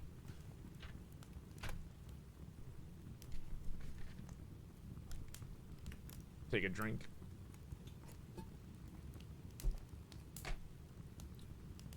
It's okay, we still love you. I wasn't expecting you guys to not love me. What? Hello? I would have, yeah, maybe I would have expected you guys to be mad at the producer, but not me. What the fuck? Don't worry about it. I got you. We have a psychic connection. You're good. Gamer Subs Cup is in March. I can't afford limited time stuff. I know. I know. It's not my choice. You know I don't like these things. I think maybe the way to go about it is I can like spend some of my own money to make giveaways or ask them to do giveaways. See how many giveaways I'm allowed to do before they're like, hey, stop. But yeah. The stories are actually making me sleepy. Nighty night. Yeah, what did you think this stream was gonna be? High octane? Good night, Pumpkin. You can't blackmail the makers. You're right, man. Oops. I could read, you know, informational knowledge on mushrooms. I have another book for that.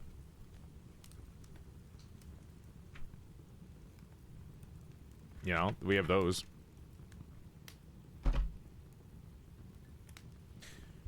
All right, next story. Let's see what we have. There's still 200 other stories in here. We already read the two classics, the Snow White and Cinderella.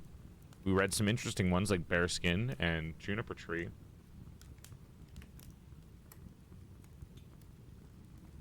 Casual cannibalism, comforting sonnets of dead children. Perfect for sleep. So true, bestie. Read the Seven Crows.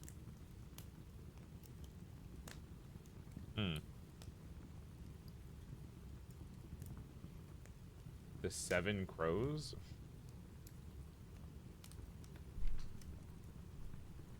I see the Six Swans. Are you talking about the Six Swans? Or is that different?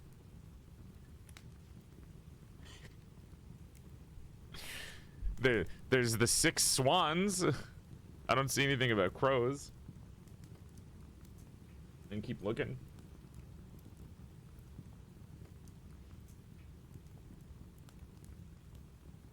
There's the 3 feathers. There's the 12 hunters.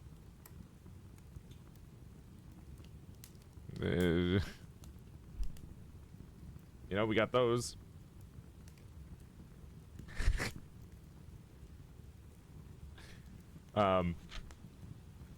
There's 3 little birds. That's another one.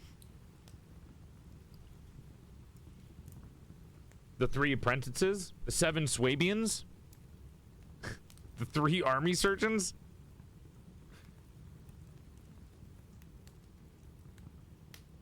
I'm looking for it. The 6 servants. Mayhaps that's one of the ones you were talking about. Huh? I don't see a 7. The 3 sluggards. Maybe. The 12 idle servants. That was another one. Hmm?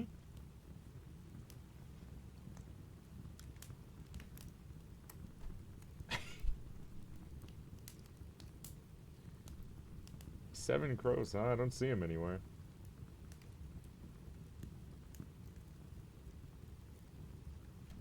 I don't see a 7 crows. 25th story. The 7 ravens. Number 25, 7 ravens. Also, I did see while I was reading this, there's a story called The Glass Coffin, which is not Snow White, but also Snow White seems to be mentioned in like multiple different stories. With, you know, skin as white as snow and red, as white as snow and as red as blood have been mentioned multiple times. I don't know what the connection here, but I don't know if that's like a common saying in the olden days, but we're getting a lot of different kids that are, you know, their parents want them as white as snow and as red as blood. And then we also have another story called Snow White and Rose Red. And then we have another story called The Glass Coffin, which was another thing from Snow White. So, a lot of the same shit. 7 Ravens, page 94.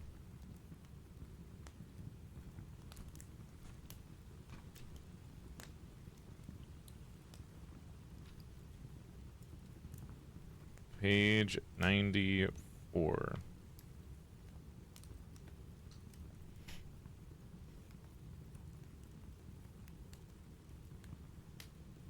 Only 1 page. Good news, I have soup. Don't say that. I don't know if you guys could hear my stomach grumbling while we were reading. Ugh, which is weird because I actually had like cereal and a sandwich, so I don't know why I'm hungry. I think it's because I didn't have food yesterday. Chat, yesterday my dinner, I had 4 cinnamon rolls. 4 cinnamon rolls, a pretzel hot dog, and a bunch of the Doritos. I don't know why, I just didn't want to cook, and instead I just ate the random bullshit that we got for the food combo stream on Wednesday. I had the most girl dinner yesterday, and I felt horrible afterwards. I felt sick to my stomach afterwards. I did not feel good. Girl dinner is a plague upon the world. I ate a bag of croutons. Go to your room. You're gonna eat a good meal today, or else I swear to God, I'm taking away your... I'm taking away your internet rights for a week.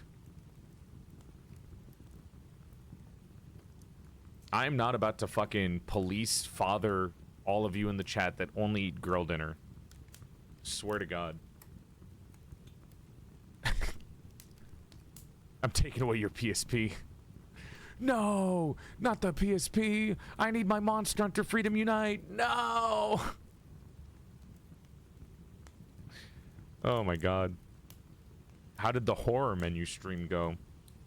Well, horrible. Only 2 things were, you know, passable as food. Everything else was kind of shit, and then I spent 2 hours cleaning afterwards because we had so many dishes and shit to put away. Thankfully, the only food that I threw away and wasted was the pizza that I had prepared. I had to throw that away because of the chocolate sauce on it. And I had to throw away the sardines because I left them out and they were really smelly. But everything else I kept, so we're good. I didn't throw away too much food, thankfully, because I don't like doing that. Oh, God. All right. 7 Ravens. Now imagine saying that sentence to a Victorian child. I threw away pizza. Do you know what pizza is, Victorian child? It's like cheese. Oh, you don't know what that is? It's like bread. Oh, you don't know what that is? Okay. You know the soot that you grovel on to survive throughout the day? Yeah, imagine that if it tasted good. Yeah, thank you. Understand? Got it. They know hardtack. There are starving Victorian children, Joel. Where? Oh, dude, I wonder if you could hear my... Why is my stomach growling? I had breakfast. I had a pretty large breakfast. You stupid bastard. Maybe I just need more protein. Alright. There was once a man who had 7 sons, and still he had no daughter. However much he wished for one, at length his wife again gave him hope of a child, and when it came to the world, it was a girl. The joy was great, but the child was sickly and small, and had to be privately baptized on account of its weakness. The father sent one of the boys in haste to the spring to fetch water for the baptism.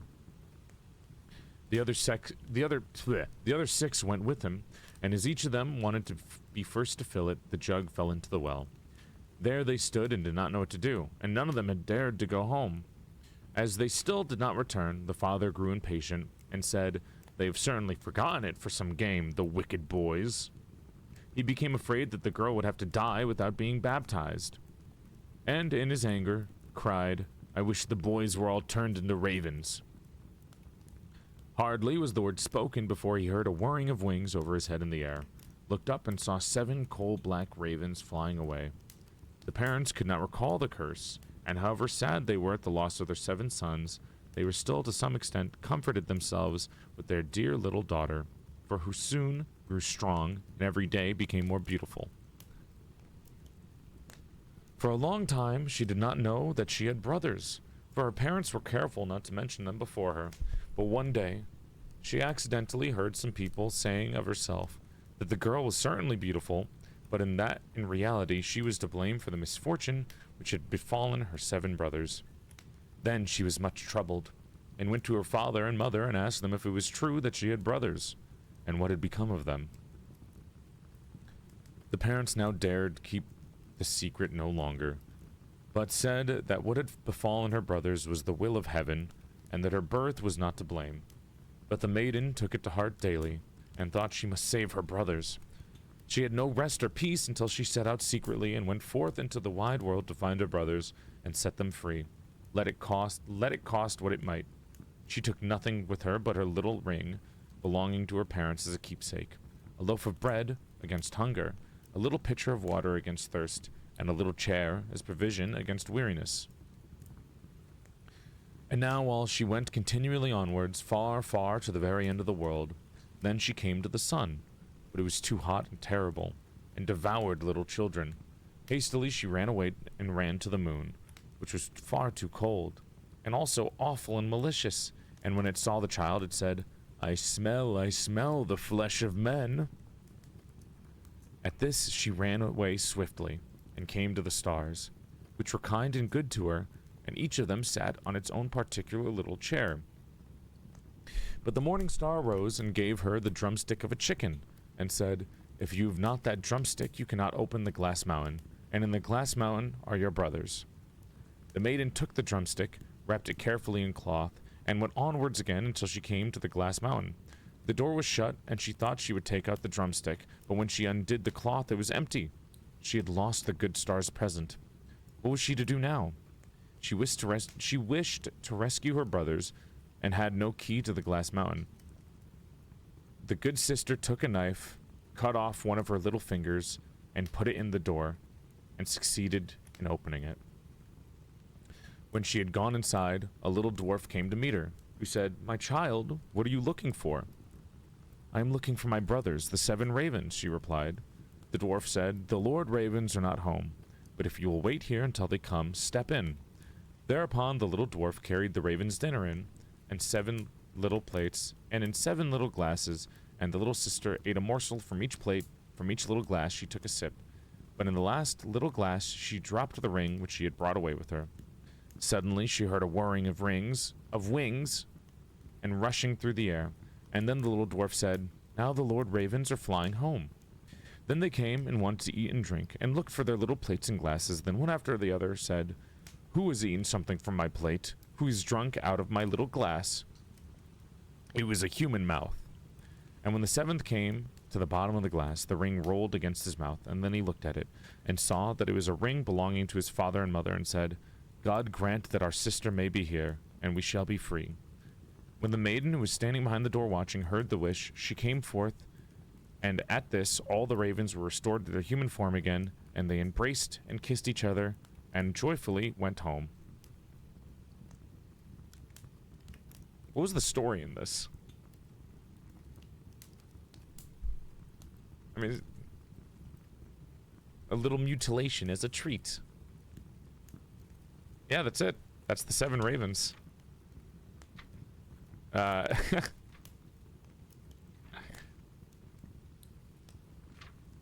it. That's the 7 ravens.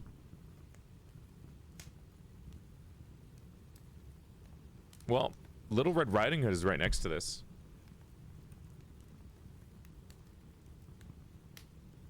It does feel like the story is missing something. Like, it's just kind of like, hey, they got transformed and then they were fixed at the behest of the child hurting themselves.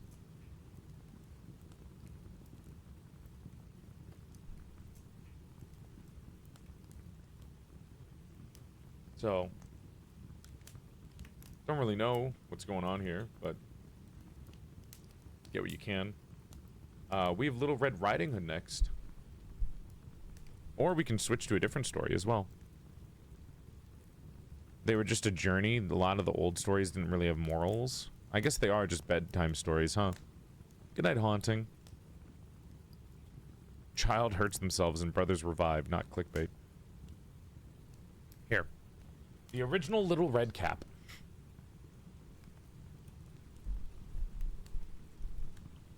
Once upon a time, there was a dear little girl who was loved by everyone who looked at her, but most of all by her grandmother, and there was nothing that she would not have given to the child. Once she gave her a little cap of red velvet, which suited her so well that she would never wear anything else, and so she was always called Little Red Cap. Hi, Kiss. Kiss, thank you for the raid. Welcome to the stream, Raiders. Hope you're having a nice night, and thank you for coming by. My name's PorcelainMaid. I used to be a sexy sack of man meat before I died and my soul got trapped outside the body of a sexier female doll.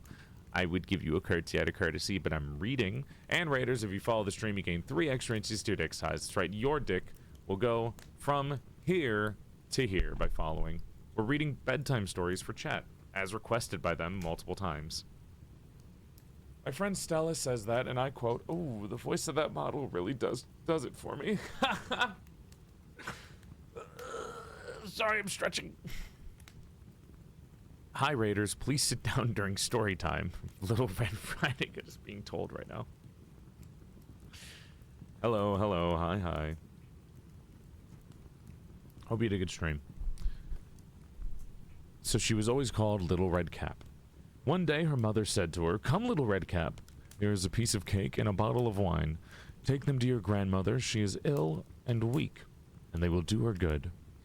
Set out before it gets hot, and when you are going, walk nicely and quietly, and do not run off the path. You may fall and break the bottle. Then your grandmother will get nothing. And when you go to her room, don't forget to say good morning, and don't peep into every corner before you do it."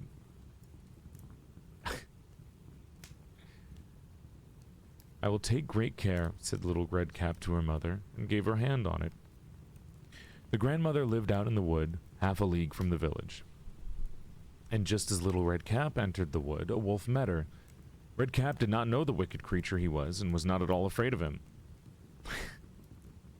"How you doing, Toots?" said he. "Thank you kindly, wolf." "Where you going, huh?" "To my grandmother's." "What have you got in your apron?" "Cake and wine. Yesterday was baking day, so poor sick grandmother's to have something good to make her stronger. And my dear mother thought, wine would do the best thing to keep my mother's strength up, or my grandmother's strength up. And then she also gave her cake, because clearly my mother doesn't care about my grandmother's health and wants her to die faster so she can get the family fortune." "Where does your grandmother live, Little Red Cap?" "A good quarter of a league farther on the wood. Her house stands under 3 large oak trees. The nut trees are just below." "Surely you have to know it," replied Little Red Cap, saying all of this to a stranger that she's never met before. Not only just a stranger, but a living wolf that is known to eat people. So, good job, Little Red Cap. The wolf thought to himself, what a tender young creature. What a nice, plump mouthful. He's talking about eating her. He's talking about eating her. He's talking about eating her. So she will be better to eat than the old woman. I must act craftily so I could catch both. So he walked for a short time by the side of Little Red Cap, and then he said, "See, Little Red Cap, how pretty the flowers are about here. Why do you not look around? I believe, too, that you do not hear how sweetly the little birds are singing. You walk gravely along as if you were going to school, while everything else out here in the wood is merry." Little Red Cap raised her eyes, and when she saw the sunbeams dancing here and there throughout the trees, the pretty flowers growing everywhere, she thought, "Suppose I take grandmother a fresh nosegay." A nose what? That would please her too. It is so early in the day that I shall still get there in good time, and so she ran from the path into the woods to look for flowers, and whenever she had picked one, she fancied that she saw still a prettier one farther along, and ran after it, and so deeper and deeper into the wood. Meanwhile, the wolf ran straight to grandmother's house and knocked at the door. "Who's there?" "Little Red Cap," replied the wolf. "She is bringing cake and wine. Open the door." "Lift the hatch," called out the grandmother. "I'm too weak and cannot get up."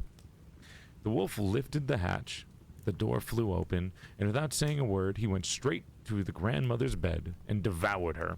One gulp and everything. Just straight up, open mouth, unhinged jaw like a snake. Full in.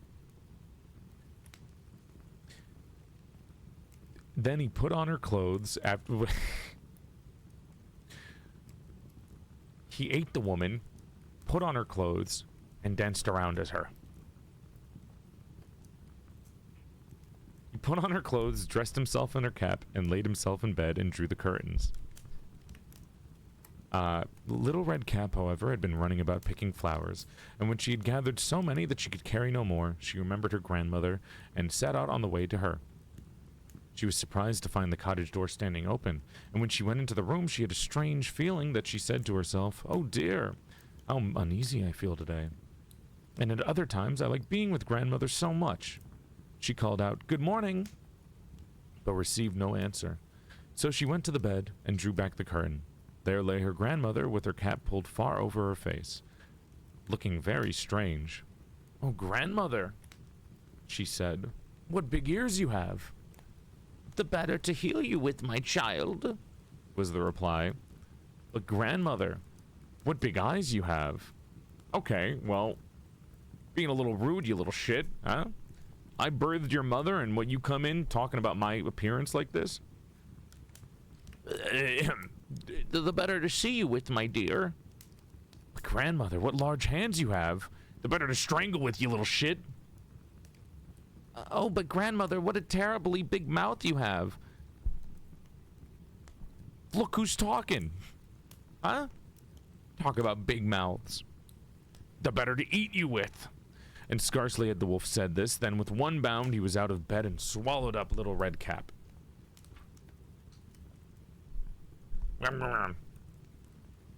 When the wolf had appeased his appetite, he laid down again in the bed, fell asleep, and began to snore very loud. The hunter was just passing by the house and thought to himself, "How the old woman is snoring. I must just see if she wants anything." So he went into the room, and when he came to the bed, he saw that the wolf was lying in it. "Do I find you here, you old sinner?" said he. "I have long sought you." Then, just as he was going to fire at him, it occurred to him that the wolf might have devoured the grandmother, and she might still be saved. So he did not fire, but took a pair of scissors and began to cut open the stomach of the sleeping wolf. When he had made 2 snips, he saw the Little Red Cap shining, and then he made 2 snips more. And the little girl sprang out crying, "Ah, how frightened I have been! How dark it was inside the wolf!" And after that, the aged grandmother came out alive also, but scarcely able to breathe. Red Cap, however, quickly fetched great stones, with which they filled the wolf's body. And when he awoke, which somehow he wasn't awake when he was cut open, he wanted to run away, but they filled the wolf's body, and when he awoke, he wanted to run away, but the stones were so heavy that he fell down at once and fell dead. He didn't die from, getting cut open. He died from the stones in him. Can't digest stones, I guess.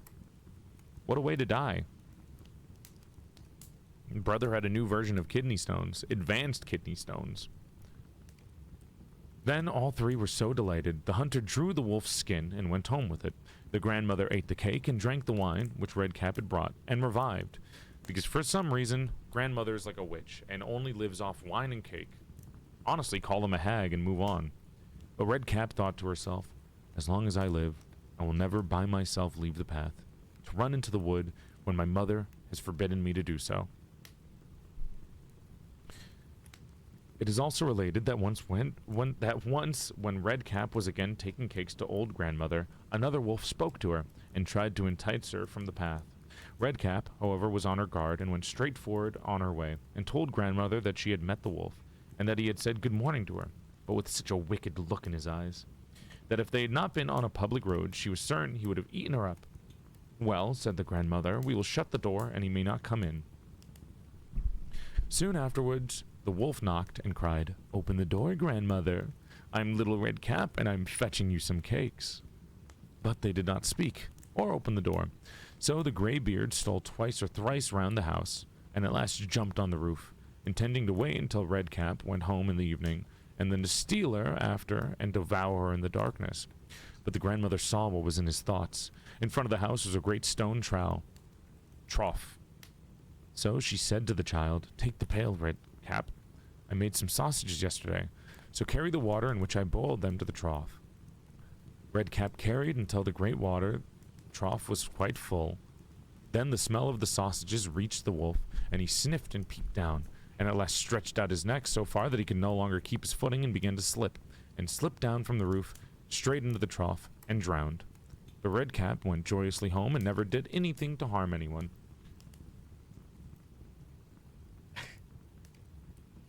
That's the little Red Cap. That was a second wolf. There's two wolves in the story. One wolf impersonated. The other wolf was just a fool. Jen, thank you for the sub.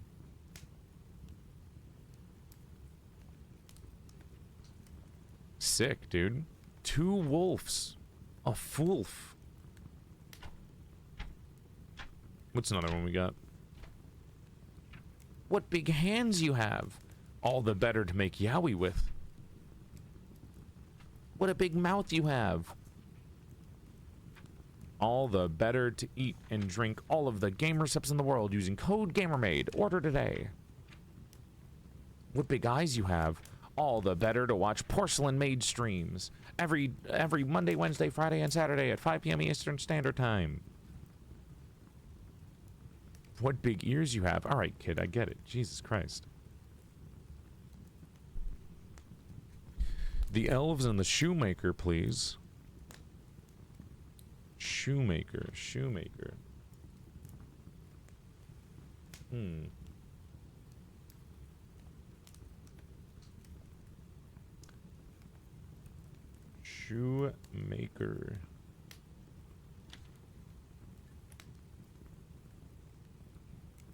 What big pecs you have. All the better. Excuse me? Number 39. The Elves is the name of it. Number 39, 144.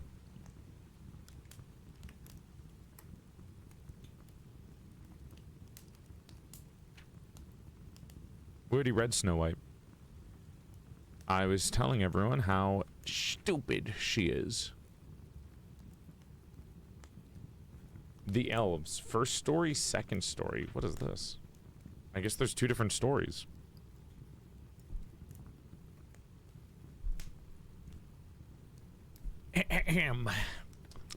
Me. Shoemaker, by no fault of his own, had become so poor that at last he had nothing but leather for one pair of shoes. So in the evening he'd cut out the shoes, which he wished to begin to make the next morning. And as he had a good conscience, he lay down quietly in his bed, commended himself to God, and fell asleep. In the morning, after he had said his prayers, as he was going to sit down to work, the two shoes stood quite finished at his table. He was astounded and knew not what to do, or what to say to it. He took the shoes in his hands to observe them closer, and they were so neatly made that there was not one bad stitch in them, just as if they were intended as a masterpiece. Soon after, a buyer came in, and as the shoes pleased him so well, he paid more for them than was customary. And with the money, the shoemaker was able to purchase leather for 2 pairs of shoes. He cut them out at night, and the next morning was about to set out to work with fresh courage, but he had no need to do so. For when he got up to work, they were already made, and they found buyers who gave him money enough to buy leather for 4 pairs of shoes. The following morning, too, he'd found the 4 pairs made, and so it went on constantly. What he cut out in the evening was finished by the morning, and so that he soon had his honest independence again, and at last he became a wealthy man. Now it happened that one evening, not long before Christmas, when the man had been cutting out, he said to his wife before going to bed, "What do you think of staying up tonight to see who it is that lends us this helping hand?" The woman liked the idea and lighted a candle, and then they had hid themselves in the corner of the room, behind some clothes which were hanging up there, and watched. When it was midnight, 2 pretty little naked men came and sat down by the shoemaker's table, took all the work which was cut out before them, began to stitch, sew, and hammer so skillfully and so quickly with their little fingers that the shoemaker could not turn away his eyes for astonishment. They did not stop until all was done and stood finished on the table, and they ran away quickly. The next morning, the woman said, "The little men have made us rich, and we really must show that we are grateful for it. They run about so and have nothing on, and must be so cold. I'll tell you what I'll do. I'll make them little shirts, coats, and vests, and trousers, and knit both of them a pair of stockings." The man said, "I shall be very glad to do so, and you too should make them a little pair of shoes." And one night, when everything was ready, they laid their presents all together on the table, instead of the cutout leather, and they concealed themselves to see how the little men would behave. At midnight, they came bounding in and wanted to get work at once, but as they did not find any leather cut, only pretty little articles of clothing, they were at first astonished, and then they showed intense delight. They dressed themselves rapidly, putting the pretty clothes on and singing, "Now we are boys, so fine to see, we should no longer cobblers be." They danced and skipped and leapt over the chairs and benches, and at last they danced out the door. From that time forth they came no more, but as long as the shoemaker lived, all went well with him, and all his undertakings prospered. Cute little story. Master has given Dobby a sock.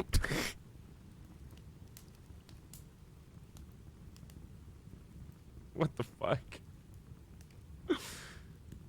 Oh my god. Just little guys. Just little guys. Just being naked.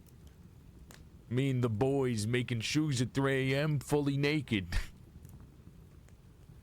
Me and my homies getting ready to hang out at 3 a.m. in the shoemaker's house. Fully nude, making shoes for him and his wife. Me and the raw men going full commando, breaking into people's houses and making shoes for them. Oh boy, 3 a.m. Me and the boys making shoes, might kiss a little, grab each other by the second story for the elves. There's 3 stories here, okay. I don't know if this is the same thing. I think the elves and the shoemaker might be a different story.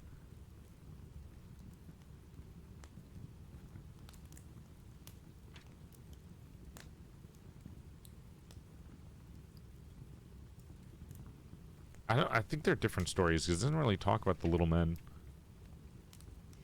I mean, it's only a paragraph. There was once a poor servant girl who was industrious and cleanly, and swept the house every day, and emptied her sweepings on the great heap in front of the door. One morning, when she was just going back to her work, she found a letter on this heap, and as she could not read, she put her broom in the corner and took the letter to her master and mistress. It was an invitation from the elves, who asked the girl to hold a child for them at its christening and be its godmother. The girl did not know what to do, but at length, after much persuasion, and as they told her it was not right to refuse an invitation of this kind, she consented. Then 3 elves came and led her to the hollow mountain, where the little folks lived. Everything there was small, but more elegant and beautiful than can be described. The baby's mother lay in a bed of black ebony, ornamented with pearls. The coverlids were embroidered with gold, and the cradle was of ivory. The bath of gold. The girl stood as godmother, and wanted to go home again, but the little elves begged her to stay 3 days with them. So she stayed, and passed the time in pleasure and gaiety, and the little folks did all they could to make her happy, and at last set her on her way home after they filled her pockets quite full of money, and led her out of the mountain again. When she got home, she wanted to begin her work, and took the broom, which was still standing in the corner, in her hand and began to sweep. Then some strangers came out of the house, who asked her who she was, and what business she had there. And she had not, as she thought, been gone 3 days with little men in the mountain. Ugh. And she had not, as she thought, been gone 3 days with the little men in the mountain, but 7 years. And in the meantime, her 4 masters had died. Never hang out with the fays. 7 years. You go to a party and suddenly 7 years pass by. Time skip arc. You go to a fae wedding. You go to a fae, baby shower once, and boom, suddenly 3 years have passed. Not cool, dude. Not cool. Third story. Ugh. Never hang out with the Fays is one letter away from homophobia level max.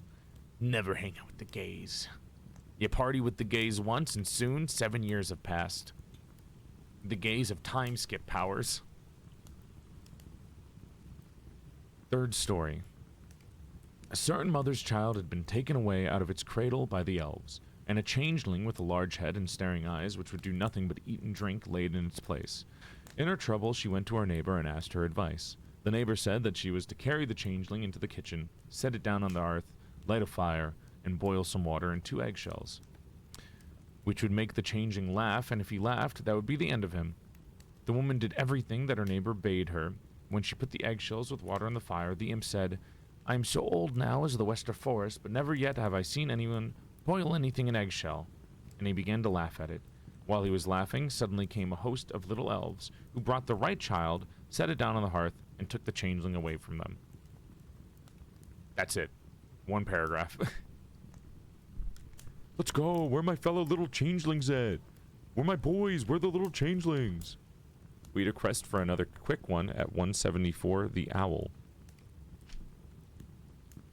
That's 175. That's page 560. Where are my fays at? Where are my boys at? Where are my fays at? Where are my homies? Yo!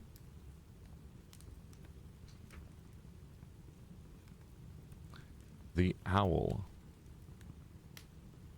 1 page. Oh boy.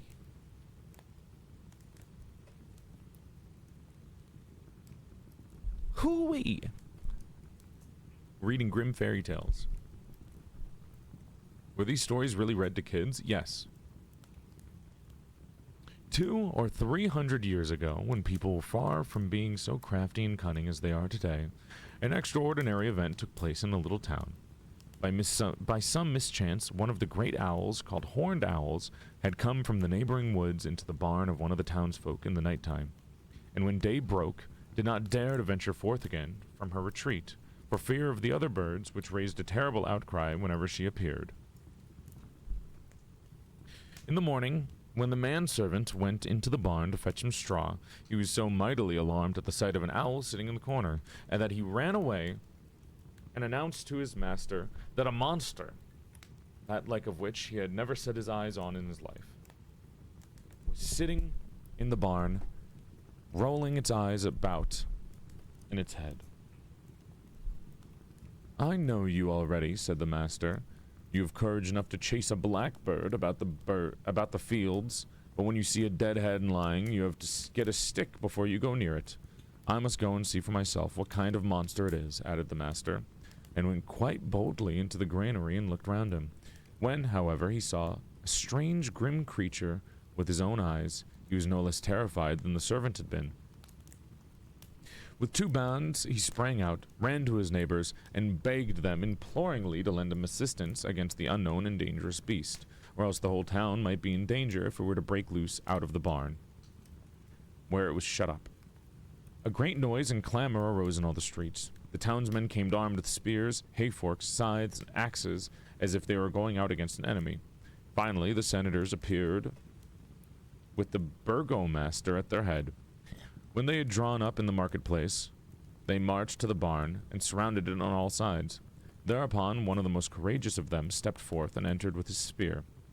His spear lowered, but came running out immediately afterwards with a shriek as pale as death, and could not utter a single word. Yet 2 others ventured in, but they fared no better. Why is everyone shitting themselves against an owl? Damn, brother. Talia, thank you for the raid. Welcome to the stream, Raiders. Hope you're having a nice night. Thank you for coming by. Follow the stream for 3 extra inches, dude. X-Size. Hi. Oh my god. As last one stepped forth, a great strong man who was famous for his warlike deeds, and said, "You will not drive away the monster by merely looking at him. We must be in earnest here.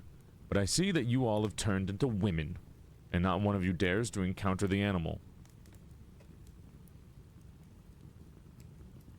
All right, big man, let's see how you fare. I see you guys have turned into women. Yeah? And? The fuck does that mean? Hello?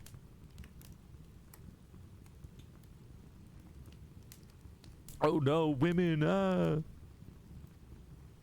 Women probably have a bigger dick than you, brother.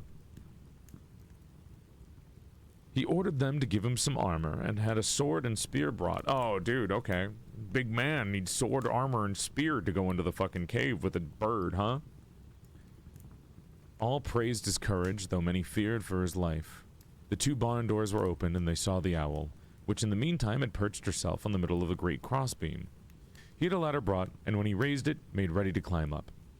They all cried out to him that he was to bear himself bravely, and commended him to St. George, who slew the dragon.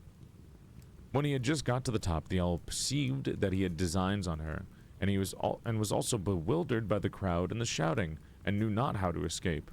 She rolled her eyes, ruffled her feathers, flapped her wings, and snapped her beak, and cried, "To-wit, to-woo," in a harsh voice. Strike home, screamed the crowd outside the valiant hero. Anyone who is standing where I am standing, answered he, would not cry, strike home. He certainly did not plant his foot 1 ring higher on the ladder, but then he began to tremble, and half fainting, went back again. And now there was no one left who dared to put himself in danger. The monster, said they, has poisoned and mortally wounded the very strongest man among us, by snapping at him, and just breathing on him. Are we too to risk our lives? They took counsel as to what they ought to do to prevent the whole town being destroyed. For a long time everything seemed to be of no use, but at length the burgomaster found an expedient. My opinion, said he, as though we ought out of the common purse to pay for this barn, and whatsoever corn, straw, hay it contains, and thus indemnify the owner, and then burn down the whole building, and the terrible beast with it. Thus no one will have to endanger his life. This is no time for thinking of expense, and I'm not reading that word, would be ill applied. All agreed with him, so they set fire to the barns at all 4 corners, and with the owl was miserably burnt. Let anyone who will not believe go hither and inquire for themselves. That's the end of the story. Oh shit, I ripped one of the pages. I have no idea what that story was about. Just fragile masculinity? Like, huh? Found the spider. The moon's haunted. The fuck you say? The moon's haunted. Did it say a slur? Not exactly, but it's a word with a slur in it, and I did not want to read it out loud. Don't know the etymology of the word, so I can't say for sure what it is. Let's look for another story. Yeah, that's so weird. So weird. Can you read The Brave Little Tailor? If I can find it, I can read it, I suppose. I see the tailor in heaven. There's also the there's Snow White and Briar Rose. Number 20. The Valiant Little Tailor, page 74. All right.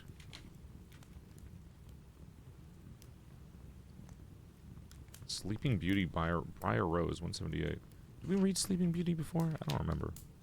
Yeah, we can do the Tailor at page 78. And then we can do 524, which is Briar Rose.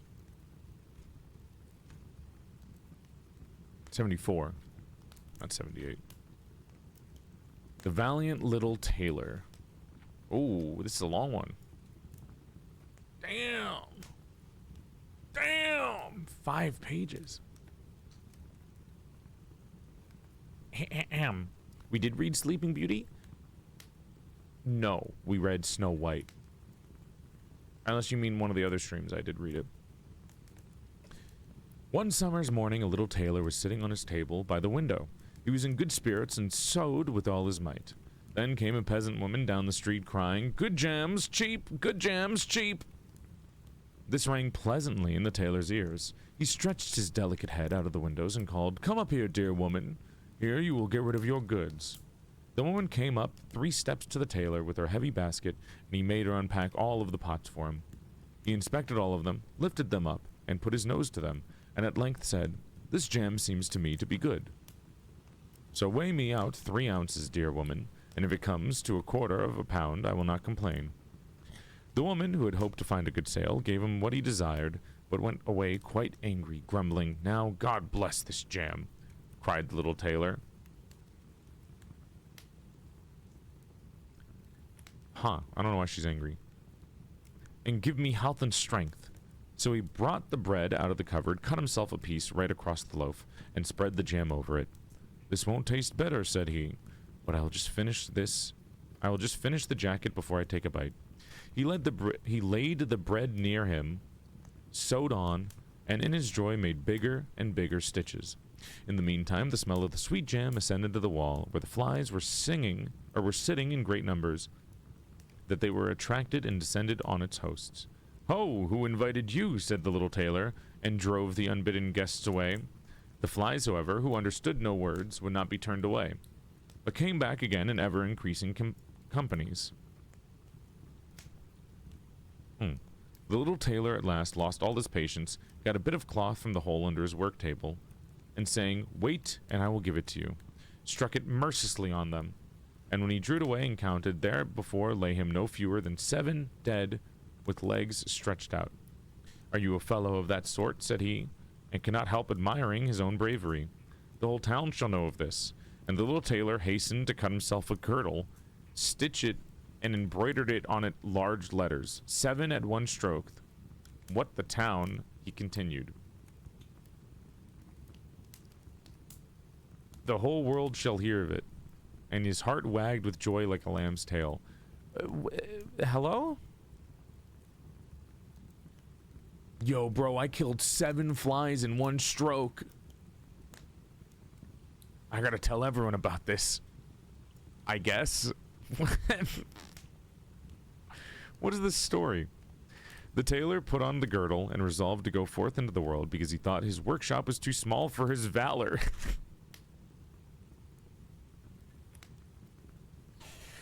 What? Excuse me? Excuse me? Hi, Ransom. I killed 7 flies. I have to go brag to the world because I'm so brave and cool and my dick is massive. I'm so fucking sexy and cool. I gotta go show this off to everybody. The tailor put it on the girdle and resolved to go forth into the world because his shop was too small for his valor.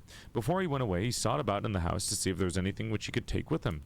However, he found nothing but old cheese, and that he put in his pocket. In front of the door, he observed a bird which had caught itself in the thicket. It had to go into his pocket with the cheese. Yoinks, bird puts in pocket. Okay, now he took to the road boldly, and as he was light and nimble, he felt no fatigue. The road led him up a mountain, and when he had reached the highest point of it, there sat a powerful giant, looking about him quite comfortably. The little tailor went bravely up, spoke to him, and said, "Good day, comrade. So are you sitting there, overlooking the widespread world? I'm just on my way there, and want to try my luck. Have you any inclination to go with me?" The giant looked contemptuously at the tailor and said, "You ragamuffin, you miserable creature." "Oh, indeed," answered the tailor.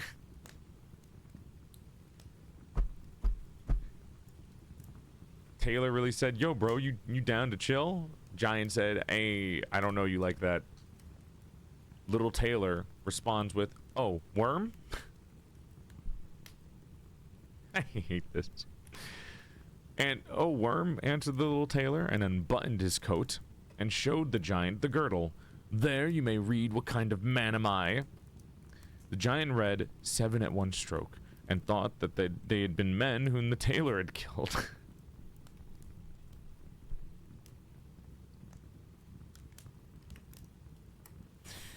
lie your way to the top. Via miscommunication and misunderstanding, ride your way to the top, little guy. And thought that they had been men whom the tailor had killed, and began to feel a little respect for the tiny fellow. Nevertheless, he wished to try him first, and took a stone in his hand, and squeezed it together so that the water dropped out of it. "Do that likewise," said the giant, "if you have the strength." "Is that all?" said the tailor. "That is child's play with us." And put his hand into his pocket, and brought out the soft cheese, and pressed it until liquid ran out of it. "Faith," said he, "that was good, wasn't it?" Oh my god. The giant did not know what to say, and could not believe it of the little man. Then the giant picked up a stone and threw it so high that the eye could scarcely follow it. "Now, little mite of a man, do that likewise." So, if you don't understand, the giant didn't understand that the cheese was cheese and thought it was a rock. And you can kind of get what's going to happen now. Jesus Christ. "Now, little mite of a man, do that likewise." "Well thrown," said the tailor. But after all, the stone came down to earth. "Again, I will throw you one which will never come back at all." And he put his hand into his pocket, took out the bird, and threw it into the air. The bird, delighted with its liberty, rose, flew away, and did not come back. "How does that shot please you, comrade?" asked the tailor. "You can certainly throw," said the giant, "but now we will see if you are able to carry anything properly." He took the little tailor to a mighty oak tree, which lay there felled on the ground, and said, "If you are strong enough, help me to carry the tree out of this forest." Don't you just love lying and or being smart enough to just avoid everything? What a silly little story. "Readily," answered the little man. "You take the trunk on your shoulders, and I will raise the branches and the twigs. After all, they are the heaviest." "Sure they are." The giant took the trunk on his shoulder, but the tailor seated himself on a branch, and the giant, who could not look around, had to carry away the whole tree, and the little tailor to boot. The tailor was quite merry and happy, and whistled the song. 3 tailors rode forth from the gate, as if carrying the tree were child's play. The giant, after he had dragged the heavy burden part of the way, could go no further, and cried, "Ho! I shall have to let the tree fall." The tailor sprang nimbly down, seized the tree with both arms as if he had been carrying it, and said to the giant, "You are such a great fellow, and yet cannot even carry the tree." Smart little smarmy bastard.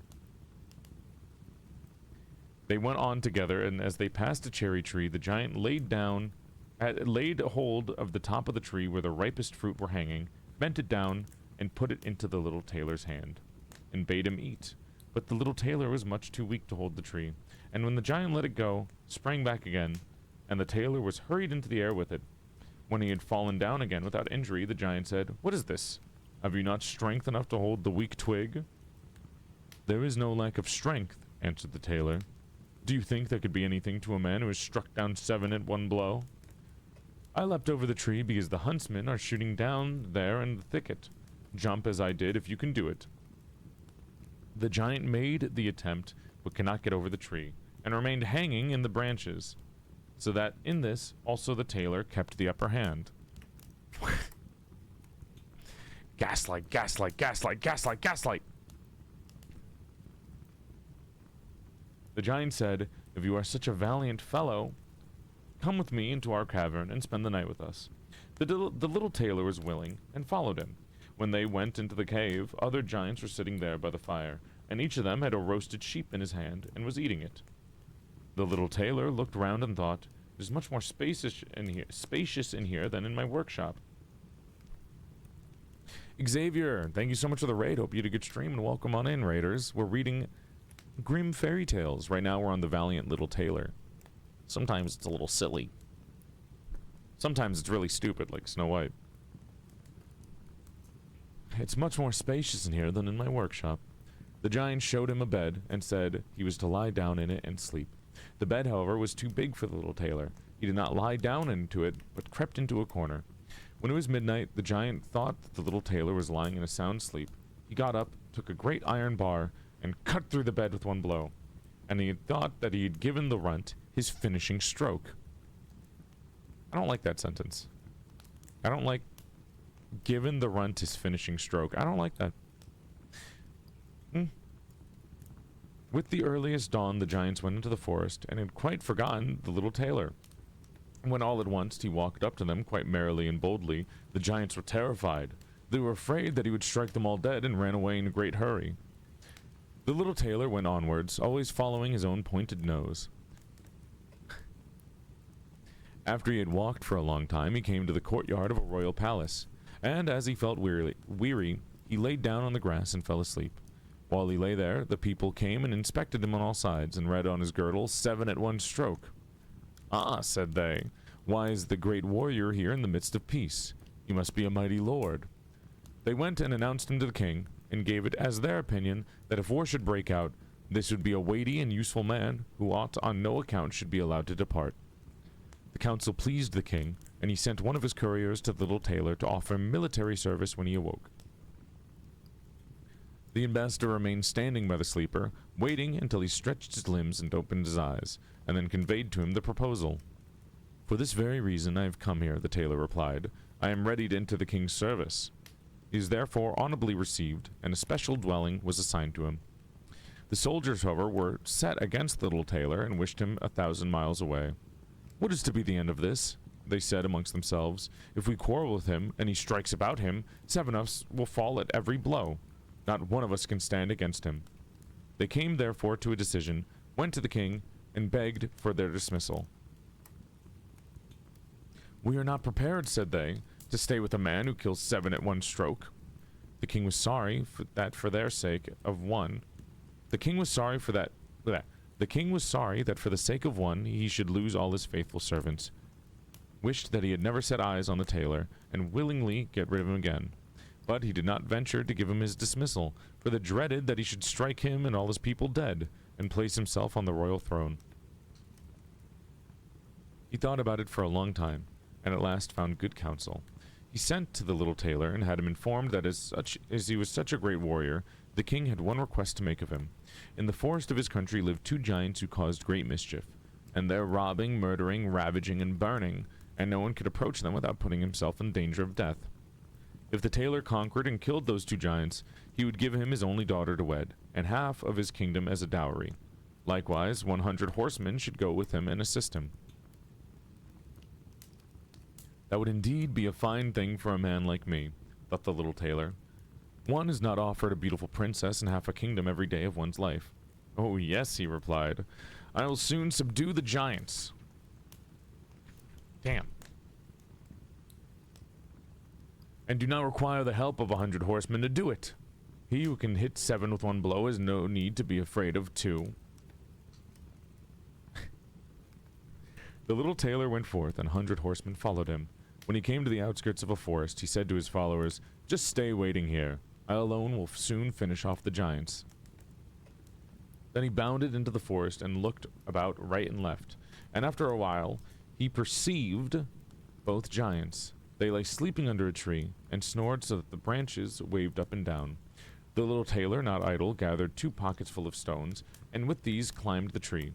When he was halfway up, he slipped down by the branch until he sat just above the sleepers, and then he let one stone after another fall on the breast of one of the giants. For a long time the giant felt nothing, but at last he awoke, pushed his comrade, and said, "Why are you knocking me?"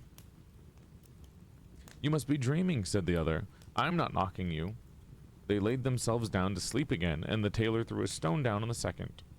"What is the meaning of this?" cried the other. "Why are you pelting me?" "I am not pelting you," answered the first. Ah. Growling, they disputed about it for a time, but as they were weary, they let the matter rest, and their eyes closed once more. The little tailor began his game again, picked out the biggest stone, and threw it with all his might on the breast of the first giant. "That is too much," cried he, and sprang up like a madman. He pushed his companion against the tree until it shook. The other paid him back in the same coin, and they got into such a rage that they both tore up trees and belabored each other so long that at last they both fell down dead on the ground at the same time. Then the little tailor leapt down. "It is a lucky thing," said he, "that they did not tear up the tree on which I was sitting, or I should have had to spring down onto another like a squirrel. But we tailors are nimble." He drew out his sword and gave each of them a couple of thrusts in the breast, and then he went...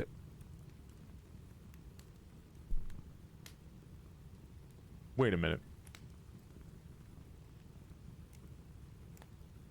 He drew out his sword and gave each of them a couple of thrusts in the breast, and then went out to the horsemen and said, "The work is done. I have given both of them their finishing stroke."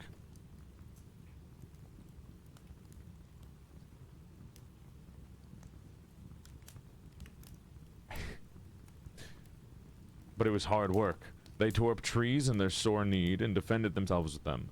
But that is all no purpose when a man like myself comes, who can kill 7 at one blow. Dude, this little runt, bro. Little fucking brat going around destroying everything. Tailors, huh? "But how are you not wounded?" asked the horseman. "You need not concern yourself about that," answered the tailor. "They have not bent one hair of mine." The horseman would not believe him, and rode into the forest. Then there they found the giants swimming in their own blood, and all around about lay the torn-up trees. The little tailor demanded of the king the promised reward. He, however, repented of his promise, and again thought of how he could get rid of the hero. "Before you receive my daughter and half the kingdom," said to him, "you must perform one more heroic deed. In the forest roams a unicorn which does great harm. You must catch it first." Hi, Ender. We're doing book reading today, so it's a little bit not the usual stream. "I fear one unicorn, still less than 2 giants. 7 at one blow is my kind of affair." He took a rope and an axe with him, went forth into the forest, and again bade those who were sent to him to wait outside. He had to seek long. The unicorn soon came towards him and rushed directly at the tailor, as if it would spear him on his horn without more ceremony. "Softly, softly. It can't be done as quickly as that," said he, and stood still and waited until the animal was quite close, then sprang nimbly behind the tree. The unicorn ran against the tree with all its strength, and struck its horn so fast on the trunk that it had not enough strength to draw it out again, and thus it was caught. "Now I have got him," said the tailor, and came out from behind the tree, put a rope around its neck, and then with his axe he hewed the horn out of the tree, and then when all was ready, he led the beast away and took it to the king.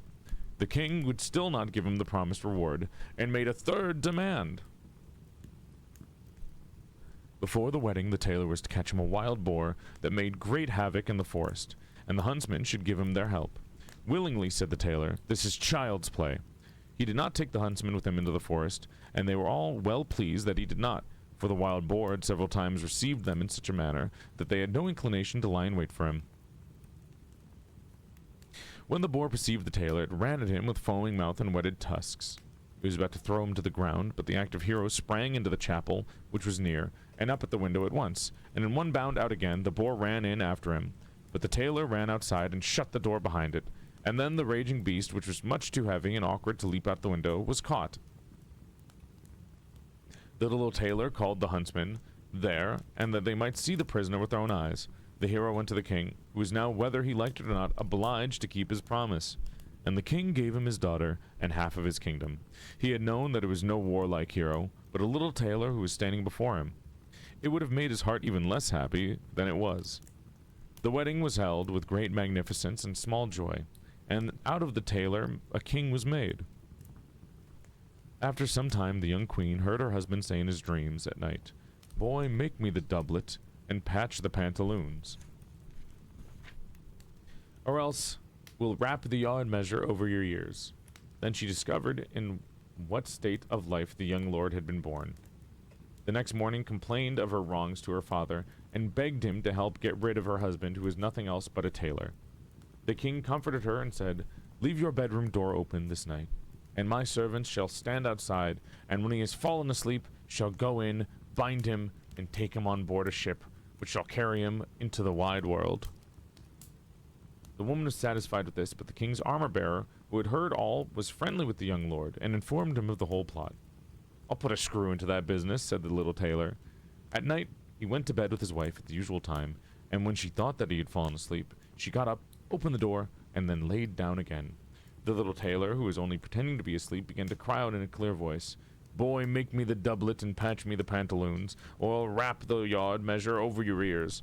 I slayed 7 at one blow. I killed 2 giants. I brought away 1 unicorn and caught a wild boar. Now I'm expected to fear those who are standing outside the room." When these men heard the tailor speaking, they were overcome by great dread, and ran as if the wild hunter were behind them, and none of them would venture anything further against him. So the little tailor was a king, and remained one to the end of his life. Yeah, did he ever eat his jam? Just left the jam alone. Never finished his jam. This guy sucks. This is the equivalent of lying about your qualifications all the way up the ladder to CEO. Yeah. Well, I mean, the tailor's smart. He's not stupid. He's not a strong war hero, but he's not dumb. So he did everything from accomplishing and being smart rather than lying. Because he did everything that he was asked to do. I don't understand why they were scared of him. Because he was lying. Everything he did was misunderstood as being a warlike hero. He was cunning. Though not cunning enough to eat a slice of jam. But cunning enough to confuse everyone. Sleepy, thank you for the sub. Gilgamesh, thank you for the sub. 18 months and 6 months respectively. Gaslight, Gatekeep, Jam Boss. IQ too low, no jam required. This is so sad. Can we get 5 gifted jam? Gaslit his way into being a king, but he couldn't finish his jam. What's the difference between jam and jelly? Actually, the difference is between, like, preservatives. So jelly is made consistently more using, like fruit juice, fruit concentrate, which is why it's jelly. It's just made with the juice. Jam is made with the actual, like, texture and preservatives of the fruit.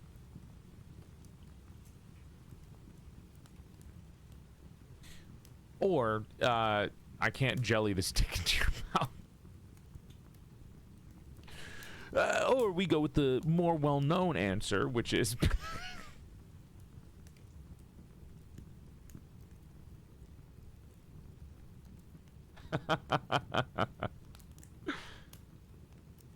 Oh boy. Does that mean one is healthier than the other? Not really. One is made with the juice and sugar, which is more sugary. I don't really know. I won't really be able to answer that. Could you read The Frog Prince? I believe someone earlier said it was the first one. The Frog King or Iron Henry. Yeah, sure, we can read page 1.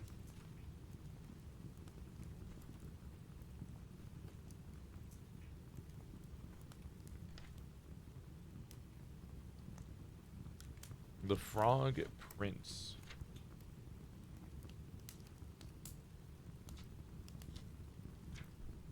The Frog King.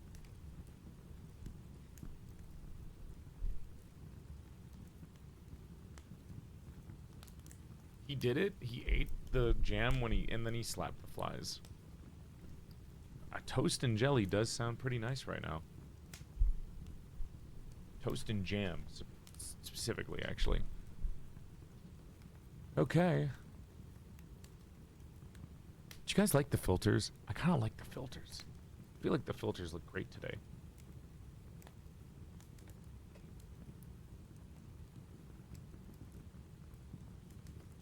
Yeah, no, I like the filters. The filters make it look better. And they're not hurting anyone's eyes, which is really nice. Normally the filters are hurting people's eyes, which is like... This is like, for some reason, they aren't bad today.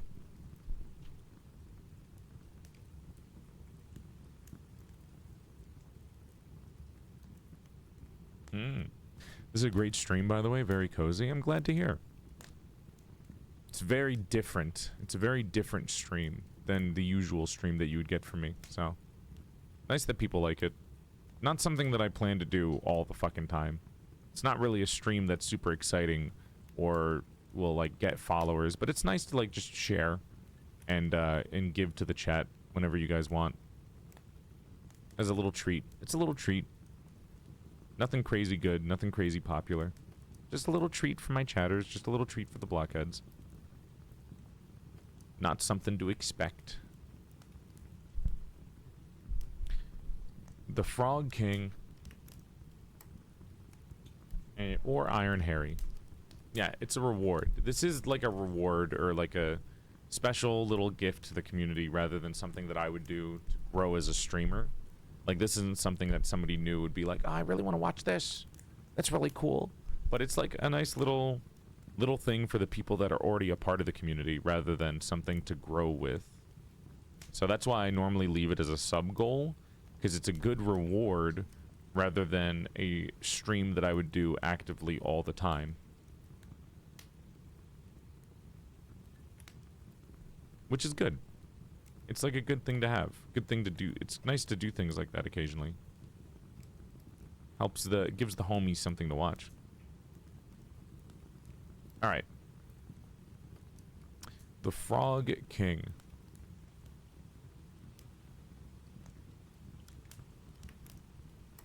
Ahem.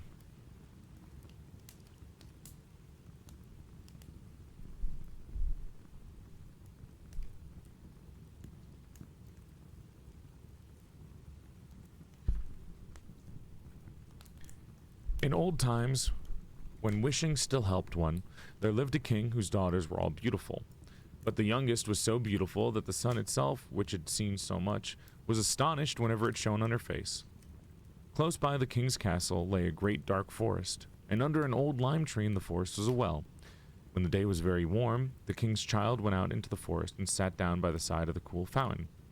When she was bored, she took a golden ball and threw it up on high and caught it. And this ball was her favorite plaything. Now it so happened that on one occasion the princess's golden ball did not fall into the little hand which she was holding up for it, but onto the ground beyond, and rolled straight into the water. The king's daughter followed it with her eyes, but it vanished, and the well was so deep, that the bottom could not be seen. At this she began to cry, and cried louder and louder, and could not be comforted. And as thus she lamented, someone said to her, "What ails you, king's daughter? Your tears would melt hearts of stone." She looked round to the side from where the voice came, and saw a frog stretching forth its thick, ugly head from the water. "Ah, old water splasher, is it you?" said she. "I am weeping for my golden ball which has fallen into the well." "Be quiet and do not weep," answered the frog. "I can help you, but what will you give me if I bring your plaything up again?" "Whatever you will have, dear frog," said she. "My clothes, my pearls, my jewels, even the golden crown for which I am wearing." The frog answered, "I do not care for your clothes, your pearls, your jewels, or your golden crown.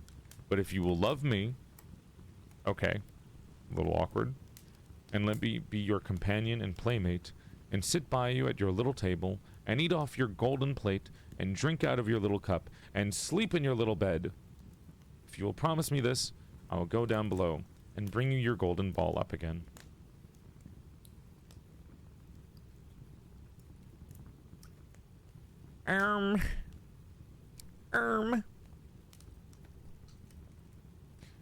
"Oh yes," said she, "I promise you all you wish, if you will but bring me my ball back again." She however thought, how the silly frog does talk. He lives in the water with the other frogs and croaks, and can be no companion to any human being. But the frog, when he had received this promise, put his head into the water, sank down, and in short, while swimming up again with the ball in his mouth, threw it on the grass. The king's daughter was delighted to see her pretty plaything once more, and picked it up and ran away with it. "Wait, wait," said the frog, "take me with you. I can't run as you can." But what did it avail him to scream his croak croak after her, as loudly as he could? She did not listen to it, but ran home, and soon forgot the poor frog, who was forced to go back into his well again. The next day, when she had seated herself at the table with the king and all the courtiers, and was eating from her little golden plate, something came creeping, splish splash, up the marble staircase. and when it had gone to the top, it knocked at the door and cried, "Princess, youngest princess, open the door for me." Ugh. She ran to see who it was outside, but when she opened the door, there sat the frog in front of it. And then she slammed the door in great haste, sat down to dinner again, and was quite frightened. The king saw plainly that her heart was beating violently, and said, "My child, what are you so afraid of? Is there perchance a giant outside who wants to carry you away?" No," she replied. "It is no giant, but a disgusting frog." "What does the frog want with you?" Dear father, yesterday I was in a forest sitting by the well, playing. My golden ball fell into the water, and because I cried so, the frog brought it out again for me. And because he so insisted, I promised him he should be my companion. But I never thought he would be able to come out of the water. And now he is outside there and wants to come into me. In the meantime, it knocked a second time and cried, "Princess, youngest princess, open the door for me. Do you not know what you said to me yesterday by the cool waters of the fountain?" This is creepy, dude. Good night, Valor. I don't like this. Then said the king, "That which you have promised you must perform. Go and let him in." She went and opened the door, and the frog hopped in and followed her, step by step to her chair. There he sat and cried, "Lift me up beside you." She delayed, until at last the king commanded her to do it. When the frog was once again on the chair, he wanted to be on the table, and when he was on the table, he said, "Now push your little golden plate nearer to me, that we may eat together." She did this, but it was easy to see that she did not do it willingly. The frog enjoyed what he ate, but almost every mouthful she took choked her. At length he said, "I have eaten, and I am now satisfied. Now I'm tired. Carry me into your little room and make your little silken bed ready. We will both lie down and go to sleep." The king's daughter began to cry, for she was afraid of the cold frog, which she did not like to touch, at which was now to sleep in her pretty clean little bed. But the king grew angry and said, "He who helped you when you were in trouble ought not to be despised by you afterwards." So she took hold of the frog with her 2 fingers, carried him upstairs, and put him into the corner. But when she was in bed, he crept to her, said, "I am tired. I want to sleep as well as you. Lift me up, or I will tell your father." Ugh. This is a lot of red flags. Then she was terribly angry, and took him up, and threw him with all her might against the wall. "Now you'll be quiet, odious frog," said she. But when he fell down, he was no frog, but a king's son with a beautiful, kind eye. And it came to pass that with her father's consent, he became her dear companion and husband.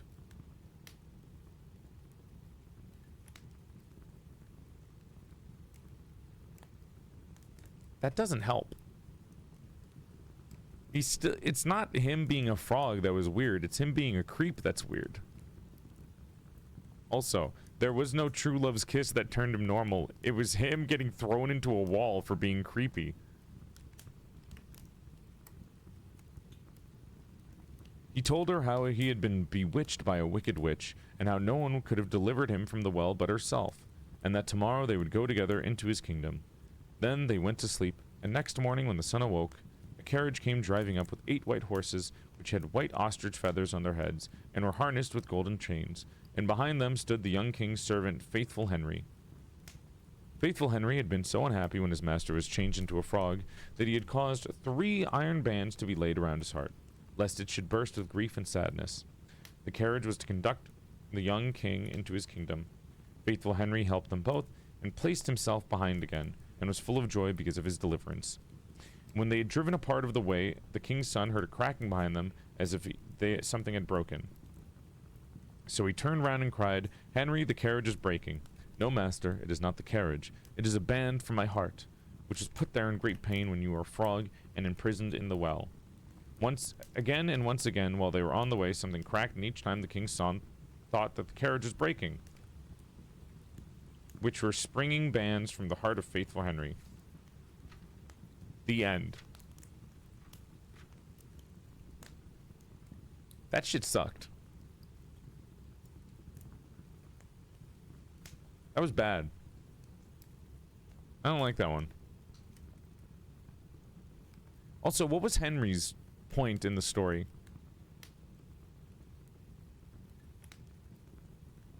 Why'd they introduce Henry in the last paragraph?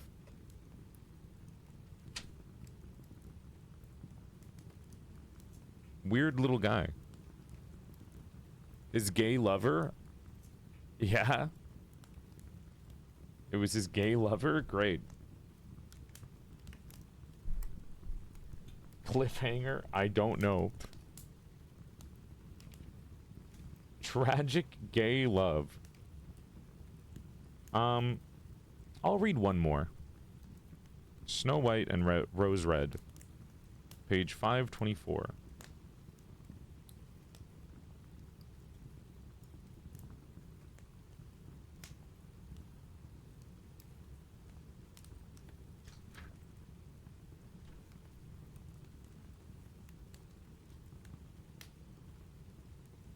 Here we go. It's one lively fire. Ignore it. I forgot this was a long one. Hi, Liz. Welcome to the Stream Raiders. Hope you're having a nice night. Thank you for coming by. My name's PorcelainMaid. I'm reading Grimm fairy tales to chat. How are you guys doing? What was your stream like? What were you up to? Hi, kids. Hello. We're reading, this is going to be, I think, the last story of the night. Because I don't want to be reading for 7 hours. So we're going to be reading Snow White and Briar Rose.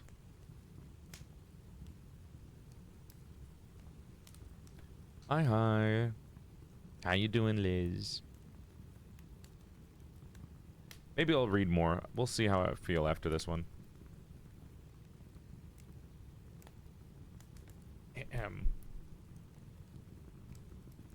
Schneewitchen, and Rosenrot? Is that how you pronounce it? Not pronounce it. I probably pronounced it wrong, but that's how it's spelled in German. That's cool. There was once a poor widow who lived in a lonely cottage. In front of the cottage was a garden wherein stood 2 rose trees, one of which wore white and the other red roses. She had 2 children who were like the 2 rose trees. One was called Snow White, and the other Rose Red. They were as good as happy, as busy and cheerful as ever 2 children in the world were. Only Snow White, which was more quiet and gentle than Rose Red. Rose Red liked better to run about in the meadows and the fields seeking flowers and catching butterflies. But Snow White sat at home with her mother and helped her with her housework, or read to her and when there was nothing to do. The 2 children were so fond of each other that they always held each other by the hand. And when they went out together, and when Snow White said, "We will not leave each other," Rose Red answered, "Never so long as we live." And their mother would add, "What one has, she must share with the other." They often ran about the forest alone and gathered red berries, and no beasts did them any harm, but came close to them trustfully. The little hare would eat a cabbage leaf out of their hands, the deer grazed by their side, the stag leapt merrily by them, and the birds still sat upon the boughs, and sang whatever they knew. No trouble found them. If they had stayed too late in the forest and night came, they laid themselves down near one another upon the moss, and slept until morning came, and their mother knew this, and had no distress on their account. Once when they had spent the night in the woods, and the dawn had awakened them, they saw a beautiful child in a shining white dress, sitting near their bed. He got up, and looked quite kindly at them, but said nothing, and went away into the forest. And when they looked around, they found that they had been sleeping quite close to a pit, and would certainly have fallen into the darkness if they had gone only a few places further. And their mother told them that it must have been an angel who watches over good children. Snow White and Rose Red kept their mother's little cottage so neat that it was a pleasure to look inside it. In the summer, Rose Red took care of the house. Every morning laid a wreath of flowers by her mother's bed. Before she awoke, in which was a rose from each tree. In the winter, Snow White lit the fire and hung the kettle on the hob. The kettle was of copper and shone like gold, so brightly was it polished. In the evening, when the snowflakes fell, the mother said, "Go, Snow White," and bolt the door. And then they sat round the hearth, and the mother took her spectacles and read aloud out a large book. And the 2 girls listened as they sat and span, and close by them lay a lamb on the floor. And behind them upon a perch sat a white dove with its head hidden beneath its wings. One evening, as they were thus sitting comfortably together, Someone knocked at the door as if he wished to be let in. Then the mother said, "Quick, Rose Red, open the door. It must be a traveler who is seeking shelter." Rose Red went and pushed back the bolt, thinking it was a poor man, but it was not. It was a bear that stretched his broad black head within the door. Rose Red screamed and sprang back. The lamb bleated, the dove fluttered, and Snow White hid herself behind the mother's bed. But the bear began to speak and said, "Do not be afraid. I will do you no harm. I am half frozen and only want to warm myself a little by your fire." "Poor bear," said the mother. "Lie down by the fire. Only take care that you do not burn your coat." Then she cried, "Snow White, Rose Red, come out. The bear will do you no harm. He means well." So they both came out, and the lamb and the dove came nearer and were not afraid of him. The bear said, "Here, children, knock some snow out of my coat a little." So they brought a broom and swept the bear's hide clean, and he stretched himself by the fire and growled contentedly and comfortably. It was not long before they grew quite at home and played with their clumsy guest. They tugged his hair with their hands, put their feet upon his back, and rolled him about, or they took a hazel switch and beat him. And when he growled, they laughed. But the bear took it all in good fun, and only when they were too rough he called out, "Children, children, let me live." Okay, this is cute. Ash, thank you for the raid. Welcome to the stream, Raiders. Hope you're having a nice night, and thank you for coming by. My name is PorcelainMaid. Used to be a sexy sack of man-meat before I died. Soul got trapped in the body of a female doll, and we're reading Grimm fairy tales with the chat today. It's a little sub-goal reward. Just a little treat for them. Not something that happens usually. Snowy White, Rosy Red, will you beat your lover Dread? Ew. When it was bedtime, the others went to bed, and the mother said to the bear, "You can lie there by the hearth, and then you'll be safe from the cold and the bad weather." As soon as the day dawned, the two children let him out, and he trotted across the snow into the forest. From then on, the bear came every evening at the same time, laid himself down by the hearth, and let the children amuse themselves with him as much as they liked. They got so used to him that the doors were never fastened until their black friend had arrived. Ooh, okay, crazy. When spring had come and all outside was green, the bear said one morning to Snow White, "Now I must go away and cannot come back for the whole summer." "Where are you going then, dear bear?" asked Snow White. "I must go into the forest and guard my treasures from the wicked dwarfs. In the winter, when the earth is frozen hard, they are obliged to stay below and cannot work their way through. But now, when the sun is thawed and warmed the earth, they break through it and come out to pry and steal, and what once gets into their hands and in their caves does not easily see daylight again." Snow White was sad that he was going away, and as she unbolted the door for him, the bear was hurrying out. He caught against the bolt, and a piece of his hairy coat was torn off, and it seemed to Snow White as if she had seen gold shining through it. But she was not sure about it. The bear ran away quickly, and was soon out of sight behind the trees. A short time afterwards, the mother sent her children into the forest to get firewood. There they found a big tree which lay felled on the ground, and close by the trunk was something jumping backwards and forwards in the grass.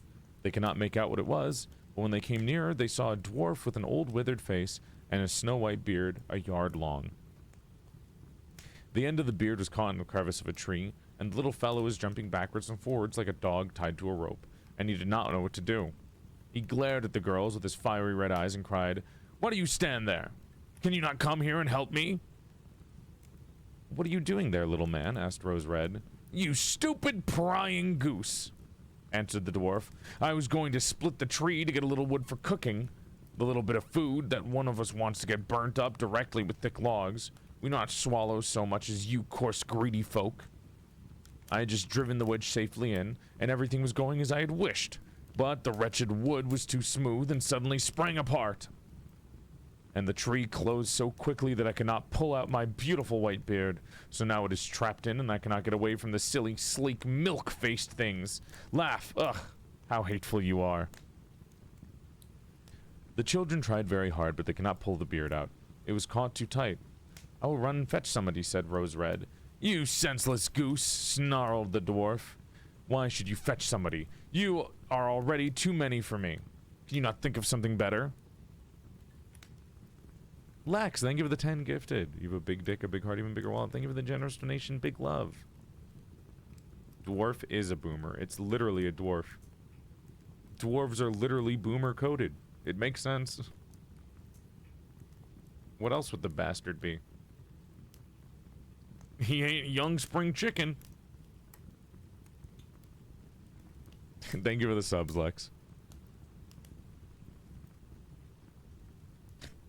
Don't be impatient, said Snow White. I'll help you.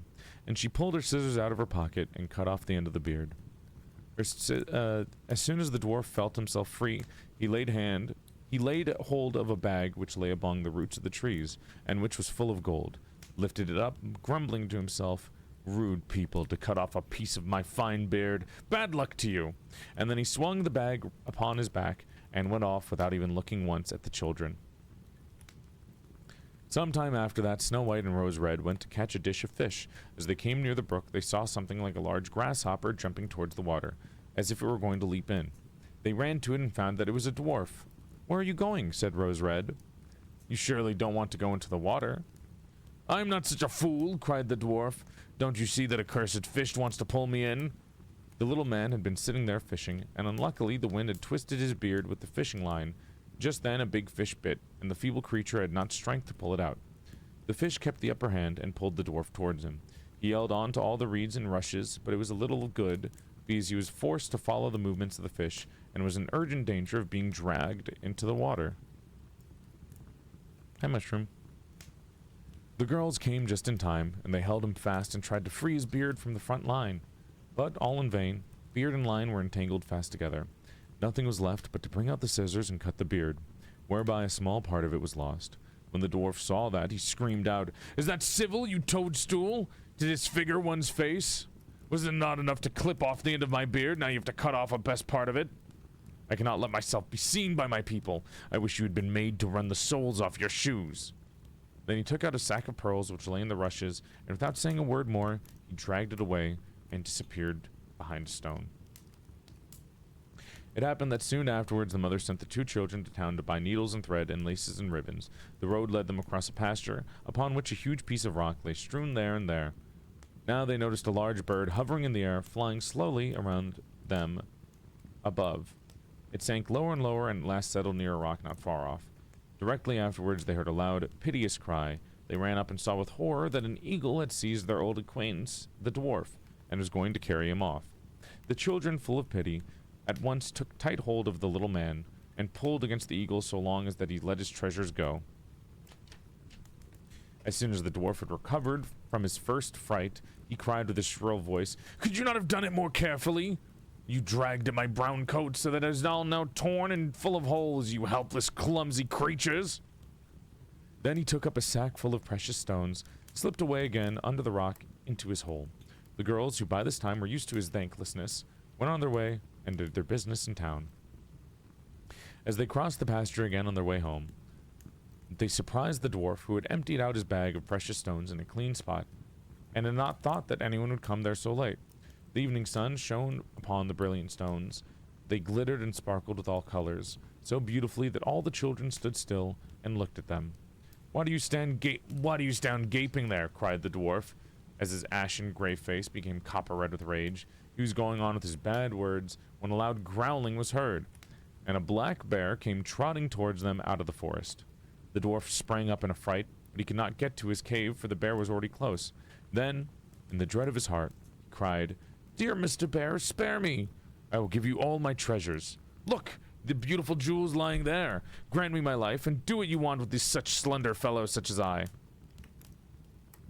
"You would not feel me between your teeth. Come, take these two wicked girls. They are tender morsels for you, fat as young quails. For mercy's sake, eat them instead." The bear took no heed of his words, but gave the wicked creature a single blow with his paw, and he did not move again. The girls had run away, but the bear called to them, "Snow White and Rose Red, do not be afraid. Wait, I will come with you." Then they knew his voice and waited, and when he came up to them, suddenly his bare skin fell off, and he stood there, a handsome man, clothed in all gold. "I am a king's son," because every motherfucker in these stories is a king's son, he said, "and I was bewitched by that wicked dwarf, who had stolen my treasures. I have had to run about the forest as a savage bear until I was freed by his death. Now he has gotten his well-deserved punishment." Snow White was married to him, and Rose Red to his brother, and they divided between them the great treasure which the dwarf had gathered together in his cave. The old mother lived peacefully and happily with her children for many years. She took the 2 rose trees with her, and they stood before her window, and every year bore the most beautiful roses, white and red.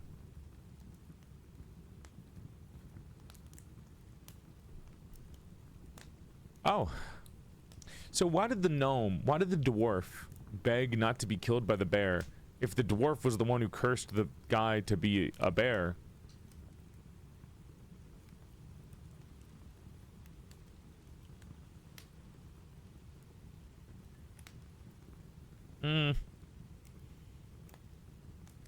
I guess it's a story about being humble and being thankful and not being a piece of shit. I guess be nice to people. Be neighborly.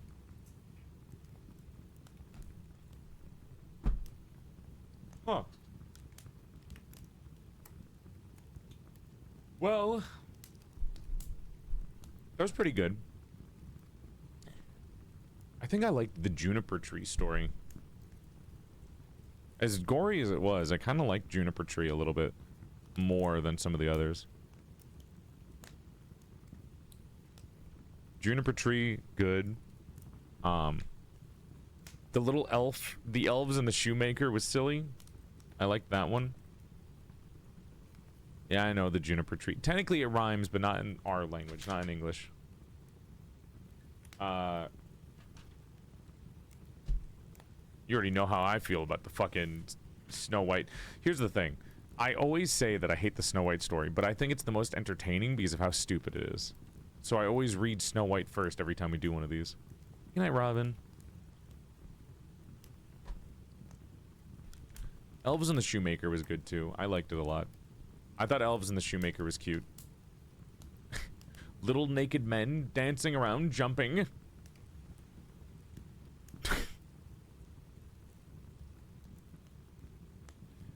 It's just so funny that just running around naked going, yippee, yahoo! It's so stupid. Basically, chat? No. Chat's better than that. Come on. Chat's cuter than that. Don't say such words. Don't say such things. Chat's adorable. And you guys are getting your own debut. Yippee! Yeah, the frog one was the creepiest. I don't like the frog one at all. Frog one was definitely the one that bothered me the most. Because it was just so fucking weird. It was awful. Why did that one even... Who made that one? Good night, mackerel. Sleep well. Little tiny men dancing in the nude. And then when you give them clothes, they go and, you know, become productive members... Or they actually become super lazy pieces of shit. I guess. Silly moral of the story, but it was good. Silly, but fun. Alright. I don't know if I want to read another story. What are we at? 5 hours? We can yap for a little bit. We can yap for a little bit. Maybe, mayhaps.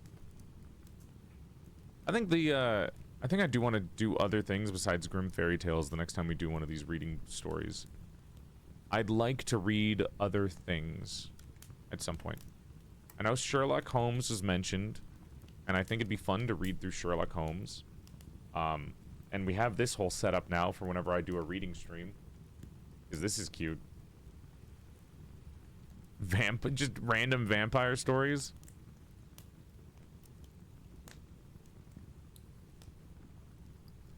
Mushroom book.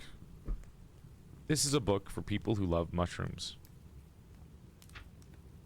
I mean, it's not really a book to read. Anatomy of a mushroom, ecological role of a fungi. What I would like is a book that just shows me a fuck ton of different mushrooms. And this book kind of does that, but not really.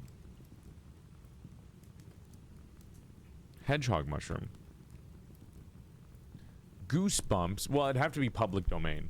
If I read a book, it technically has to be public domain. Dramatic reading of Twilight. God, no. The Lang fairy books are great if you want some variety. Those are public domain, so they're on Project Gutenberg. That sounds lovely. More fairy tales is always fun. Reading fairy tales from other countries would be cool too. Might be more confusing. Might be fairy tales from other countries might get lost to me because there's other life lessons and stuff that they have that's more common there. And the like fairy tales are easier to read. I mean, I could do like old school poetry, like fucking Edgar Allan Poe and shit like that. Short stories. I think those are all public domain too. Good night, Faye. Have a good rest of the night. Sleep well. Edgar Allan Poe is metal.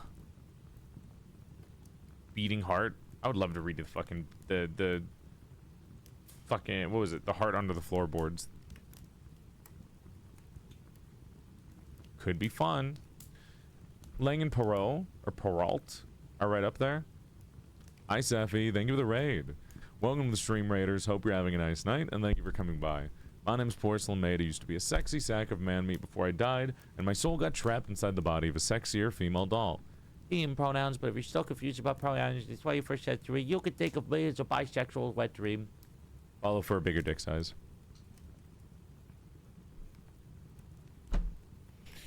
Oh boy. Book reading's fun, but I'm definitely getting hungry. Oh god, chat. Tomorrow is the Block Wars stream. Ugh. Tomorrow I gotta wake up so early and stream. 2 p.m. EST. If you guys don't know, that's 3 hours earlier than usual. 3 hours earlier. Oh my god. Hope I'm not late again. I mean, like, I woke up at 2 p.m. today. And I go to bed at like 9 a.m. So this is like rough for me. This is like extra rough for me. I thought my sleep schedule would have been fixed by now, but apparently not. Hi, Ash. Thank you so much for the raid. Welcome to the stream, Raiders. Hope you're having a nice night. My name's PorcelainMaid. I used to be a sexy sack of man meat before I died and my soul got trapped inside the body of a sexier female doll. Follow the stream for 3 extra inches to your dick size. Your dick would go from here to here. We're just vibing a little bit. I just got finished reading. How many stories did we read? We read Snow White. We read Snow White and the Briar Rose. We read Frog Prince. We read Juniper Tree. We read The Elves and the Shoemaker. We read The Seven Ravens. We read Cinderella, which was the most gory, I think.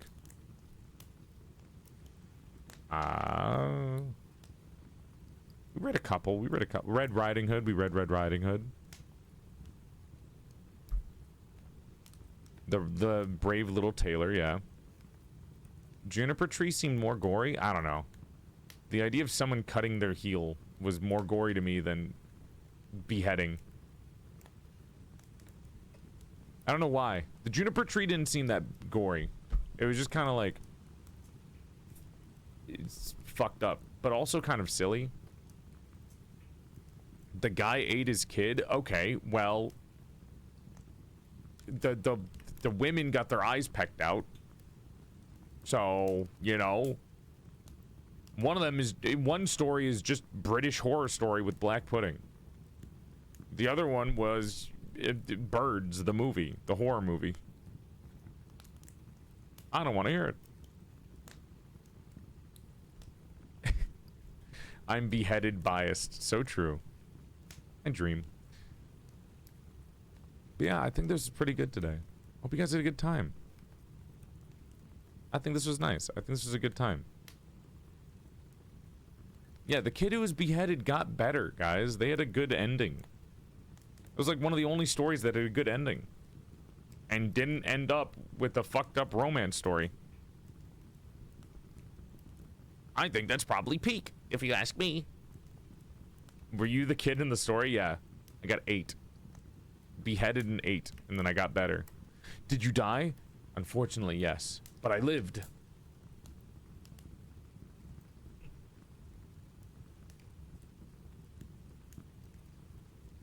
I just think it was more detailed with the Cinderella story. That's why it was gross.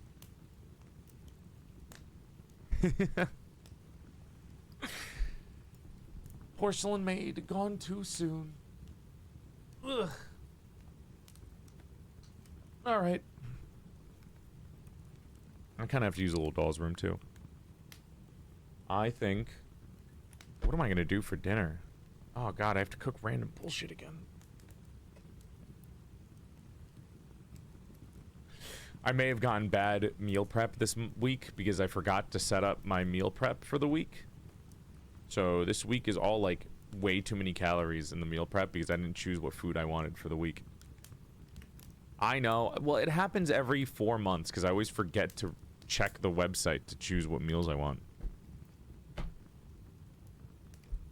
Again, I'm not promoting that shit for free, so I'm never going to tell you guys which one that I use, but still. Oh well, I'll figure it out. I will see what I am hungry for. There's plenty of options. Should mark it in the calendar so you don't forget. Yeah, but it's like every 4 months. I don't know how to make that repeating. What I do need to mark in my calendar is fucking tax payments, because last year I forgot to do it monthly, so I had to do one big chunk because I was stupid. Biggest fear, the IRS. Oof. Good response. All right, all right. Can we have a 401k? You guys are gonna have to work for it. I think that is it for today. If you would so oblige to stay with me while I do my outro, and then I'll throw you guys at a raid, I would appreciate it. Hey, chat, thanks for watching. You could have watched anyone, but you chose to watch me, and that means a lot to me, especially considering that this is a little treat of a stream for the regulars in the community. I wouldn't really consider this like a big event stream. This is just kind of a treat from the people that already watch me as a thank you for supporting me. So I hope you consider it as one. This isn't something that I plan to do on a regular basis. It's just going to be an occasional treat that I give to you guys because I want to support the regulars and say thank you for being here for so long. Because obviously a book reading, no, you're not going to get new viewers from a book reading stream, but it's nice to do. And it's kind of chill to do sometimes if I'm like feeling really lethargic. That being said, holy shit, I have been super lethargic lately and I barely get out of bed some days, so I need to get off of that. I don't know if it's because I exercise every night lately, but it's like the only way to keep up with my calorie. Ugh, the dust. Only way to keep up with calorie intake is to do my exercise every day lately. Anyways. Christ, the dust and...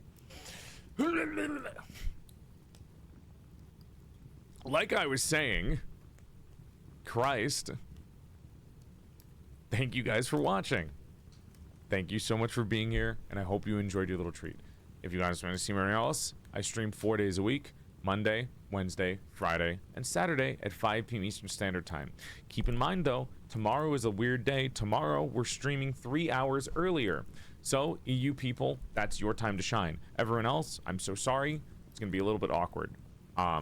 So we'll probably do a little bit of Block Wars tomorrow and then some Warframe afterwards to chill out with and play, you know, just play a different game.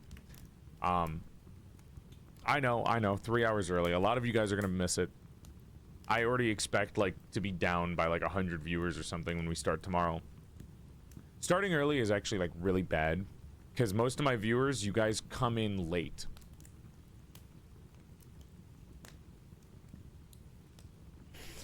But we'll see it. We'll see what happens. Tomorrow, 2 p.m. EST, Block Wars. We're going to be doing a Minecraft little tournament thing that's kind of fun to do. Who's on my team? We got Ruben. That's the only person I know personally. But we have Ruben on our team. And there's V Gumiho, Fruit Berries, and then we had a replacement whose name I can't see because I have streamer mode on. A couple of people swapped out. I don't think Geek is in the tournament anymore. I think she had a substitute last minute.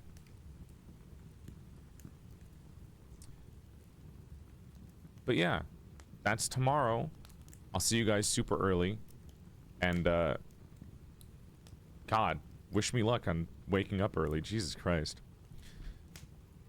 Next week, big stuff.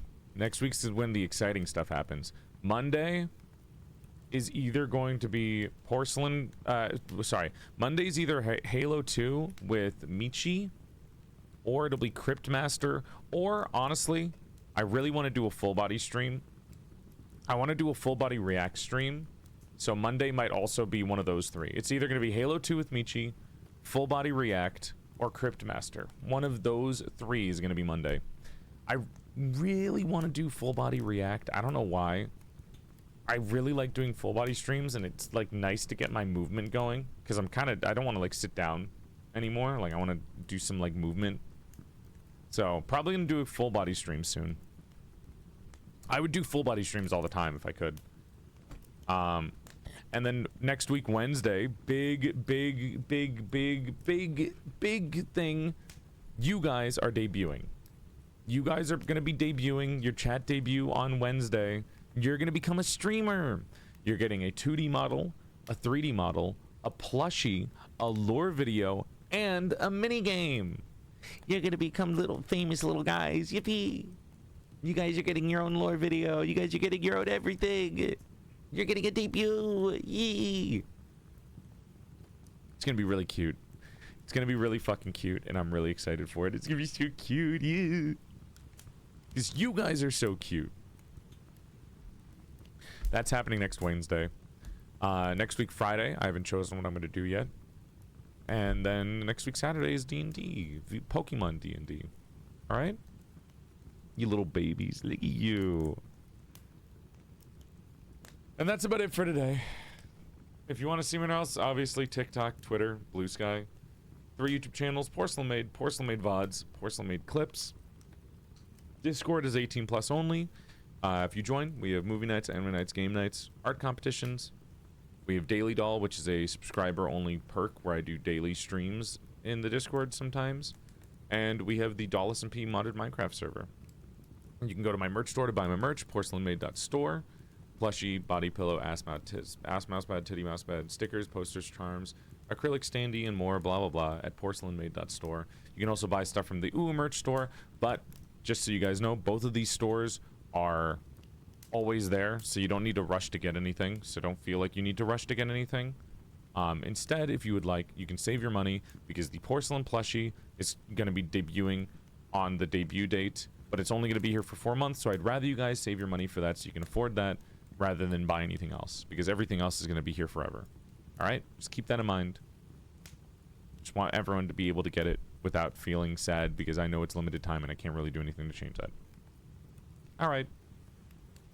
There's also gamer subs, use code GamerMaid, and I also am a part of a card game called V Royale, which I have my own deck in, and it's really fucking cool. And you can buy some cards and try to pull for me. Only pull if you have multiple VTubers that you like in it. Don't just pull for me only. I'd prefer if you liked multiple people. That way you didn't feel like you were wasting your money in case you didn't pull me in the card packs. And that's about it. Thanks for hanging out with me today, guys. I really appreciate it. I love you all. I'm gonna make sure I have like 17 alarms to wake me up tomorrow. Technically, last time we did Block Wars, I didn't have any alarms, so I'm gonna have a bunch of alarms to make sure I wake up early. Alright? I love you, chat. Thank you guys for existing. I'm so happy that you're here. I'm so happy that you're real. Have a good rest of the night, everybody. Bye, chat. Bye-bye. I will send you over to... Oh my god. I really want to eat something. Let's send you guys over to Atlas. Do you guys know Atlas got partner? Go celebrate with Paper Oshi.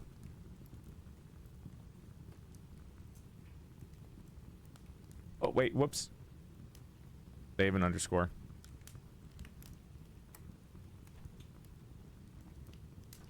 There we go. I chat. I fucked it up again. Anarchy Atlas. God damn it. I can't type for shit.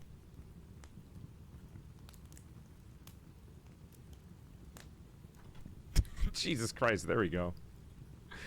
I hope you guys enjoyed book reading stream. VOD watchers, I know you're probably going to rewatch this a couple of times. You're going to bed to this, but I hope you sleep well. Thanks for watching the VOD. If you want to check out any of my other videos, I would appreciate it as well. Thanks for being here. I love you guys a lot. I hope you enjoyed your treat. Again, I know you might be sad that this isn't a regular thing, but again, this is a really good treat to do, and it helps me out to have something reoccurring that I could put on subathons as a sub goal. And it's fun to do. It's fun to do. Maybe need more material to read than just this one book that we've been reading for the last 3 times I've done this. I'll try to find another book. I'll try to find another, you know, fairy tale book to buy and read on stream. This thing is thick, but eventually we're going to get through it all. And I keep rereading the same stories anyways. More exciting streams to come. Tomorrow, Block Wars, and then afterwards, Warframe maybe. Monday, probably full body chatting. Full body yapping. I'll see you guys then, alright? Love you. Bye, everyone. Bye. Bye-bye.